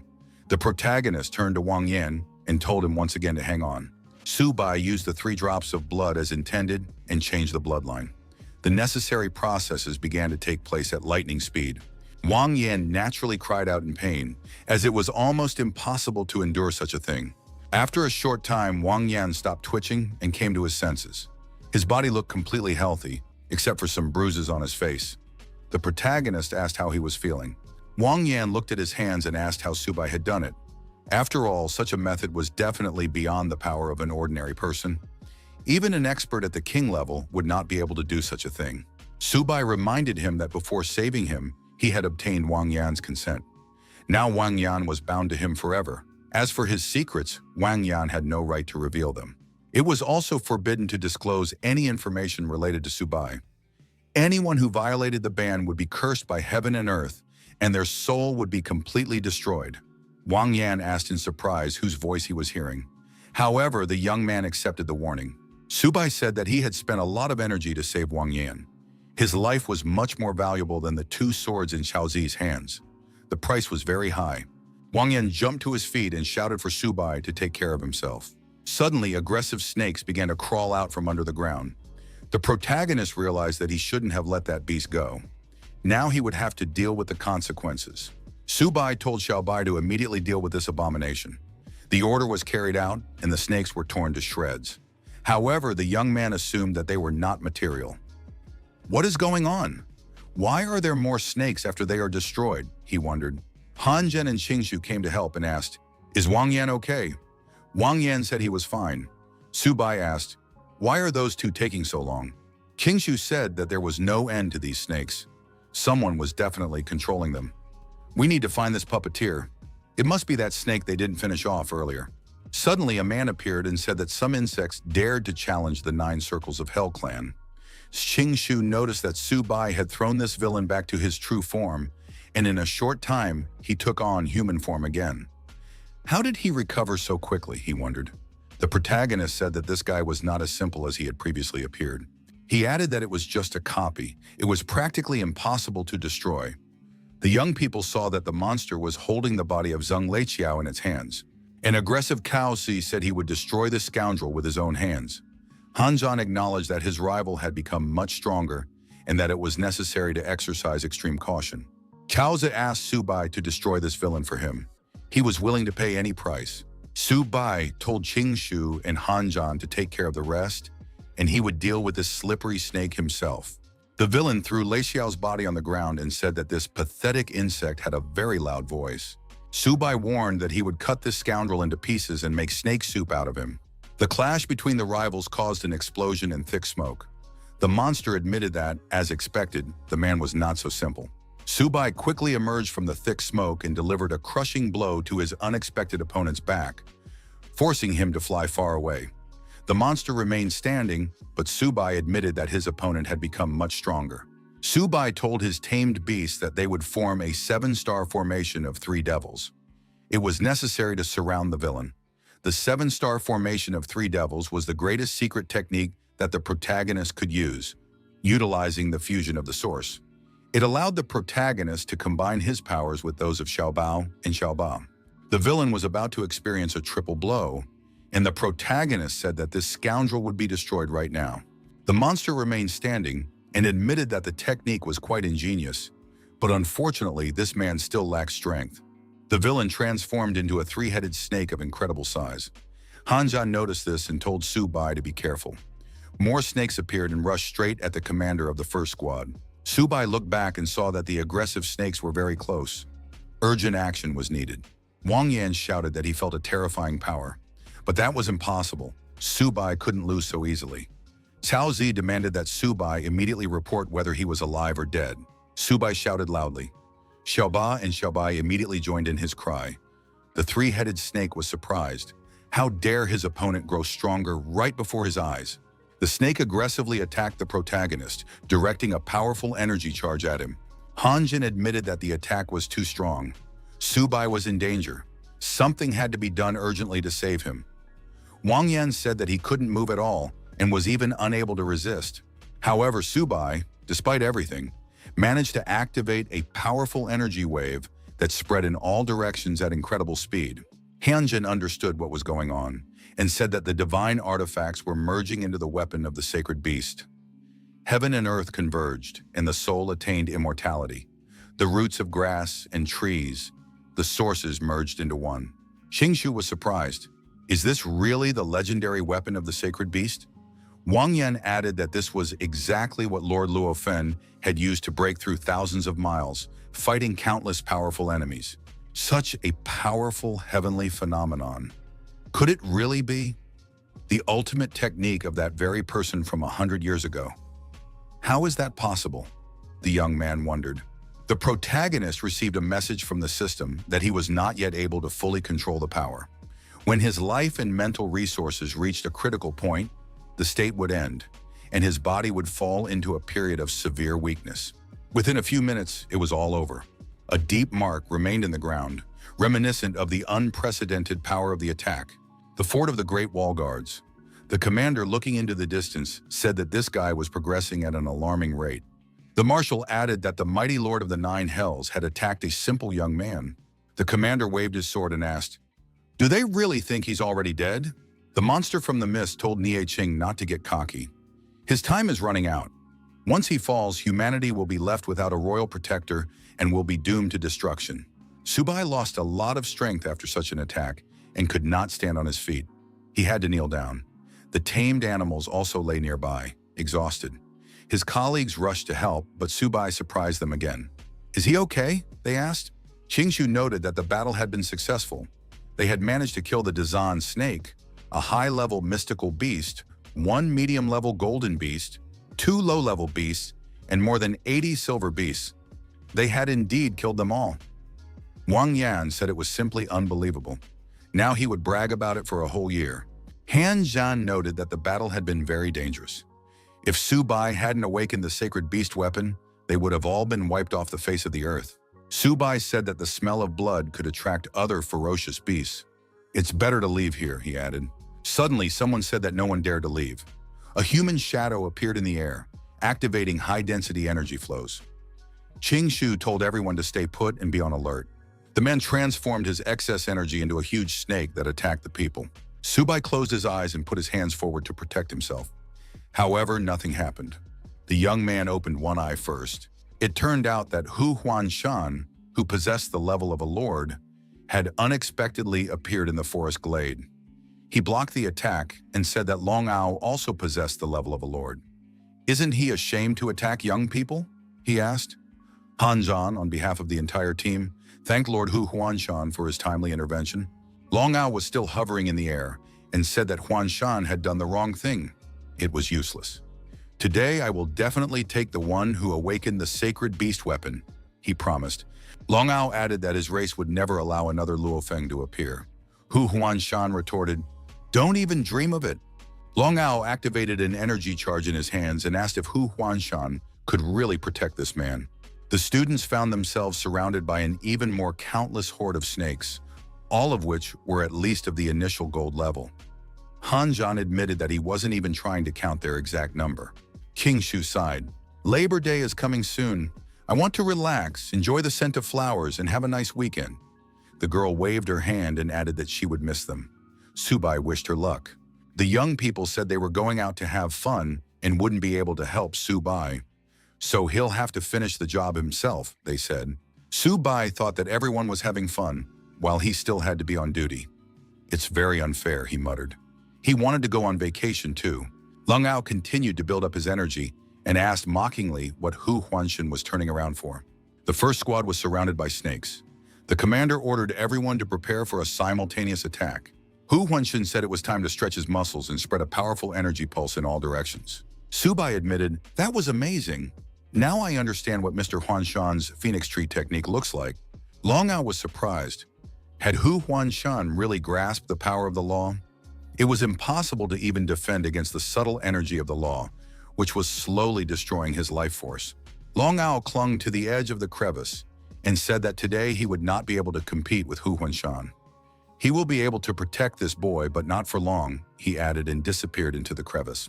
Before leaving, Long Ao warned that all the myriad races would hunt Subai. As soon as he appeared outside the Great Wall, the strongest would be sent after him to destroy him. Hu Huanshan, still propped up by the mighty tree, demanded that Long Ao disappear and never show up here again. Hanjin said that he had witnessed an incredible display of power. "This is what a battle between truly powerful opponents looks like," he added. Hanjin continued, "With their every move, the heavens and earth are set in motion. It is an immense and boundless power." Subai admitted that he also wanted to reach that level. Hu Huanshan said to Subai, "Remember, no matter how strong you are, there will always be someone you cannot defeat. The only person you must surpass is yourself." Hu Huanshan informed the students that it was time to return. Han Zhan noticed that teleportation had been activated and that Hu Huanshan had done it using his own power. "He has incredible speed," he said. Subai confessed again that he also wanted to be that strong. Unexpectedly, Niqing appeared out of nowhere and said that Subai had done well.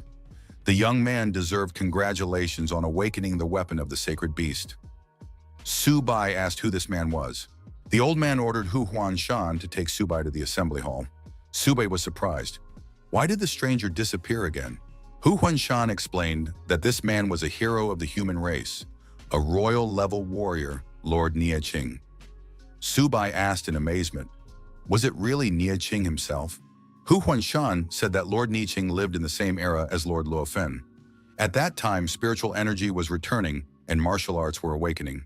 At the age of 20, seeing humanity's defeats in battles with myriad races, Niqing proposed the idea of using martial arts for the good of the nation.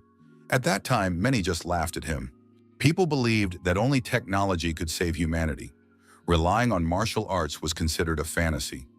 Lord Luofen, after listening to Niqing's words, became his close friend. Together, they made a great vow to devote their lives to the revival of martial arts and the prosperity of humanity. The protagonist arrived at his destination and heard that it was Subai, Luofeng's disciple, who had awakened the weapon of the sacred beast. With the appearance of Subai, humanity seemed to have found a ray of hope in this endless war. It was said that the current generation was willing to endure hardship, but if Subai rose to power, the next generation would reap the fruits of his strength. Hu Huanshan asked if the young man felt a lot of pressure. Subai was not yet at the stage of bearing responsibility for the fate of the nation. It was important to focus on his own growth now.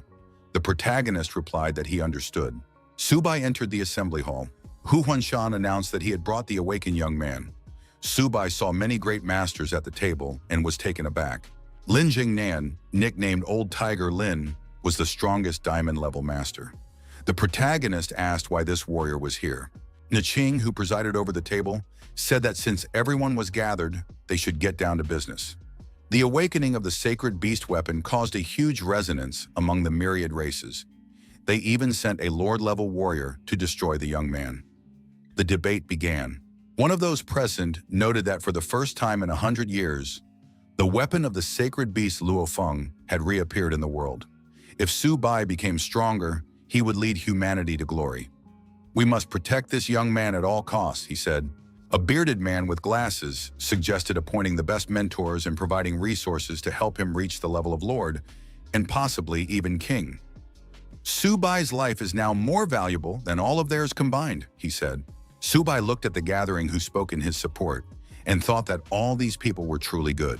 Old Tiger Lin expressed his opinion. Su Bai should continue to temper himself in battles with myriad races. The strength of a great fighter is born only on the brink of life and death. Indestructibility can only be achieved by purifying the spirit, energy, and body. Strong personalities are not born in hothouse conditions. Another speaker stated that now the myriad races had literally gone mad with the appearance of the sacred beast weapon. The young man cannot be sent back to the battlefield without reliable protection. Who is ready to take on such responsibility? After all, he is Luo Feng's only heir in 100 years. Hu Huanshan supported Lin Zhengnan's opinion. A proud eagle will not flinch even in a hurricane, and a wolf pack will not fear a long night. Hu Huanshan added that Luo Fen himself considered the battlefield almost his home and had been on the verge of death dozens of times. He would also support the idea that Su Bai should fight on the front lines. Su Bai thought to himself that with unlimited resources, he would never go to the front. Life is more precious. Naxing announced the decision. The warrior must be tempered in real combat, but everything must be under strict control. It was necessary to send 3 lord-level experts, 38 diamond-level fighters, and 1,000,000 soldiers to support the front at the Misty Mountains. Su Bai breathed a sigh of relief. If so many people were being sent to protect him, he could now relax a little. Yeqing, senior advisor, added that the young man could be used as bait to cause carnage among the enemy's elite forces. "This time, humanity will definitely win," he declared. Su Bai did not expect such an outcome and thought, could he really be bait now? The Nine Hells Castle is the residence of the myriad races. A secret meeting was held inside the castle. The chairman announced that the weapon of the sacred beast had returned, and many remembered the terror that Luo Feng had spread. The Lord of the 9 Circles of Hell announced that they could not allow another Luo Fen to appear. "We must destroy this Su Bai at all costs," he decreed. 8 Lord-level fighters and 42 Diamond-level warriors should be sent to reinforce the front at the Misty Mountains. The Great Elders of the Heavenly Nine-Tailed Fox clan will take care of Niqin. The Great Elder of the Demonic Phoenix clan declared that her clan would not send a single fighter to this operation. The Grand Elder of the Heavenly Nine-Tailed Fox clan also announced that her clan would not participate in this action. The Lord of the 9 Circles of Hell was surprised. Have they decided to betray him?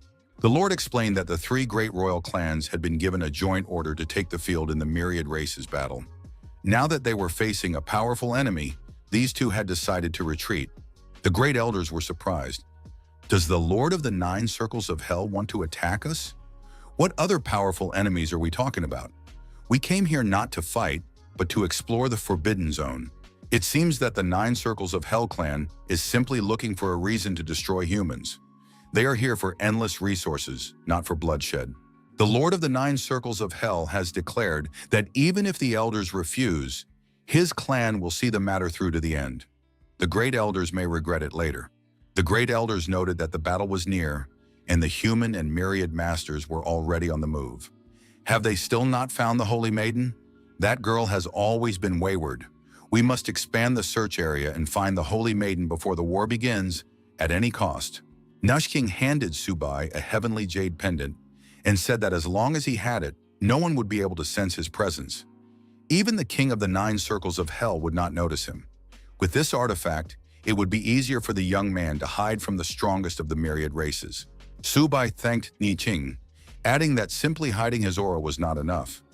It would be better to equip him with gear and resources to increase his strength. Niqing laughed and remarked that the young man really knew how to take advantage of crises. Neshking snapped his fingers, and a chest appeared in front of Subai. The young man's eyes lit up. Inside the chest were diamond-level armor, a 10,000-year-old ice heart, and a dragon soul of the same age. Subai also found many medicines. He was surprised. "Is all this for me?" Niking confirmed that all of this now belonged to the young man, but it would be boring to give everything away at once, so the artifacts would be given out in stages.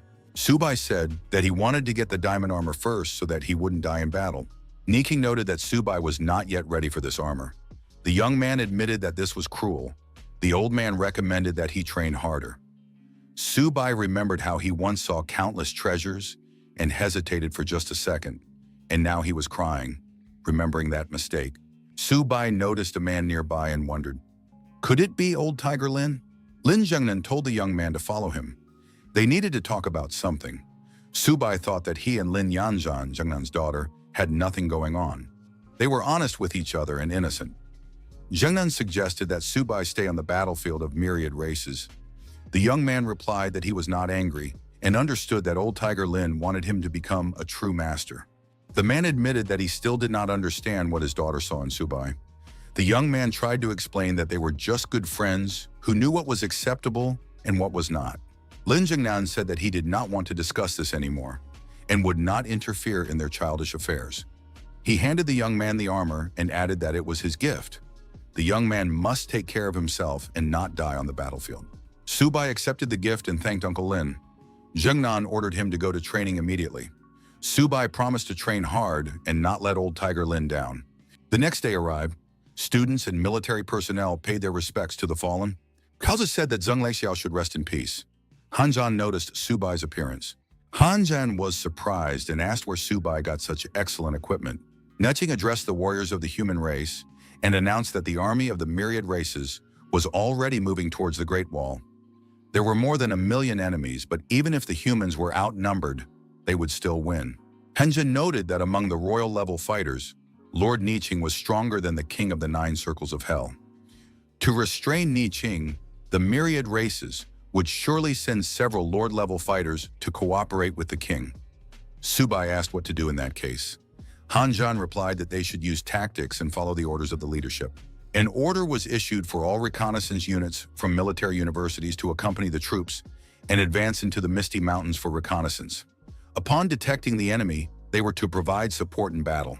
Hanjin said that diamond-level fighters had already entered the fray. Qingshu warned of the need for caution. The aura here was unstable, and treacherous enemies were surely hiding nearby. Subai noted that the only enemies here were armored wolves and horned demon deer, but they were weak. One of the students declared that he would take care of the armored wolves and rushed into the attack. Han Zhan, wielding his weapon, noted that the enemies were afraid of them escaping. Cao Zi admitted that his hands were itching to get into the fight. Han Zhan said that they were facing ordinary weaklings and that Subai could rest.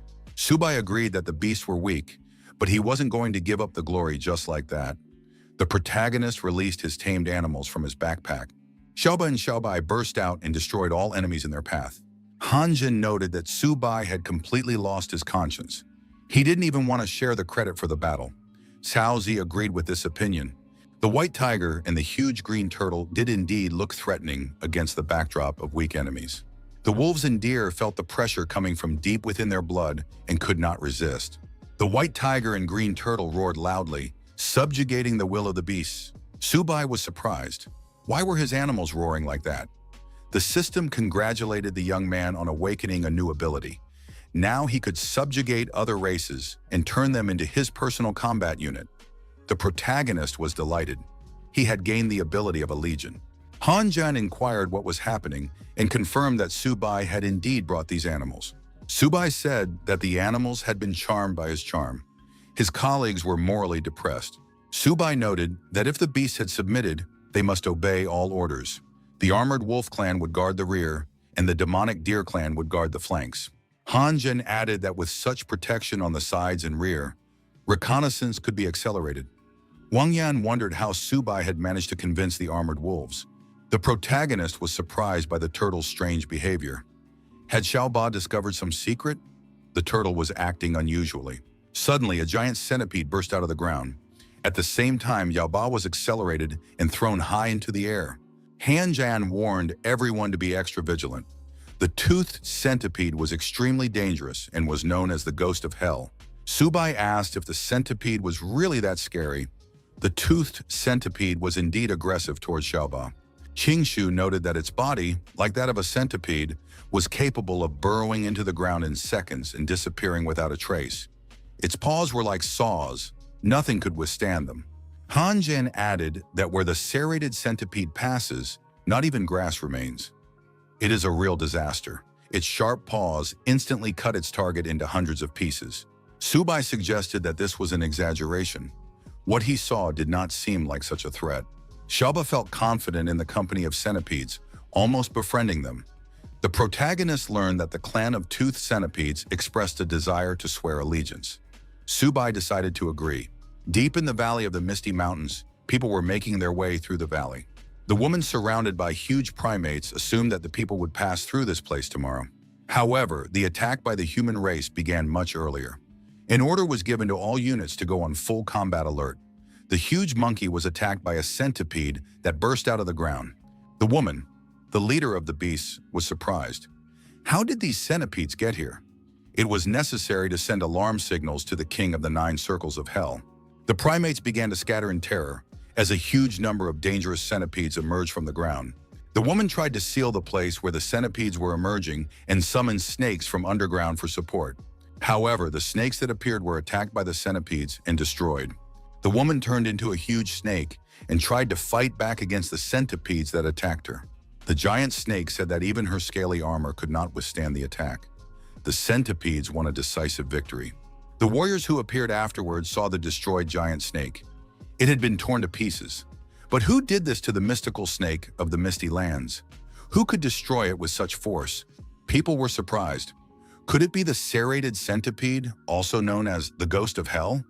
Could it have appeared on the battlefield?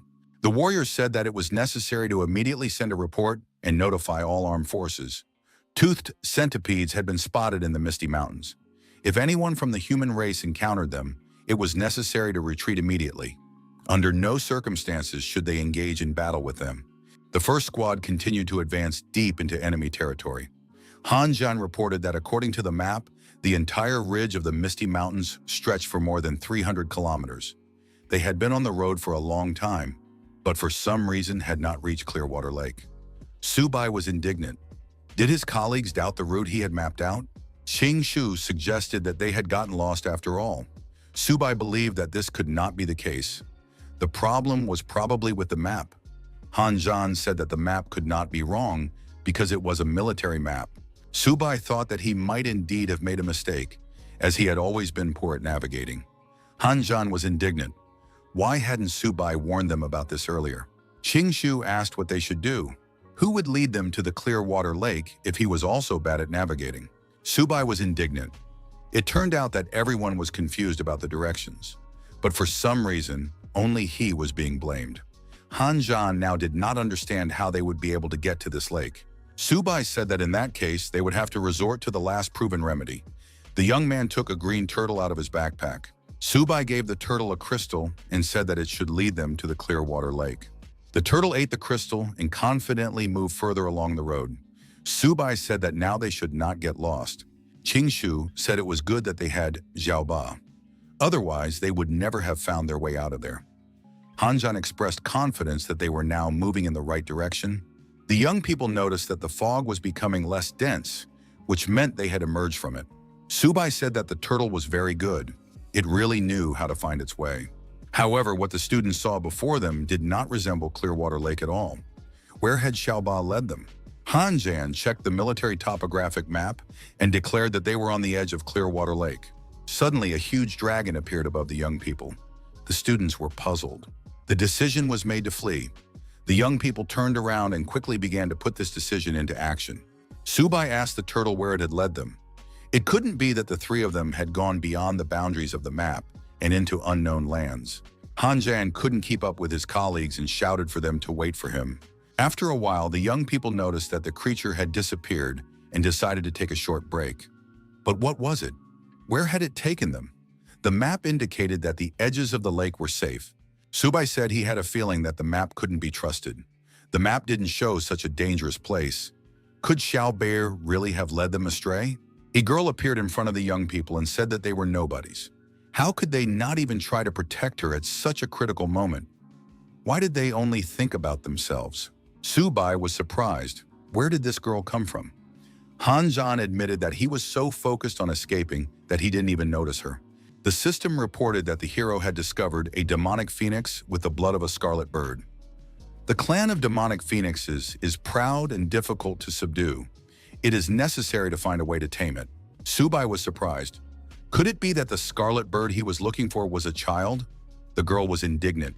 Who did he call a child? The young man must be careful, otherwise the Holy Virgin would burn him alive. Su Bai thought, maybe he should hit her so she would come to her senses. The girl asked what he was up to. How dare he approach her? The girl became angry and burst into flames. How dare this man show disrespect to the Holy Virgin? He would regret it. Han Zhan thought that this girl was not simple at all. It seemed that she really did have a violent temper. Su Bai said that children who don't listen will have to be taught a lesson. The girl was outraged. Did this thing dare to raise a hand against her? The young people prepared dinner from the game that lived in the surrounding area. Han Zhan asked Su Bai if he wanted a chicken leg. Qing Shu added that they needed to regain their strength to fight again. Su Bai told the girl to stop fighting and offered her some food. The child replied that she wasn't done yet. When the elder of her clan shows up, then we'll see who wins. Su Bai said that when the elder appeared, he would defeat her. Right now, they needed to eat. The girl demanded justice and insisted that they let her go. Han Zhan handed Su Bai a chicken leg. He admitted that the roasted chicken smelled wonderful. Han Zhan noticed that it was a bronze fire rooster. Su Bai said that this was not surprising, as it was an extraordinary bird. The girl said that she had already eaten a lot, and some bronze birds would not surprise her. The girl asked what spices had been added. Did food really taste better when roasted over a fire? Su Bai asked if the Holy Maiden wanted to try it. Su Bai salted the chicken leg and said that it would be even tastier with spices. The girl admitted that it smelled delicious. The Holy Virgin tasted the chicken leg and declared that it was the most delicious leg she had ever eaten in her life. The girl swore that from that day on, she would eat such food every day because it was much tastier than the elder's spiritual ingredients. Su Bai said that everything could be very simple. If she wanted chicken legs with every meal, she had to obey and do everything he said. The girl agreed and promised to do everything as long as he gave her chicken legs. The Holy Virgin added that she did not deceive and always kept her word, as long as the chicken legs were well cooked. The protagonist thought that the scarlet bird could be tamed with just a chicken leg. The young man told the cat and the turtle to come out and greet the girl. Su Bai declared that from that moment on, Xiaohong was also part of their family. The girl said that she thought the turtle and the cat were very cute. The turtle was indignant. He was actually the older brother of this girl. The cat said that Xiaohong should show respect. The girl hugged the animals and said that they were very cute. Su Bai told Xiaohong to behave properly because they were her older brothers. Han Zhan asked Qing Shu if he thought Su Bai was really raising this girl like a tame animal. He had a feeling that Su Bai's intentions were not entirely pure. Han Zhan added that this guy had leveled up and they hadn't even noticed. Su Bai was clearly hiding something from the public. Han Zhan asked if Su Bai had really advanced to the high silver level. The protagonist replied that it was quite easy. Han Zhan was surprised. Did Su Bai have some kind of secret technique? How was he able to level up so quickly? Su Bai thought he couldn't admit that he had a system. The young man said that he did indeed have a secret technique, but he couldn't talk about it. Su Bai noted that in their dragon kingdom, there was an ancient saying, "The way cannot be passed on just like that," especially when it came to secrets concerning the king level. Han Zhan held out a golden rank beast core. Qing Shu told Han Zhan not to let himself be deceived. Su Bai took the core and said he believed Han Zhan. He added that he had information coming from Lord Ni Qing himself. In the path of combat, it is not enough to just level up. In fact, it is necessary to cultivate the heart of the Tao. As long as a young man has a desire for the path and an unyielding will to become stronger, he will be able to grow faster and further than others. Han Zhan listened carefully and replied that he still did not understand anything. Su Bai asked if Han Zhan could see the big mountain. When he just looks at it, it seems like a huge and dangerous obstacle. But if you focus on the top, the path at the foot and in the middle doesn't seem so hard anymore. All you have to do is keep going without stopping until you reach the top. Han Zhan said that he understood something, but at the same time, it was as if he understood nothing. Subai seemed to have said something, but he did not express anything meaningful. Qingshu noticed that Han Zhan had just been deceived into giving up the golden core. Subai claimed that he was sharing the true secrets of the path to the king level. Han Zhan said that now he understood everything and thanked Subai. The main thing was to repeat to himself every morning that he would reach the level of a king, no matter what it took. Then no bottleneck would stop him. Han Zhan shouted that the true path was the easiest path. But why did he only understand this now? Now he would use every second to become better. Qingshu noticed that Han Zhan had become completely hopeless. Subai objected. Han Zhan had indeed realized something, and it was impressive. Subai told Xiaohong to stop playing and help the beasts awaken their second element. The girl asked how to do it, because she didn't know how. Subai told Xiaohong to use her spiritual power to change the internal flows in their bodies. She had been able to do this before. She had the ability to awaken the second element in others. Xiaohong said she would try and activate the increased tension in her body, releasing excess energy. The girl said that now she really felt it. Xiaobai would be the first. The turtle tensed up from the external impact on its body. Xiaobai screamed that he was in unbearable pain. Xiaohong had to stop immediately. In the next moment, the green turtle grew to an incredible size. Subai said that this was Xiaobai's true form. The protagonist stated that the turtle now had a glowing tail. The turtle continued to scream in pain and agitation. Subai received information that the mysterious earth turtle had successfully awakened the second element, the source of water. The young man said that now that the water element had been awakened, the protection of this dual system had become simply terrifying. In the end, the turtle was satisfied. Subai declared that now it was Xiaobai's turn. The cat tried to escape such an execution under the cover of darkness. However, Xiaohong was on the alert. The girl energetically influenced the fleeing white cat. Subai told Xiaobai to hold on if he wanted to wake up. The big white cat also cried out in pain and resentment. As a result of the awakening, a huge white tiger appeared. It was of incredible size. The young man received information that it was now a sharp-toothed golden white tiger that had awakened the second element, shadow. Subai said that the white tiger with the blood of shadows was a dangerous dance of stealth and destruction. The next day arrived. Qingshu said that after resting, they should reach the pure water lake. Han Zhan asked if Subai knew where they were now. The protagonist asked Xiaohong where they were. Xiaohong pointed in the direction and added that they were about 80 kilometers from the central restricted area of Pure Water Lake. Subai said that in that case, they would set off immediately. There was no time to waste. Subai asked the girl what kind of dragon shadow they had seen the day before. Xiaohong replied that it was the Azure Dragon, the guardian of the restricted area near Clearwater Lake. She added that the dragon was incredibly powerful and that any creature that approached the heart of this territory would be destroyed. Xiaohong said that this dragon was indeed very frightening. Even creatures at the Lord level who tried to enter did not return. Han Zhan asked in surprise, "Is the dragon really so strong that it could eat them all?" Qingshu asked, "If the Azure Dragon is really there, why hasn't the King of the Nine Circles of Hell tamed it yet?" Xiaohong replied that at one time, the King of the Nine Circles of Hell had gathered the elders of all three great royal clans, but even then they had been unable to subdue the dragon. Qingshu was surprised. Even the King of the Nine Circles of Hell couldn't handle the dragon? Wasn't it too dangerous to rush forward like this? Subai ordered the system to analyze the presence of Azure Dragon blood nearby. The protagonist decided that today he would tame this dragon. If it was really here, then all four divine beasts would be gathered. Based on the scan results, the system reported that Azure Dragon blood had been detected nearby. However, the carrier's current power was insufficient to tame it. The egoist thought, even the system warns that the Azure Dragon is very dangerous. Indeed, they should retreat. The commander of the first squad suggested that his colleagues step aside for a moment. The young man asked the girl if she knew the way through the Misty Mountains. Xiaohong replied that the roads in the Misty Mountains change with the weather, so she didn't know the right way either. Subai said that this could be a problem. Qingshu noted that if the Misty Mountains were west of Clearwater Lake, perhaps they could just go east and find their way out that way. Han Zhan said that the problem was that they didn't even know where east was. The protagonist suggested using the sun for orientation. Qingshu noted that the sun on the battlefield of Myriad Uras was extremely unreliable. Moreover, the fog in the heart of the mountains was so thick that nothing could be seen. Xiaohong told her mentor that she knew of a small tribe's village nearby. They could ask them for directions? Subai was surprised. Why hadn't Xiao Hong mentioned this before? Qingshu noted that their little phoenix had saved the day again. Xiao Hong said that the tribe was called the Spirit Snake Clan. The nearest settlement was within 1,000 kilometers of Clearwater Lake. Subai said that was great and ordered the girl to take them there. They headed for the Spirit Snake Clan.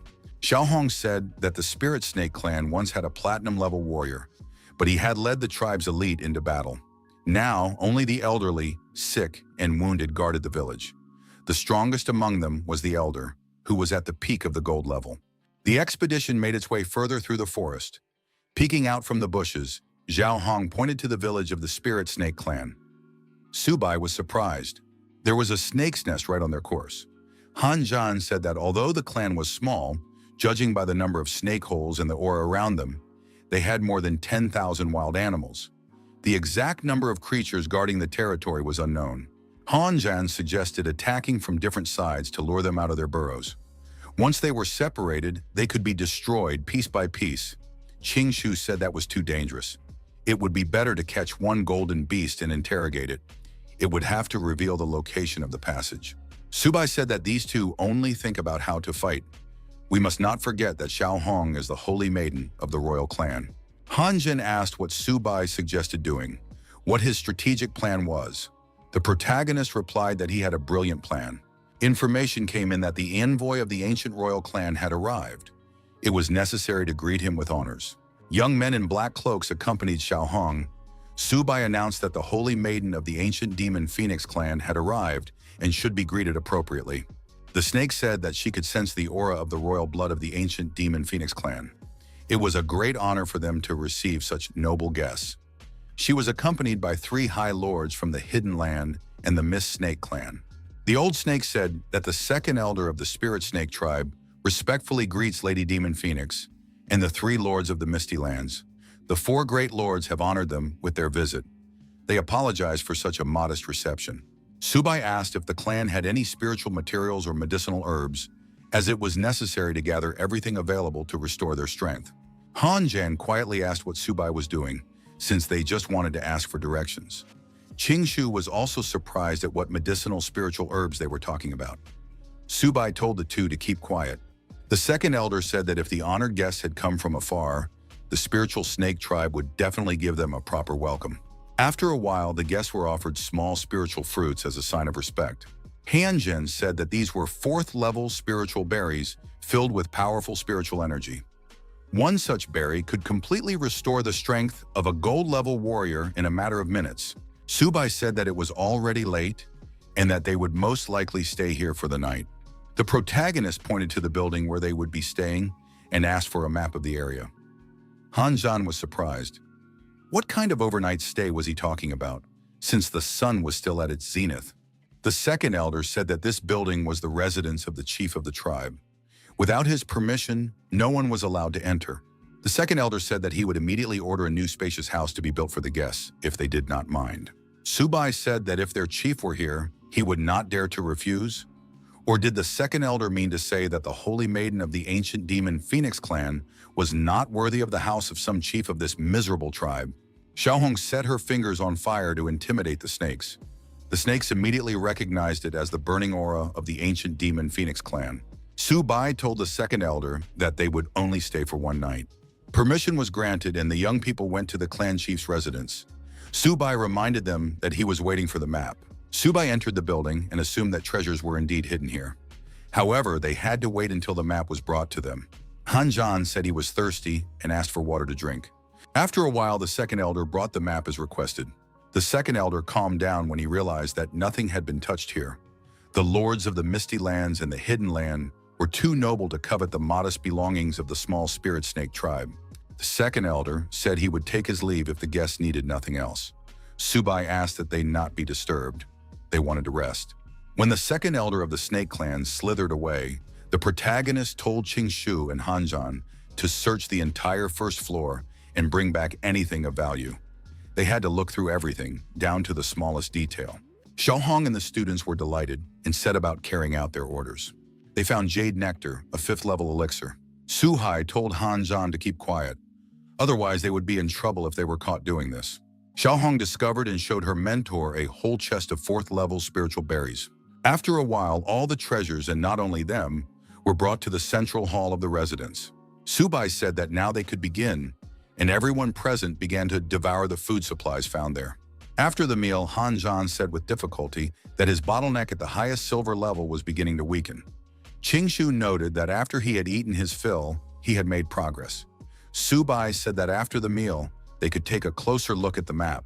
After studying the map, Han Zhan declared that they needed to find a way out of there. Subai said that they would soon set out and gather all the members of the Spirit Snake tribe. The protagonist said that Xiaohong would take care of the silver-level fighters. Qingshu and Han Zhan would be responsible for the gold-level fighters. They would begin their operation as soon as it got dark. Han Zhan said he felt a surge of power inside him. Qingshu said it wasn't power surging, but everything Zhan had eaten. After dark, the protagonist shouted for the second elder to immediately gather all the battle spirits of the Spirit Snake tribe. The second elder asked what the venerable Lord of the Misty Lands from the Hidden Land was doing there. The protagonist thought that the 3 gold-level fighters had already surrounded him. Subai said he wanted to borrow these snake heads. The young man began to show aggression toward the snakes that had arrived. The second elder said that people don't do that, it's very low of them. He ordered the Spirit Snake tribe to follow his command. The people and the tame beasts rushed to attack the snakes. Xiaohong also behaved aggressively and shouted that she was ready to make snacks out of snake meat. Subai thought that Xiaohong's demon phoenix fire was simply terrifying. Subai told his colleagues to watch him and learn how to fight snakes properly. The deactivated snake asked who these people were. Subai said that they had come here to take their lives. Hyunjin said that he didn't feel any pleasure at all. The opponents turned out to be weak. Subai said that they shouldn't relax because they were deep in the territory of the myriad races. The turtle and the cat felt that they could break through to the golden level. A little more, and they would reach their goal. Qingshu asked the squad leader if it was time to return to the main group. The protagonist replied that he had another idea. The young man noted that if they were in the heart of the myriad arrays lands, why not strike them right now? Qingshu pointed out that they were in a risk zone. Subai said that fortune favors the bold. The more dangerous the place, the more generous the reward. The squad commander added that everything would be fine, they just needed to follow him. The young man suggested spending the night there. At dawn, they would set out for Windy Mountain. Qingshu was surprised. What was he talking about? Qingshu noticed that this was the territory of the Black Leopard tribe. Han Zhan noted that Subai had become completely uncontrollable after being made commander of the squad. The next day arrived. Qingshu asked why they were using the same trick. Subai replied that this trick still worked. Why reinvent the wheel?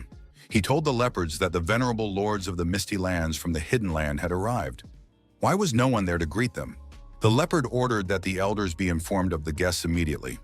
The lords of the Misty Lands had arrived. A huge black leopard appeared with swords in his hands. He asked, had the guests come here to die? The elder noted that the brown leopard's tribe had long harbored hatred for the representatives of the Misty Lands. Today would be the day of their revenge. After these words, the elder raised his swords and rushed into the attack. Hyunjin repelled the attack of the elder of the Black Leopards and said that Subai's plan had failed. The protagonist noted that he was unaware of the old feud and commitment to vendetta. Subai declared that they would have to fight their way through and called on his tame beasts for help. Zhaoba and Xiaobai immediately engaged in combat with the armed brown leopard. Subai noted that leopards are very fast and added that he was counting on Xiaohong. Xiaohong rose into the sky and her body began to radiate increased energy. The girl directed the excess energy at the leopards, depriving them of their mobility and ability to do anything. The leopards were destroyed. Han Zhan noticed that he had just leveled up. Subai noted that Han Zhan had used the very technique he had been shown earlier. The system reported that the spiritual earth turtle had reached a new level. The same thing happened with the golden white tiger. Subai noted that this was real progress. Subai noticed that Xiaobai had grown again. There were also changes in Xiaobai. The young man said that from that day on, the white tiger would become the master of shadows. Hyunjin noted that Subai had become stronger again. He added that he had gained the will to seek the Tao and faith. Why shouldn't he break through further? Subai said that Hanjun's faith was apparently not strong enough. That was why there was no noticeable progress. Subai, studying the map, asked where they would go next. Xiaohong said that there was another place she had not been to. The girl pointed in the direction and added that it was the main city of the snakes of the mystical land. Subai said that in that case they would go there.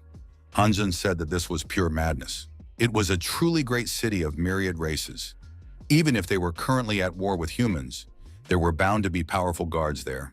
Hanjin noted that with their forces, going to the main city would be tantamount to seeking death. Going there was too dangerous.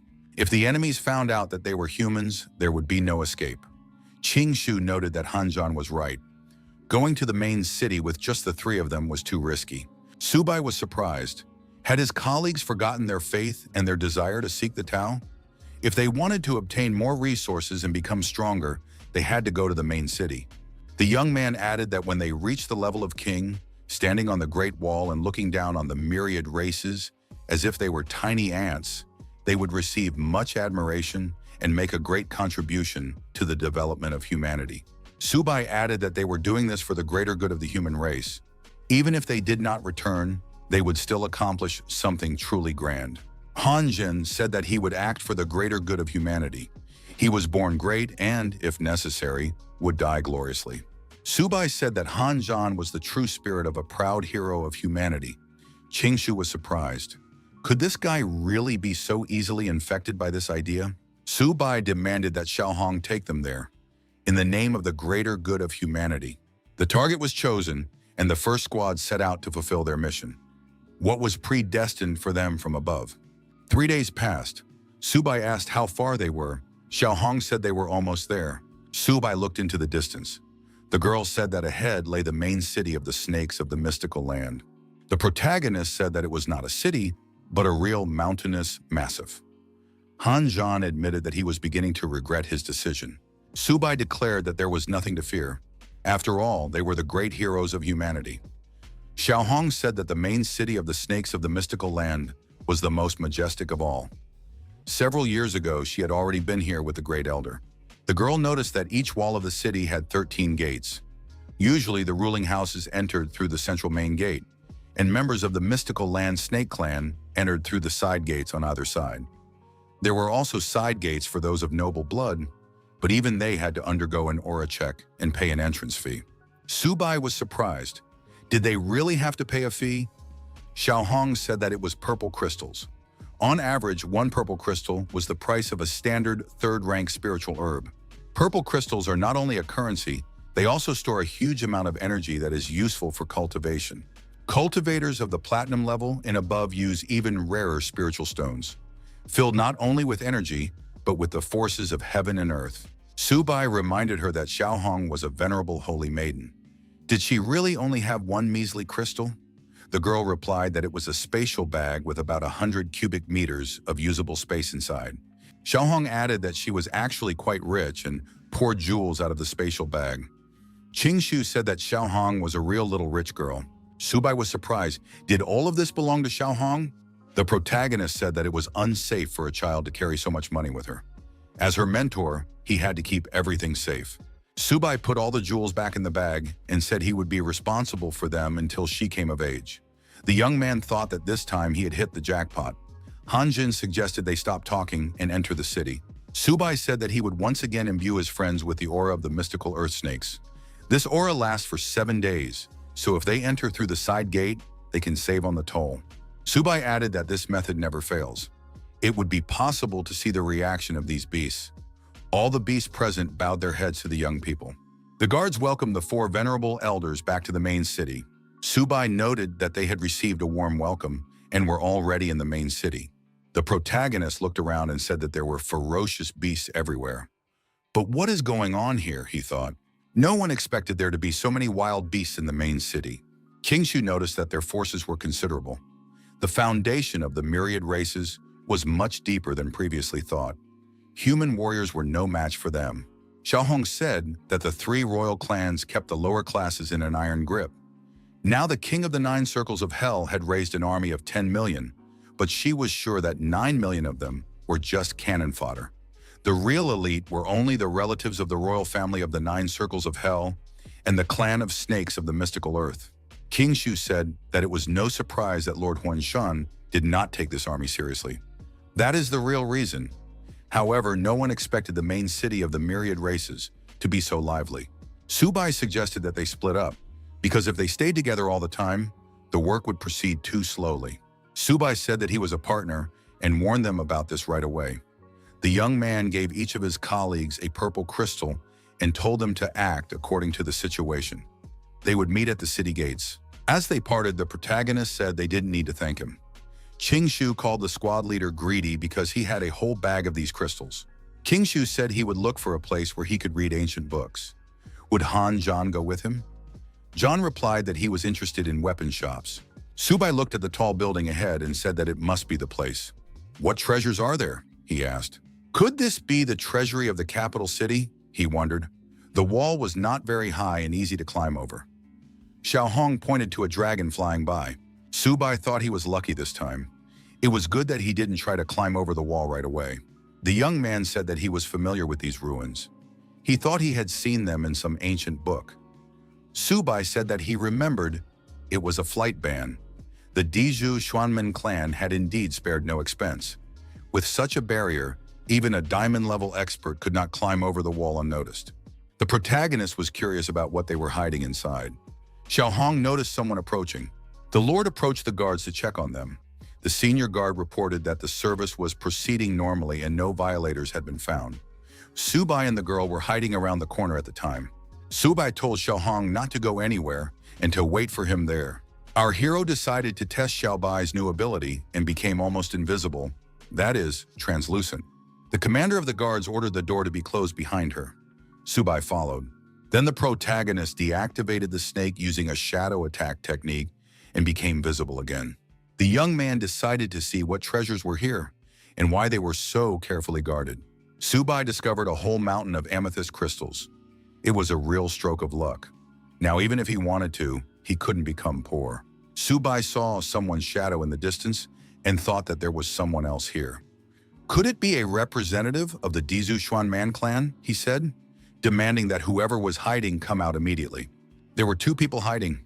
It turned out to be Qingshu and Han Zhan. They were also surprised to see their commander here. One of them had gone shopping, another to read books, and the third had decided to visit the weapon shop. However, all three met here. Qingshu said it was a strange coincidence. Subai noticed that the two had tried on thieves' gear. Hadn't they always been righteous? How had they managed to get past the guards? Han Zhan said that they had discovered a tunnel. He wandered through it and somehow ended up here. Subai said that talking was inappropriate now. They had to take as much as they could carry, and it was better not to make any noise. The squad leader added that the two should not follow him. Han Zhan reminded them that greed had never done anyone any good. The young men's backpacks were stuffed to capacity, and they said they couldn't carry any more. Suddenly, a bell fell off Han Zhan's backpack and hit the ground. It made a loud noise. The guards detected movement in the ancient temple and went on full alert. The sergeant of these guards was also discovered. When he regained consciousness, he said that the ancient temple was being robbed, that the barrier had to be activated at full power, and that no one should be allowed to leave. Subai said that they needed to flee, otherwise they would be doomed. Suddenly, everything around them shook. The criminals were running away, and they had to be caught. The elder ordered the entire city to be sealed off, every house to be searched, and the intruders to be found. The criminals ended up on the roof of a building, from where they could watch as the entire guard was put on full alert.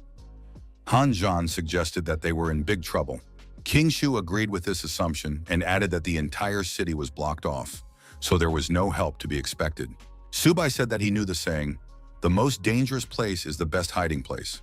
Xiao Hong appeared in front of the guards and shouted that she had seen people. The girl pointed in the direction where these people had been spotted. The guards reacted quickly but were immediately deactivated by the protagonist and his friends. The young people made their way into the vault. Xiao Hong asked what they were looking for. Subai replied that he had a feeling there were treasures hidden there. Xiao Hong pointed out the hidden door to the master. Subai said he couldn't see anything. The girl explained that the door was sealed with a spell so that people couldn't find it. Xiao Hong activated a hidden mechanism and the door opened. Subai said that the Xuanmen were very cunning. It was no wonder he hadn't noticed the door before. Xiao Hong added that there was a powerful energy downstairs. The young people descended the stairs that were just behind the secret door. Downstairs, they discovered the Tree of 1,000 Wishes. The protagonist was surprised. "What is this strange tree?" Xiao Hong said that it was forbidden magic. How did the Dizhu Xuanmen clan dare to grow such a thing? Are they really aiming to become the fourth royal clan? Subai thought he had heard that name somewhere before. The Tree of 1,000 Wishes. The system reported that this tree contained countless fragmented laws of power. The tree was directly related to the Great Catastrophe. This chance could not be missed. Xiao Hong added that the Dezhou Xuanmen clan had committed a terrible deed. To grow the Tree of 1,000 Desires, they needed tens of millions of snake-like monsters. Subai climbed to the top of the tree and asked the girl what it was. Xiao Hong replied that it was an 8th-rank spiritual fruit. The Dezhou Xuanmen clan sacrificed countless lives to obtain this fruit. Subai picked the fruit and said that it was the size of a fist, but weighed more than 100 jin. The young man added that this was the first time he had seen such a spiritual fruit in his life. "What is this fruit good for?" he asked. Xiao Hong said that this fruit contained incredibly terrifying energy. It helped masters of the Lord level increase the concentration of their blood. When the concentration reaches a certain level, they have to destroy countless of their own kind. That is why the method of cultivating the Tree of 1,000 Desires was declared forbidden by all 3 royal clans. Subai said that in that case, they really couldn't leave this tree here. The system explained that in order to transplant the divine tree, it was necessary to first awaken its divinity. One had to place a hand on the divine mark. Subai said that this tree could not be left here and reached out his hand to its trunk. The trunk expressed dissatisfaction. Subai touched the tree and said that he was ready. The activation of the tree's divinity began. The protagonist noticed the appearance of a spatial rift. But how is this possible? Could these be the small disturbances? He thought. Xiao Hong asked in fear what the mentor had done. After all, space had begun to collapse. "We must leave here immediately, or we may be sucked into the rift. If we don't leave now, it will be too late." Subai shouted for Xiao Hong to hide immediately. They had to hide in the spatial bag. Subai announced that it was temporarily safe here. Xiao Hong said that the master had indeed transplanted the Tree of 1,000 Wishes. The heavenly treasures he had collected appeared before the protagonist. The young man said that it seemed to have worked. However, why was the earth still shaking? Subai was outraged when he realized that the tree was devouring his heavenly treasures. The young man showed aggression towards the tree. Could it be that all his spiritual materials were stolen by this tree? He thought. Xiao Hong was frightened and told the master to be careful. At the Great Wall Defense Army base, Nie Qing visually recorded the release of energy. The military man said that this energy was incredible and seemed to go beyond the laws of nature. The king was surprised. Could something even stronger than the king of the 9 circles of hell have awakened in the depths of 10,000 Ras? The soldier was surprised. Could it be an entity that surpasses the level of a king? Nie Qing ordered to immediately contact the reconnaissance team and find out what was going on there. The royal city of the heavenly 9-tailed fox. The 9-tailed fox assumed that it was a divine-level power. But how is that possible? The forbidden area has not yet been opened. Where could this divine energy have come from? Why did such a terrifying force appear right in the main city of the Dezhou Xuanmen clan? We must send scouts there. The royal city of the 9 circles of hell. The elder said that this energy was too terrifying. What is going on there? Why did such a nightmarish flow appear in the main city of the Dezhou clan? What is going on there? Asked the assistant. I don't understand, and I am going there immediately to obtain the necessary information. The Forbidden Lake of Bishu. A huge dragon lies dormant at the bottom of the lake. The Forbidden Tomb of Swords. The swords are on high alert. The Forbidden River of Falling Sky. Everything here is also subject to the standard schedule. The divine race of the Eternal will soon return to the world of the living. Please do not leave. The bullet of the battle of 10,000 races. Everyone present is surprised. What is really happening? Is it really an earthquake? But everything comes from the main city. Could it be the Tree of 1,000 Wishes, he thought. The monster thought, if the 3 royal clans find out that he used forbidden arts to cultivate it, he will be finished. The animals saw that the Dezhou Xuanmen clan had gone on the offensive and decided that they needed to retreat. After all, it was impossible to fight in such chaos. Chaos broke out among the ranks of 10,000 RS. The brown bears were indignant. How could these beasts from the Dezhou clan just take off and run away? Subai also did not understand what was happening. Did he initiate all this? The elder appeared in the sky, exuding excessive energy. She asked the young man how he dared to touch the sacred tree. Subai thought that now he would have many serious problems. The 9th elder of the platinum rank ordered her assistants to seize the young man. Subai thought that if he didn't run away right now, it would be too late and he would be finished. The ninth elder began to pursue the commander of the advance guard. Subai tried to run away as fast as he could. At the last moment, our hero managed to activate a protective barrier and defend himself from the ninth elder's attack. The attack on our hero did not stop, because he had destroyed their clan's sacred tree. Now even tearing the young man to pieces would be too easy a punishment. Qingshu felt a sharp surge of energy. Could it be Subai again? Han Jan prepared his weapon and told Subai to run away first. He would personally delay the ninth elder. The monster woman attacked Han Jan, and the young man flew to the side. She asked, "Does he really think his armor can withstand my attack?" Subai asked if Han Jan could handle it. "If not, we can run away together." Han replied that they should leave, and he would cover their retreat. Han Jin said that the monster woman should try to catch his sword art. His opponent replied that these were all pathetic tricks. Such attacks could not harm her. The man would have to say goodbye to life. Han Jan changed his mind about taking such a big risk and shouted for them to wait for him. He also activated retreat mode. Subai threw a spiritual fruit to his friend and told Han to swallow it quickly so he could restore his energy. The monster woman continued her pursuit and said that none of them would escape her alive today. The first squad did not listen to the monster's words and only increased their speed, running away from danger. The female monster was surprised. Is this really the speed of the gold level? After 3 hours, our heroes continued to move at an accelerated pace. The monsters said that they couldn't let these people get away. The female monster did not understand where they could be hiding. This is the forbidden zone of the Falling Sky River. If you go further, you may end up at the Azure Pond. The students hid behind a rock and decided to take a break. It seemed they had shaken off their pursuer. Han Zhan asked what sacred tree they had been talking about and why the monster woman kept mentioning some tree. Subai said it was a long story. The main thing now was to regain their strength and get out of there as quickly as possible. The ninth elder of the platinum rank was nearby and declared that none of them would leave. They would have to identify them personally. Han Jin grabbed his weapon again and told Subai to leave first. The monster ordered the return of their clan's sacred tree. "In that case, I grant this man a quick death," he added.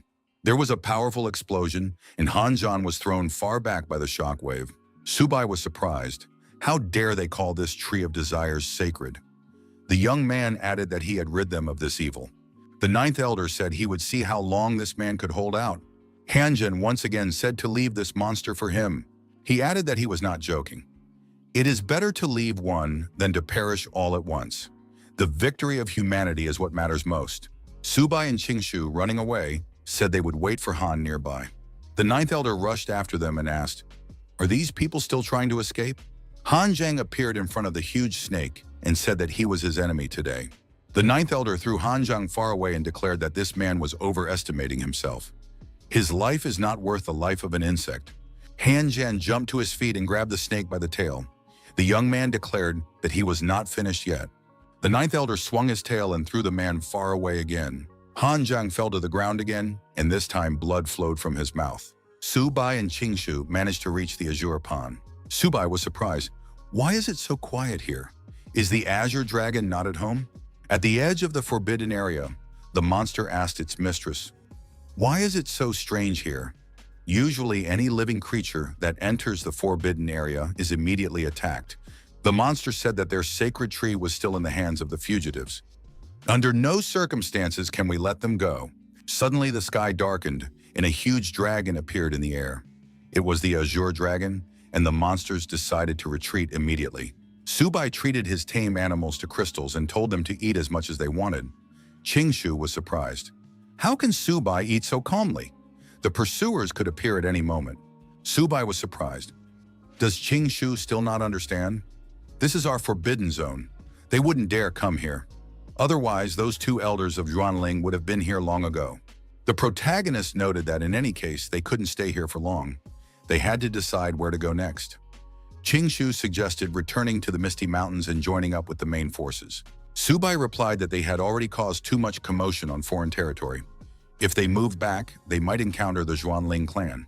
Subai suggested returning to the heart of the 10,000 races and launching a surprise attack. Qingshu decided that the commander of the detachment had gone mad.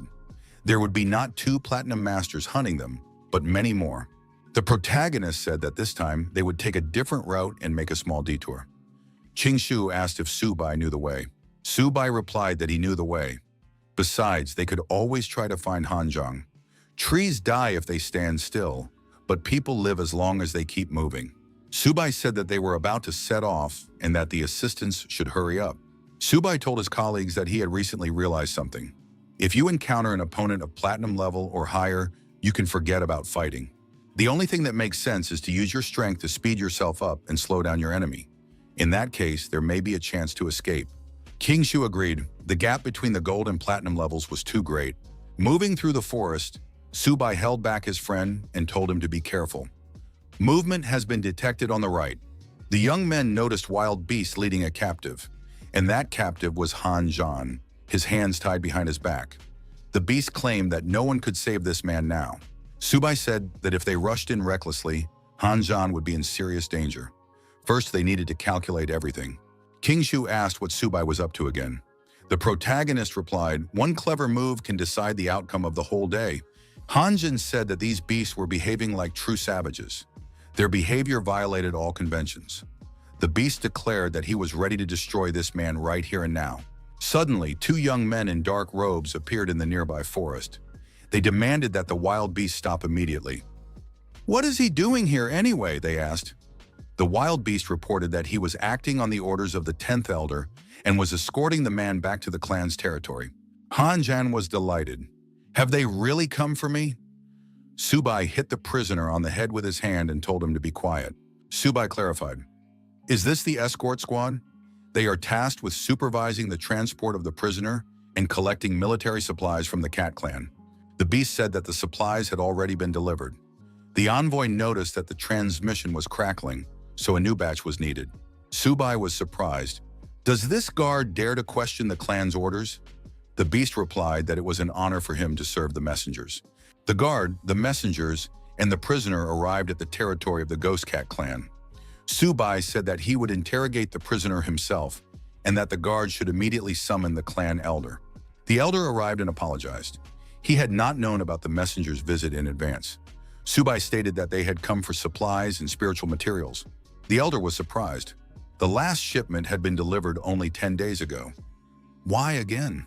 The messenger explained that a catastrophe had struck the front. They had suffered enormous losses and needed new materials to hold their positions. Subai was furious.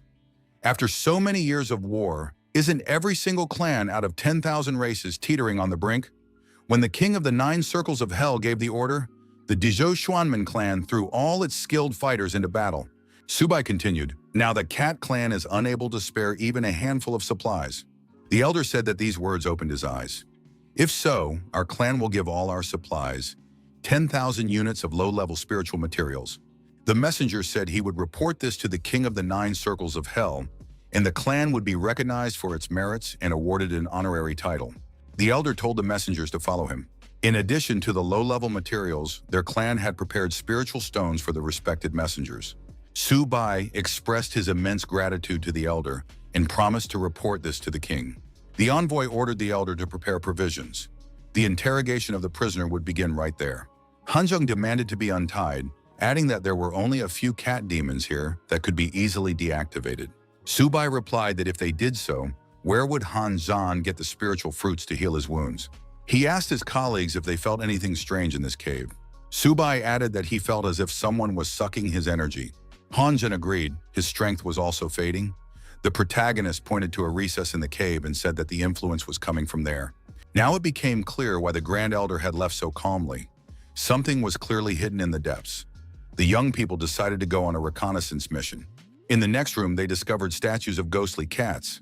But why were they all kneeling? Inside the barrier, they found the skeleton of the elder of the Cat clan.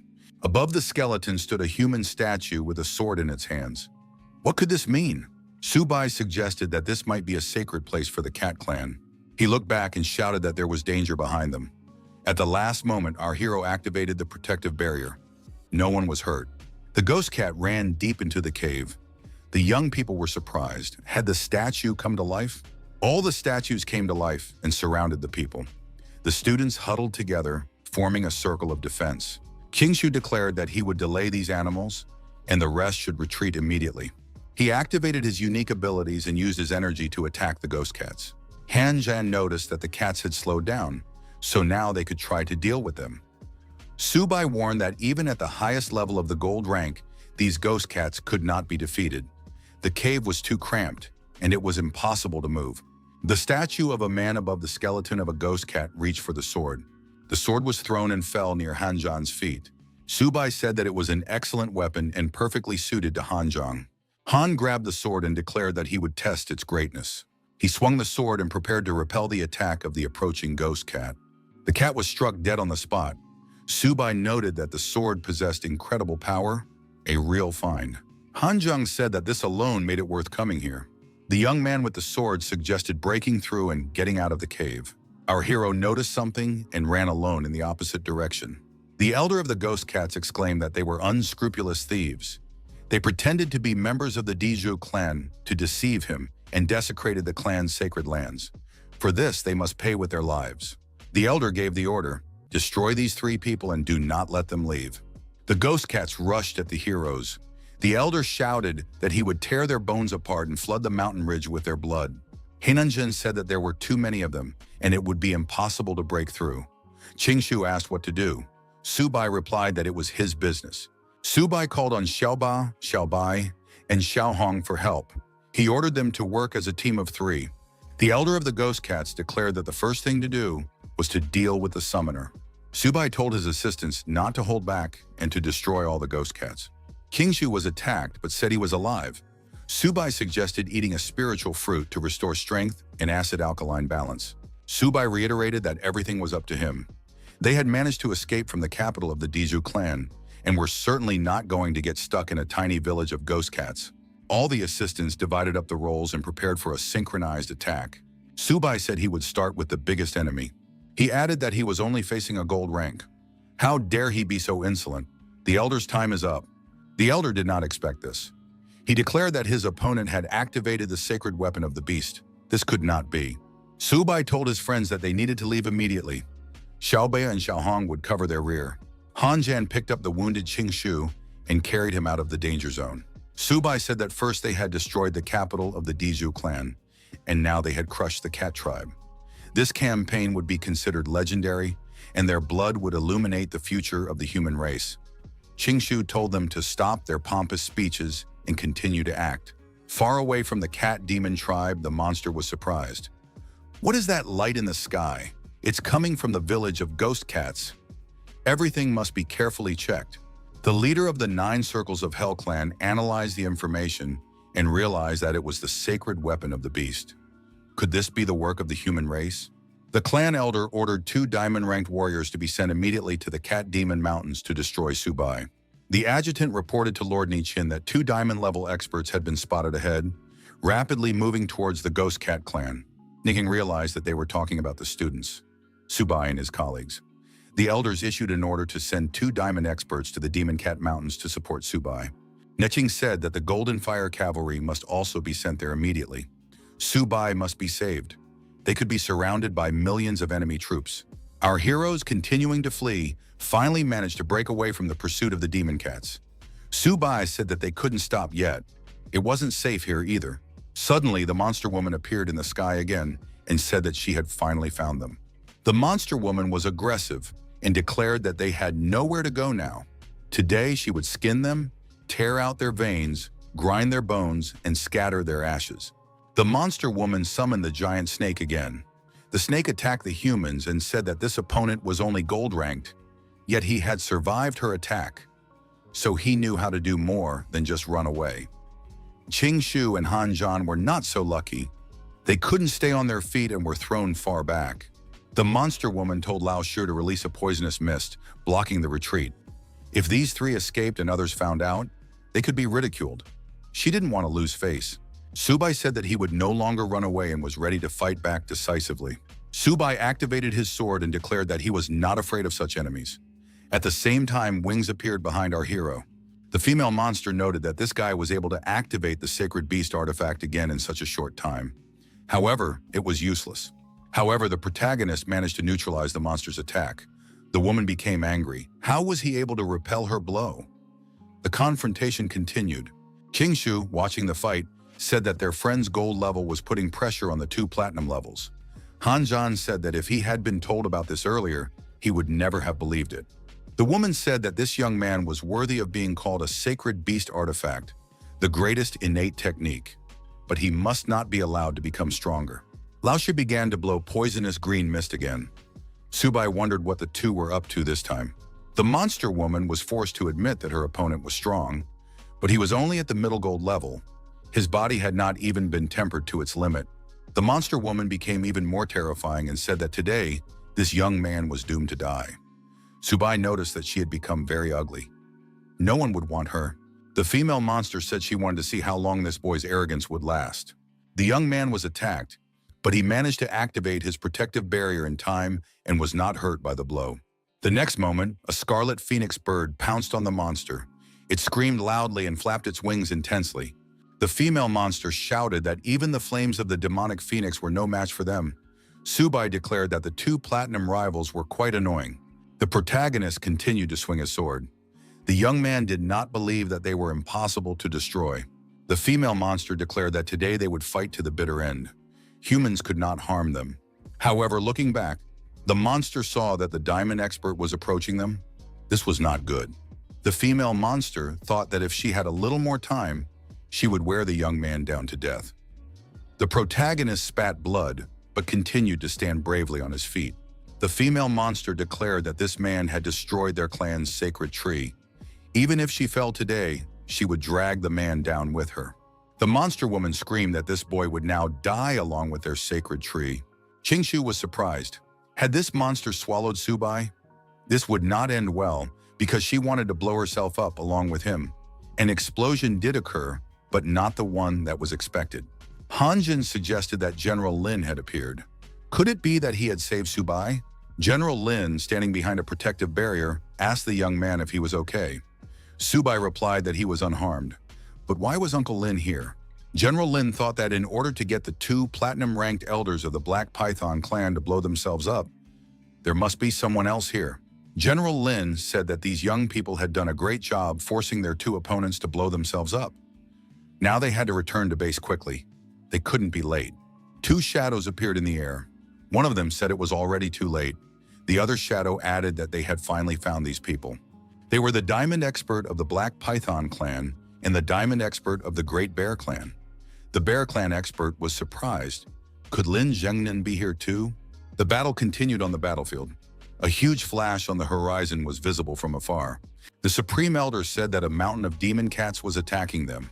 Reinforcements must be sent to the mountain of demon cats immediately. The assistants reported that reinforcements were already on their way. The Diamond Expert of the Great Bear clan lifted a huge stone above his head and said that General Lin had destroyed the elder of his clan that day. Today he would make the general pay with his life. The Diamond Expert of the Black Python clan said that today they would destroy everyone and sacrifice them to the King of the Nine Circles of Hell. The Diamond Experts attacked the people with all means available. General Lin, using his unique abilities, continued to maintain the defensive barrier. General Lin told the students to leave immediately, saying he would take care of things himself. Subai wondered if Uncle Lin could handle two diamond-level opponents on his own. The general shouted loudly, "Hadn't they heard?" To leave was his order. Hanjin told Subai to retreat first and bring reinforcements. They couldn't disobey the order of a combat general. Suddenly, the ground shook in front of the students, and cracks appeared on it. The young people stopped in surprise. The Diamond Expert of the Great Bear clan said that these three would not escape him. Subai suggested that his comrades fight this giant. The Diamond Expert of the Black Python clan said that Lin Zhengnan would not be able to save himself, yet he was trying to save others. The opponent attacked the combat general, releasing magical snakes in front of him. General Lin said that the three students would not be able to defeat a diamond-level expert. It was necessary to continue retreating. Subai called on Xiao Bi and Xiao Bai to attack from the flanks. Xiao Hong went on the offensive head-on. They had to give it their all. The Diamond Expert of the Great Bear clan said that no one could save these kids. Now they would all die. The attack was launched, and our hero and his assistants were scattered in different directions. The protagonist said it was too painful. Hanjin said that Diamond Experts are truly terrifying. They are capable of controlling nature. How can we deal with them? The giant said that his opponents should tremble. Unexpectedly, the diamond expert of the Great Bear Clan was attacked by the Golden Fire Cavalry. Of course, he did not expect this. The Fire Cavalry warriors said that they had come here on the orders of Lord Nie Qing to provide whatever support they could. It was necessary to protect Subai and fight against the myriad races. King Shu said how good it was that the Golden Fire Cavalry had arrived. Han Zhan agreed. Now they were saved. Subai declared that if reinforcements had arrived, it was time to counterattack. The diamond expert of the Great Bear Clan was surprised. Had the humans really sent the fire cavalry? The protagonist told his tamed animals that it was time to give a worthy rebuff. The attack on the diamond expert was organized according to all the rules of warfare. Xiaohong towered over the turtle, activating her unique fire abilities. The diamond expert of the Great Bear Clan activated a protective dome, trying to avoid a massive attack. He declared that the Great Bear Clan was invincible. The diamond expert of the Black Python Clan agreed that General Lin truly possessed impressive power. It was no wonder he was called the future royal level. Lin Zhengnan said that today all enemies would be destroyed and no one would leave here alive. The confrontation continued. The diamond expert of the Black Python Clan told the old bear that their opponents had the advantage in numbers. What should they do now? The diamond expert of the Great Bear Clan turned into a huge animal and roared loudly that he would tear all his opponents to pieces. The diamond expert of the Black Python Clan said that the advantage was on their side and that it was necessary to retreat. The huge bear declared that he would cover their rear. The Black Python could retreat. Subai was surprised. Had these two decided to just run away? But just a moment ago, they had been walking with their heads held high. The protagonist told Xiaobai to teach them a lesson. The turtle growled menacingly and released a powerful energy charge aimed at its opponents. The Black Python's diamond expert was surprised. How was this possible? Did this monster really have such abilities? The turtle continued to attack the giant bear, and as a result of this attack, the bear lost its head. The giant white tiger Xiaobai knocked the Black Python Clan expert to the ground and pinned him down with his claws. The opponent said, "Is this how a shadow attacks?" The battle was also in full swing on the battlefield. The military effectively attacked the beasts, saying that they would destroy every one of the myriad races. The leader of the 9 Circles of Hell clan appeared from the crevice. He assessed the situation with a sharp glance. Niting appeared from the crack opposite. The commander said that if Zhu Yu made even one move, he should not blame him for being merciless. It would be better to admit defeat. Zhou Yu replied that if it weren't for the fact that the 2 clans, the demonic phoenix and the heavenly fox, had retreated before the battle, the human race would have been wiped off the face of the earth today. Even if Nie Qing's power was superior, he should not think that he would have an advantage against the combined might of the 3 royal clans. The king replied that their race had been gathering strength for 100 years for this counterattack. Zhu Yu calls himself a king, but dares to challenge the heavens. Such insolent behavior will only lead to destruction. The leader of the 9 Circles of Hell clan said that Nie Qing has less than 20 years to live. What right does he have to talk about the heavenly Tao? Nie Qing is almost useless. Zhu Yu issued an order. The troops must immediately retreat to the Luotian River, located near the Demon Cat Mountains. The protagonist, who was near the Demon Cat Mountains, said that they needed to urgently join up with the main army. Han Zhan, riding on a turtle, said that they were moving too slowly. Qing Shu told Han to stop complaining. He should be happy that they had a comfortable ride. General Lin climbed onto a high rock and told the students not to move. Military movements had been spotted ahead. Subai asked what was happening there. Lin Zhengnan reported that the Luotian River must be ahead. Subai asked why there were so many troops from the myriad clan here. General Lin said that the people had won the battle on the front lines, and their opponents had been forced to retreat to the Luotian River. They needed to quickly bypass them and return to camp. Han Zhen was delighted because the human race had won a great victory. The myriad races clans would not last long. Subai inquired how much credit they would receive when they returned. Qing Shu was surprised. What credit were they talking about? They had not participated in the fighting. The human camp before the battle. The general said that Subai had indeed pulled it off. He had even managed to take the holy maiden of the ancient demon phoenix clan with him. Subai objected that he hadn't taken anyone away. Xiaohong had decided to follow him herself. The girl, holding a chicken leg in her hands, said she wanted to be close to her mentor. After all, the chicken legs he gave her were very tasty. Neting said that this was very good. With a single chicken leg, the young man had tamed the holy maiden. Su Bai was truly worthy of the title of Luo Feng's heir. Ni Qing added that they had all done very well. Now they could rest. Tonight there would be a feast in honor of their victory. Su Bai asked the Grand Elder about their rewards. Ni Qing promised not to shortchange anyone. The young people thanked him and said that in that case they would indeed go and rest. A.W. Bai added that they should recover their strength well. After all, they would soon have to fight the clans of the myriad races. Ni Qing acknowledged that General Lin's rescue operation had been successful. He had even managed to destroy 2 diamond-level warriors from the clans. The general stated that Su Bai had destroyed these 2. Nu Qing was surprised. Could this boy really have destroyed diamond-level warriors? The general explained that chaos reigned on the battlefield, but they were indeed destroyed by this student's beast companion. Nu Qing noticed that this child was getting stronger, but the stronger he became, the more danger awaited him. Zhu Yu would be a constant threat. The general promised to protect Su Bai from the shadows, no matter what it took. During the banquet, Ni Qing said that the military university students had proven themselves and achieved great merits. He proposed a toast to this great victory for humanity. The students and military personnel raised their beer mugs and said they were drinking to the victory of humanity. Zhao Hong happily acknowledged that she was looking at a divine chicken leg. Han Zhan, with a glass of beer in his hand, said that he had almost died today. However, thanks to Su Bai, he had been saved. He wanted to drink to that. Su Bai said that Han Zhan's life was not worth a single mug of beer. He had already made a list of equipment and materials to be sent directly to Jiangzhou University. Qing Shu said that Han had missed his chance again, as Su Bai was a master at seizing the moment. Han Zhen replied that he had tested Su Bai's methods, but gratitude was still necessary, so he would do it. Su Bai laughed and said that Han Zhan did have a conscience after all. Besides, he had turned misfortune into a blessing and obtained a divine weapon. Han Zhan agreed, but added that he had not yet managed to unlock the true power of this weapon. He had not even studied it thoroughly. At first glance, it seemed nothing special. Nu Qing stated that it was an ancient divine weapon, but its power was sealed. To remove the seal, the owner of the weapon must reach the level of a king. Su Bai was surprised and said that this was incredibly difficult. Han Zhan agreed to work towards this goal.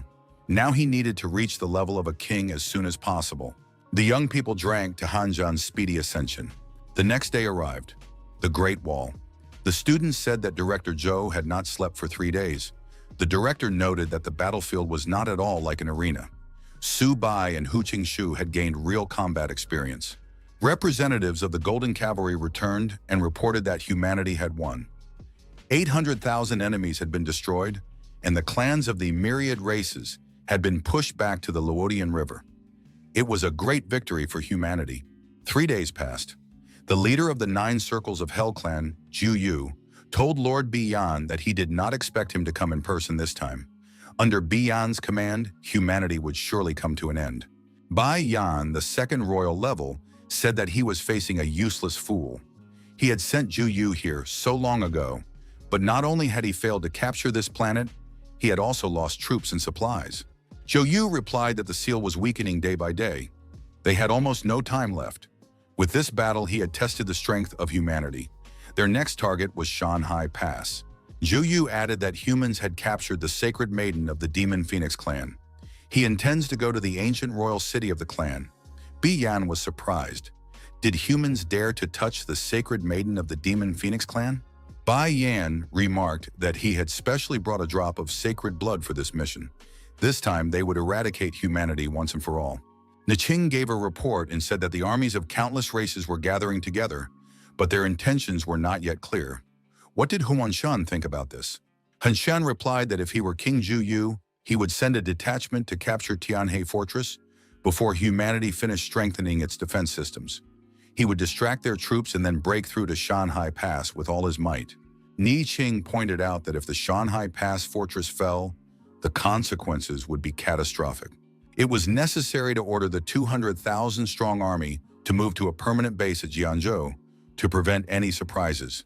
General Lin would command all the troops. The general said that by order of Lord Nu Qing, he would fight and never retreat. The adjutant reported to General Lin that Su Bai had arrived. General Lin assumed that the young man wanted to tell him something. The young man reported that the platinum-ranked armor he had received last time had broken. Could he count on another set? Lin Jingnan said they would discuss that later.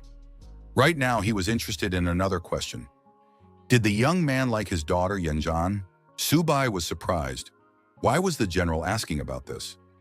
Zheng Nan explained that Yanzhan was originally supposed to train with the army defending the Great Wall, but her mother had suddenly fallen ill, so the girl had to take care of her.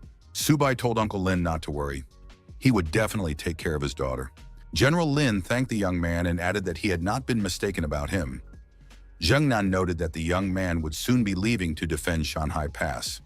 Perhaps a grand battle was approaching. Mr. Nie Qing had prepared special tasks for the young man. It was necessary to go to him. The secretary informed Mr. Nie Qing that the student Su Bai had arrived. Neking said that General Lin had sacrificed a lot for humanity. The young man should stop emptying his pockets. The young man's armor had been destroyed, so he could take this card and exchange it at the logistics department for a Lord-level set. Su Bai did indeed receive the card from Elder Nie Qing. Su Bai was delighted and thanked the respected Lord Nie Qing, for which he was nicknamed the Shameless One. Su Bai said he was ready to carry out any errands. Nie Qing expressed his desire for the young man to accompany him on his journey to Bushutan. Su Bai was frightened. It was very dangerous there. Qing Long was terrifying there. Nicking was surprised. Was the young man really afraid? Su Bai replied that the elder had simply imagined it. Nexing suggested that the young man follow him into the teleportation rift, which would close in a minute. There was no choice and Su Bai followed the elder. The young man added that he was ready to fight to the end. Neching and Su Bai emerged from the teleportation rift on the other side. Su Bai was surprised. Why had it suddenly become so quiet? The elder turned to face the lake and said that he, Nie Qing, had brought Luo Feng's descendant to this meeting. Qing Long must appear. Suddenly the sky darkened, lightning flashed and thunder roared. Su Bai asked if perhaps no one was here now. The next moment, the young man agreed that Qing Long was indeed at home and very angry.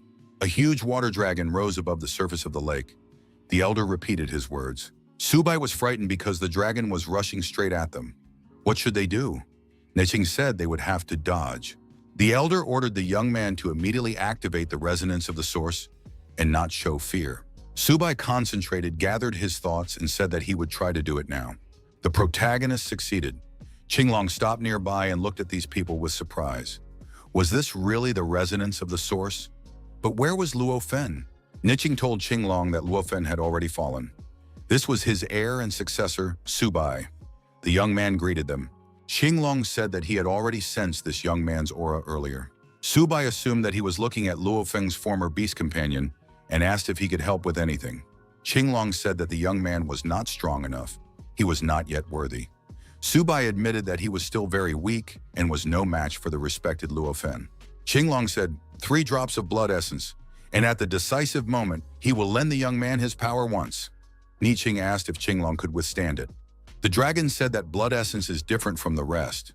If the essence of his blood protects the soul, then he will most likely endure. Qing Long added that perhaps one day the young man would be able to open Bushutan and the ancient tomb below. In that case, Su Bai would fulfill his master's last wish. Neching asked Su Bai to give him some blood. The young man complied. Qing Long received 3 drops of blood and asked in surprise what was wrong with this blood essence. The dragon did not expect that 3 drops of his blood essence would actually restore his consciousness. Who was this Su Bai really? The young man repeated his name again and added that he was currently studying at a military university. Qing Long said that it didn't matter anymore. If he had accepted the young man's 3 drops of blood, then he would repay him. The protagonist received information that a powerful beast had been spotted nearby. Did he want to try to tame it? Su Bai couldn't believe it. Could he really tame an azure dragon? However, this beast was too strong, so taming it was impossible. Su Bai was surprised. Why notify him about this taming if it was impossible? Neching told the protagonist that it was time for them to return. Su Bai agreed, because he still needed to go to the logistics department and get his armor. The Great Wall Garrison Fortress. Those present were surprised. Even in the ranking of generals, Su Bai would be in the top 10 for combat merit. This is phenomenal. Despite the fact that the generals defeated many high-level beasts, Su Bai had accumulated so many merits. That's what it means to turn quantity into quality. His strength was only at the gold level, but he broke through and achieved the level of a lord. Han Zhan wondered if he would be able to spend it all. Shu remarked that this guy would manage. Logistics department. The protagonist said he would like to exchange a set of Lord-level armor. The manager in the logistics department was surprised. The young man was only gold level. How could he want to wear Lord-level armor? Even among the lowest of the 12 lords of Longguo, there were those who still wore diamond-level armor. Subai handed over the card and asked if it would be enough. The girl saw that it was a genuine token from Lord Niqing. Could it be that the elder had really allowed him to obtain Lord-level armor, even though he himself wore gold-level armor? The manager said that even with Lord Niqing's token, a set of Lord-level armor still cost 1 billion merits. Subai agreed. If it wasn't enough, he could deduct it from Han Zhan and Hu Xingshu. He had their IOUs and fingerprints. The manager checked and said that everything was in order. The 1 billion merit points were accepted. The Lord-level armor set would be delivered later when it was ready. Everyone noticed that the university's rating had changed. What could Subai have bought if he spent so many merits? But why did Shu and Han Zhan's merits suddenly drop to 0? They had never encountered this before. In the logistics department, the manager showed the young people their receipts and added that she had checked everything. The young people received their receipts complete with fingerprints as proof that everything had been done without any violations. That was why Subai had used all his combat merits for personal gain. Shu said he knew it all along. When powerful enemies of other races were chasing them, Subai did not treat them out of the goodness of his heart. It turns out he had planned everything. This guy is very calculating. Shu added that they still had a lot to learn from Subai. The students looked at the protagonist and his armor in surprise. This is Lord-level armor, and Subai is gold level. He walks around in Lord-level armor. That's too much. Few generals can afford such a thing. Maybe it's worth trying to rob this student? Subai saw his friends and ran up to them. He boasted that he had received the armor. What would they say about it? Subai, boasting, noticed that the armor was actually a little loose and not very comfortable to wear. Shu and Han could barely restrain themselves from swearing. The young men said they weren't feeling well, so they needed to leave. Subai was surprised by what was happening to them. Shanhai Guan. Zhou informed Lord Biyan that 300,000 Phoenix Clan warriors were ready to join the battle at any moment. Bai Yan said, 1 million from the Alliance forces, plus 300,000 from the demonic Phoenix Clan? That's a force to be reckoned with. But they would only have one chance to attack Shanhai Pass. Biyan added that to make sure everything went perfectly, he would send another 100,000 barbarian bulls to help. Zhu Yu noted that in that case, victory was theirs for the taking. Bai Yan waved his bloody weapon and told them to answer his call. 100,000 armed barbarian bulls emerged from the bloody trail and prepared to attack their enemies. This was the fierce and bloodthirsty clan of the barbarian bulls, ready to do anything for profit.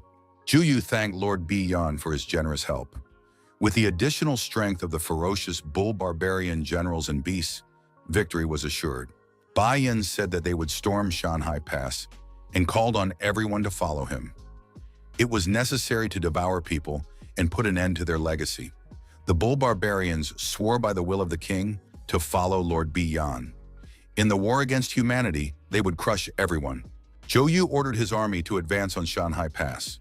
The great elders said that after the fall of their great king, the Demon Phoenix clan had not waged war against humanity for 100 years.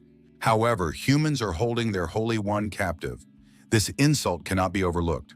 The clan will not forget the feud and will not rest until humanity is destroyed. The warriors must return the Holy One and destroy humanity. All of them moved in unison towards Shanhai Pass to destroy humanity. Subai was surprised. Why did General Lin suddenly start talking about the wedding? Zhengnan said that at this age it was already time. The date should be set for the 16th of this month. It was a good day. Yanjin blushed with embarrassment, but told her father that she was not yet ready for marriage. Subai admitted that his future father-in-law was rushing things a little. General Lin asked if Subai wanted to marry his Yanzhan. Subai replied that he very much wanted to. Zhengnan declared that in that case, everything was settled. The wedding was set for the 16th of the current month. Suddenly, an aide burst into the office and reported that there was bad news from the troops. Thousands of Rasa had attacked Shanhai Pass. The general said that, as expected, their target was this place. The assistant told Elder Niqing to give the order. Niqing ordered everyone in the defense corps to immediately fortify Shanhai Pass. General Lin declared that the Lin family would not allow the 1,000 Arias to win and would defend their identity. Lin Zhengnan noted that his soldiers were the most elite fighters of humanity. It was necessary to attack the enemies with weapons at the ready, not letting them advance a single step. The elite warriors of the human race, brandishing their weapons, shouted that they would not allow it and would not let it happen. Lin Zhengnan ordered the energy cannons to be brought to full combat readiness and to open fire when ready. At this time, the protagonist was meditating in the lotus position to make a breakthrough and raise his level. After a short time, there was a powerful release of excess energy. The young man shouted that he had finally broken through. The people outside were extremely surprised. What was going on here? Had someone just raised their level? Subai declared that he had reached the platinum level. Now he would definitely show his enemies who was the strongest here. Han Zhen noted that the breakthrough had occurred in Subai's room. Qingshu suggested that it was he who had broken through to the platinum level. Mr. Ni Qing received an urgent report. Student Subai had reached the platinum level. Elder Nai Qing noted that this young man might have even more potential than Luo Feng. The best training for Subai would be the battlefield. It was time for him to go. The elder ordered all the students of the military university to gather. The Forbidden Lands, the Endless Sea. The elder of the Demon Phoenix clan asked Mr. B. Yan why they had brought their main forces to the Endless Sea. The leader replied that as soon as they crossed the sea, they would be able to bypass Shanghai Pass and launch a surprise attack on the people directly on their territory. The elder said that her clan was ready to guard the fortress at the Great Wall and confront the people directly. Zhu Yu noted that there was a reaper in the sea. There were rumors about it. Bai Yan said that there was no need to worry about that. With the help of the crystal, they would be able to cross the sea safely. At that moment, Bi Yan was holding the blood crystal in his hands. Bai Yan declared that it would not fail them and added that everyone should follow him. Zhu Yu thought that if he had this treasure, he too could invade Shanghai Pass. The elder of the Phoenix clan noted that the water was already parting. Bai Yan told his minions to hurry up. Zhu Yu ordered the troops to close ranks and stick together. Thanks to the blood crystal, the enemies could move through the water without discomfort. The Phoenix clan elder said she felt nothing at all. In her clan's ancient records, there was a warning. Beware of what lurks in the depths of the sea and never enter the abyss. Zhou Yu drew Mr. B Yan's attention to what was happening in the depths. The Phoenix clan elder asked what it was. Creatures appeared that exuded incredible danger. The sea monsters were armed and extremely dangerous. Zhou Yu felt that these sea monsters were watching them. The elder of the Phoenix clan suggested that there really was a reaper living in the endless sea. Zhou Yu asked Mr. B Yan what they should do now. The leader told them not to be afraid and to move forward, following him. Bai Yan noticed an unexpected danger ahead and warned that they could not go any further. The Phoenix clan elders said that these were the forbidden lands of the gods. They could not withstand this power, so they had to go around it. Zhu Yu ordered all forces to pass by the maze and not approach it. A day later, an order came for all troops to stop here for a rest. Zhu Yu reported to the Supreme Commander that in 2 days their army would reach Shanghai Pass. Bian replied that this was good.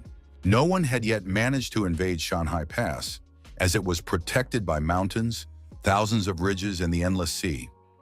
But Lin Zhengnan did not expect them to bypass the pass and attack him from the flank. Bai Yan noted that after victory in this operation, humanity would have no strength left to resist.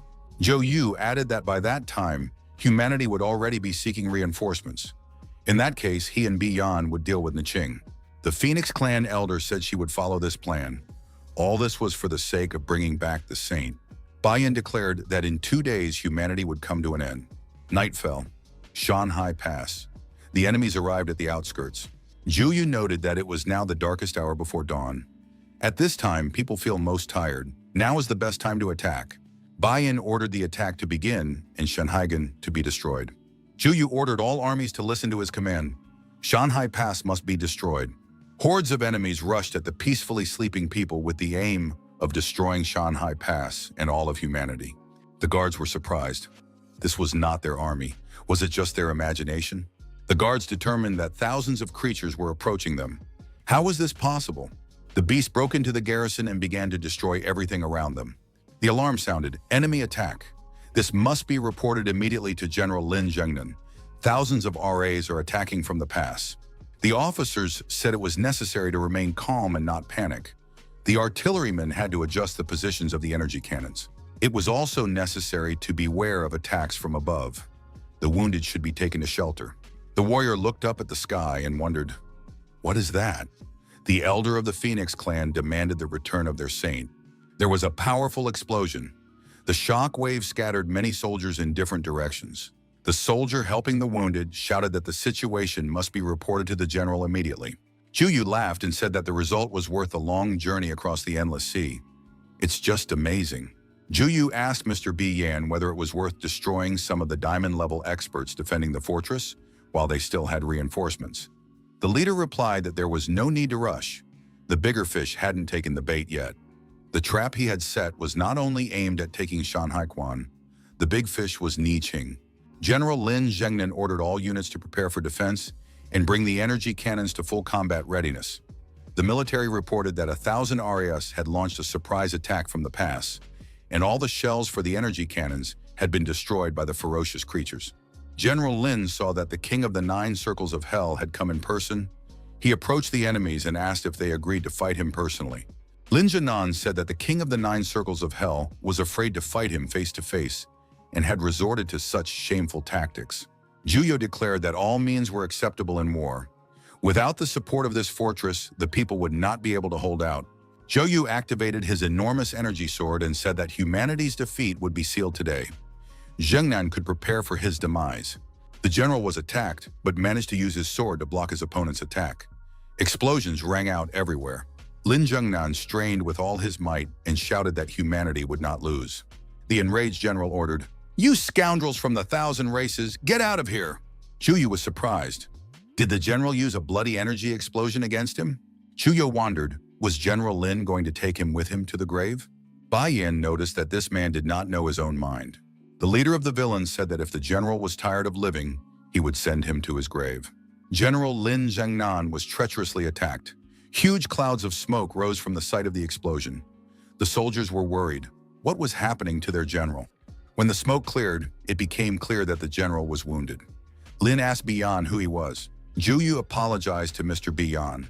His dereliction of duty had forced Mr. B to intervene personally. The leader said he was waiting for a bigger catch, so he would leave this small fry to Juyu. The head of the Nine Circles of Hell clan said that Shanhai Pass would be the place of death for General Lin. However, Juyu's attack did not reach its target. A huge green turtle appeared in front of the wounded general. A protective barrier formed around it. The general was surprised. This was Subai's beast. How did it get here? Subai and his friends came to the general's aid. Subai asked how Uncle Lin was feeling. Zhenan replied that these young people had arrived just in time. Subai said that he would not allow anyone to harm his future father-in-law. Today, he would take the life of the king of the Nine Circles of Hell. Qingshu noticed that Subai was seriously angry. Hanjin said in his usual mature tone that the warriors should leave this battle to them, and they themselves should take the general and go defend the city. Subai, spewing streams of excess energy, prepared to face the powerful enemy. His assistants were ready to provide whatever support they could. Bayan was surprised. Did this young man really have such abilities? Subai spread his wings and said that he would make the king of the Nine Circles of Hell pay for what he had done. Qingshu noticed that the phenomenon in the sky was even stronger than before. Subai had raised his level again. The warriors saw the young man in the sky and rejoiced. Could it really be Subai? He had become much stronger. With such power, he could split the heavens and the earth.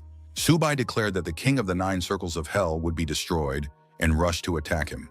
Juyu said that the young man had a high opinion of himself. The weapon of the sacred beast was powerful, but he could not defeat the king. Hanjin admitted that there was nothing that could be done against such power. Qingshu said that there was no time to waste. They had to surround the others and destroy them. Juyu was forced to admit that he had underestimated this young man, but now he had even more reason to destroy Subai. The young man had become an enemy who had been counterattacked. Subai asked, "Is that all the king is capable of?" Juyu replied that the young man was boasting in vain. He himself would now be destroyed. Subai received a powerful blow, lost control, and hit the ground as he fell. Hanjan stopped fighting and asked if Subai was alive. Juyu said that even if Luofan himself were here, he would not be able to stop the destruction of humanity. However, at that moment, Juyu was attacked. His body was pierced by an energy beam. Elder Ni Qing, the author of the blow, appeared near our hero. He said, How ashamed I am to strike this weak young man, and he still bears the title of King of the 9 Circles of Hell. Shame on him. The warriors saw that Lord Niqing had appeared. This meant they were safe. Zhu Yu said that Niqing had caught him off guard. Niqing noted that Zhu Yu himself had just said that all means are acceptable in war. Thousands of demons were able to cross the sea and attack Shanghai Pass from an ambush. It turns out that a dangerous person was making these plans behind the scenes. Bayan rejoiced. Finally, the human king Niqing had appeared. The villains added that in fact, he had come for only one purpose, to take the old man's life. Bayan asked in surprise, was Niqing really wasting his energy by moving their battle into a vacuum? Did the old man really think that he alone could save humanity? Niqing replied that humanity never needed his help. The enemies would not be able to destroy him. As long as there was even one person left, he would fight to the end. Niqing attacked the villain and delivered a devastating blow. Bai Yan remained standing and counterattacked the elder, piercing Niqing's energy body with his hands. Niqing did not stand on ceremony in response and pierced Bai Yan's energy body with his huge sword. The people on Earth who were watching the battle did not understand why the opponents were suspended in the air. Bai Yan was forced to admit that the power of the human king was great, but that meant nothing. Bai Yan began to threaten and declared that Hixing would definitely not return home today. Niqing felt that his opponent had pierced him with his devil's hand. Painful red clots appeared on his back. The old man felt that this substance was sucking out his life force. Bai Yan laughed and said that he had just placed the seed of the devil in the man. Even the human king would be consumed by the blood of the deity. Subai was frightened. What had happened to Mr. Niqing? Qingshu suggested that he had been caught off guard. Han Zhan suggested getting up and helping the elder. Niqing, gasping for breath, asked, did Bi Yan bring the blood of the deity specifically to destroy him? Bi Yan replied that this was a correct assumption. After that, humanity would come to an end. Niqing smiled and said that he had to disappoint his rival. Bi Yan was frightened. Was this the seal of the blade? In the next moment, a huge sword pierced Bi Yan's body.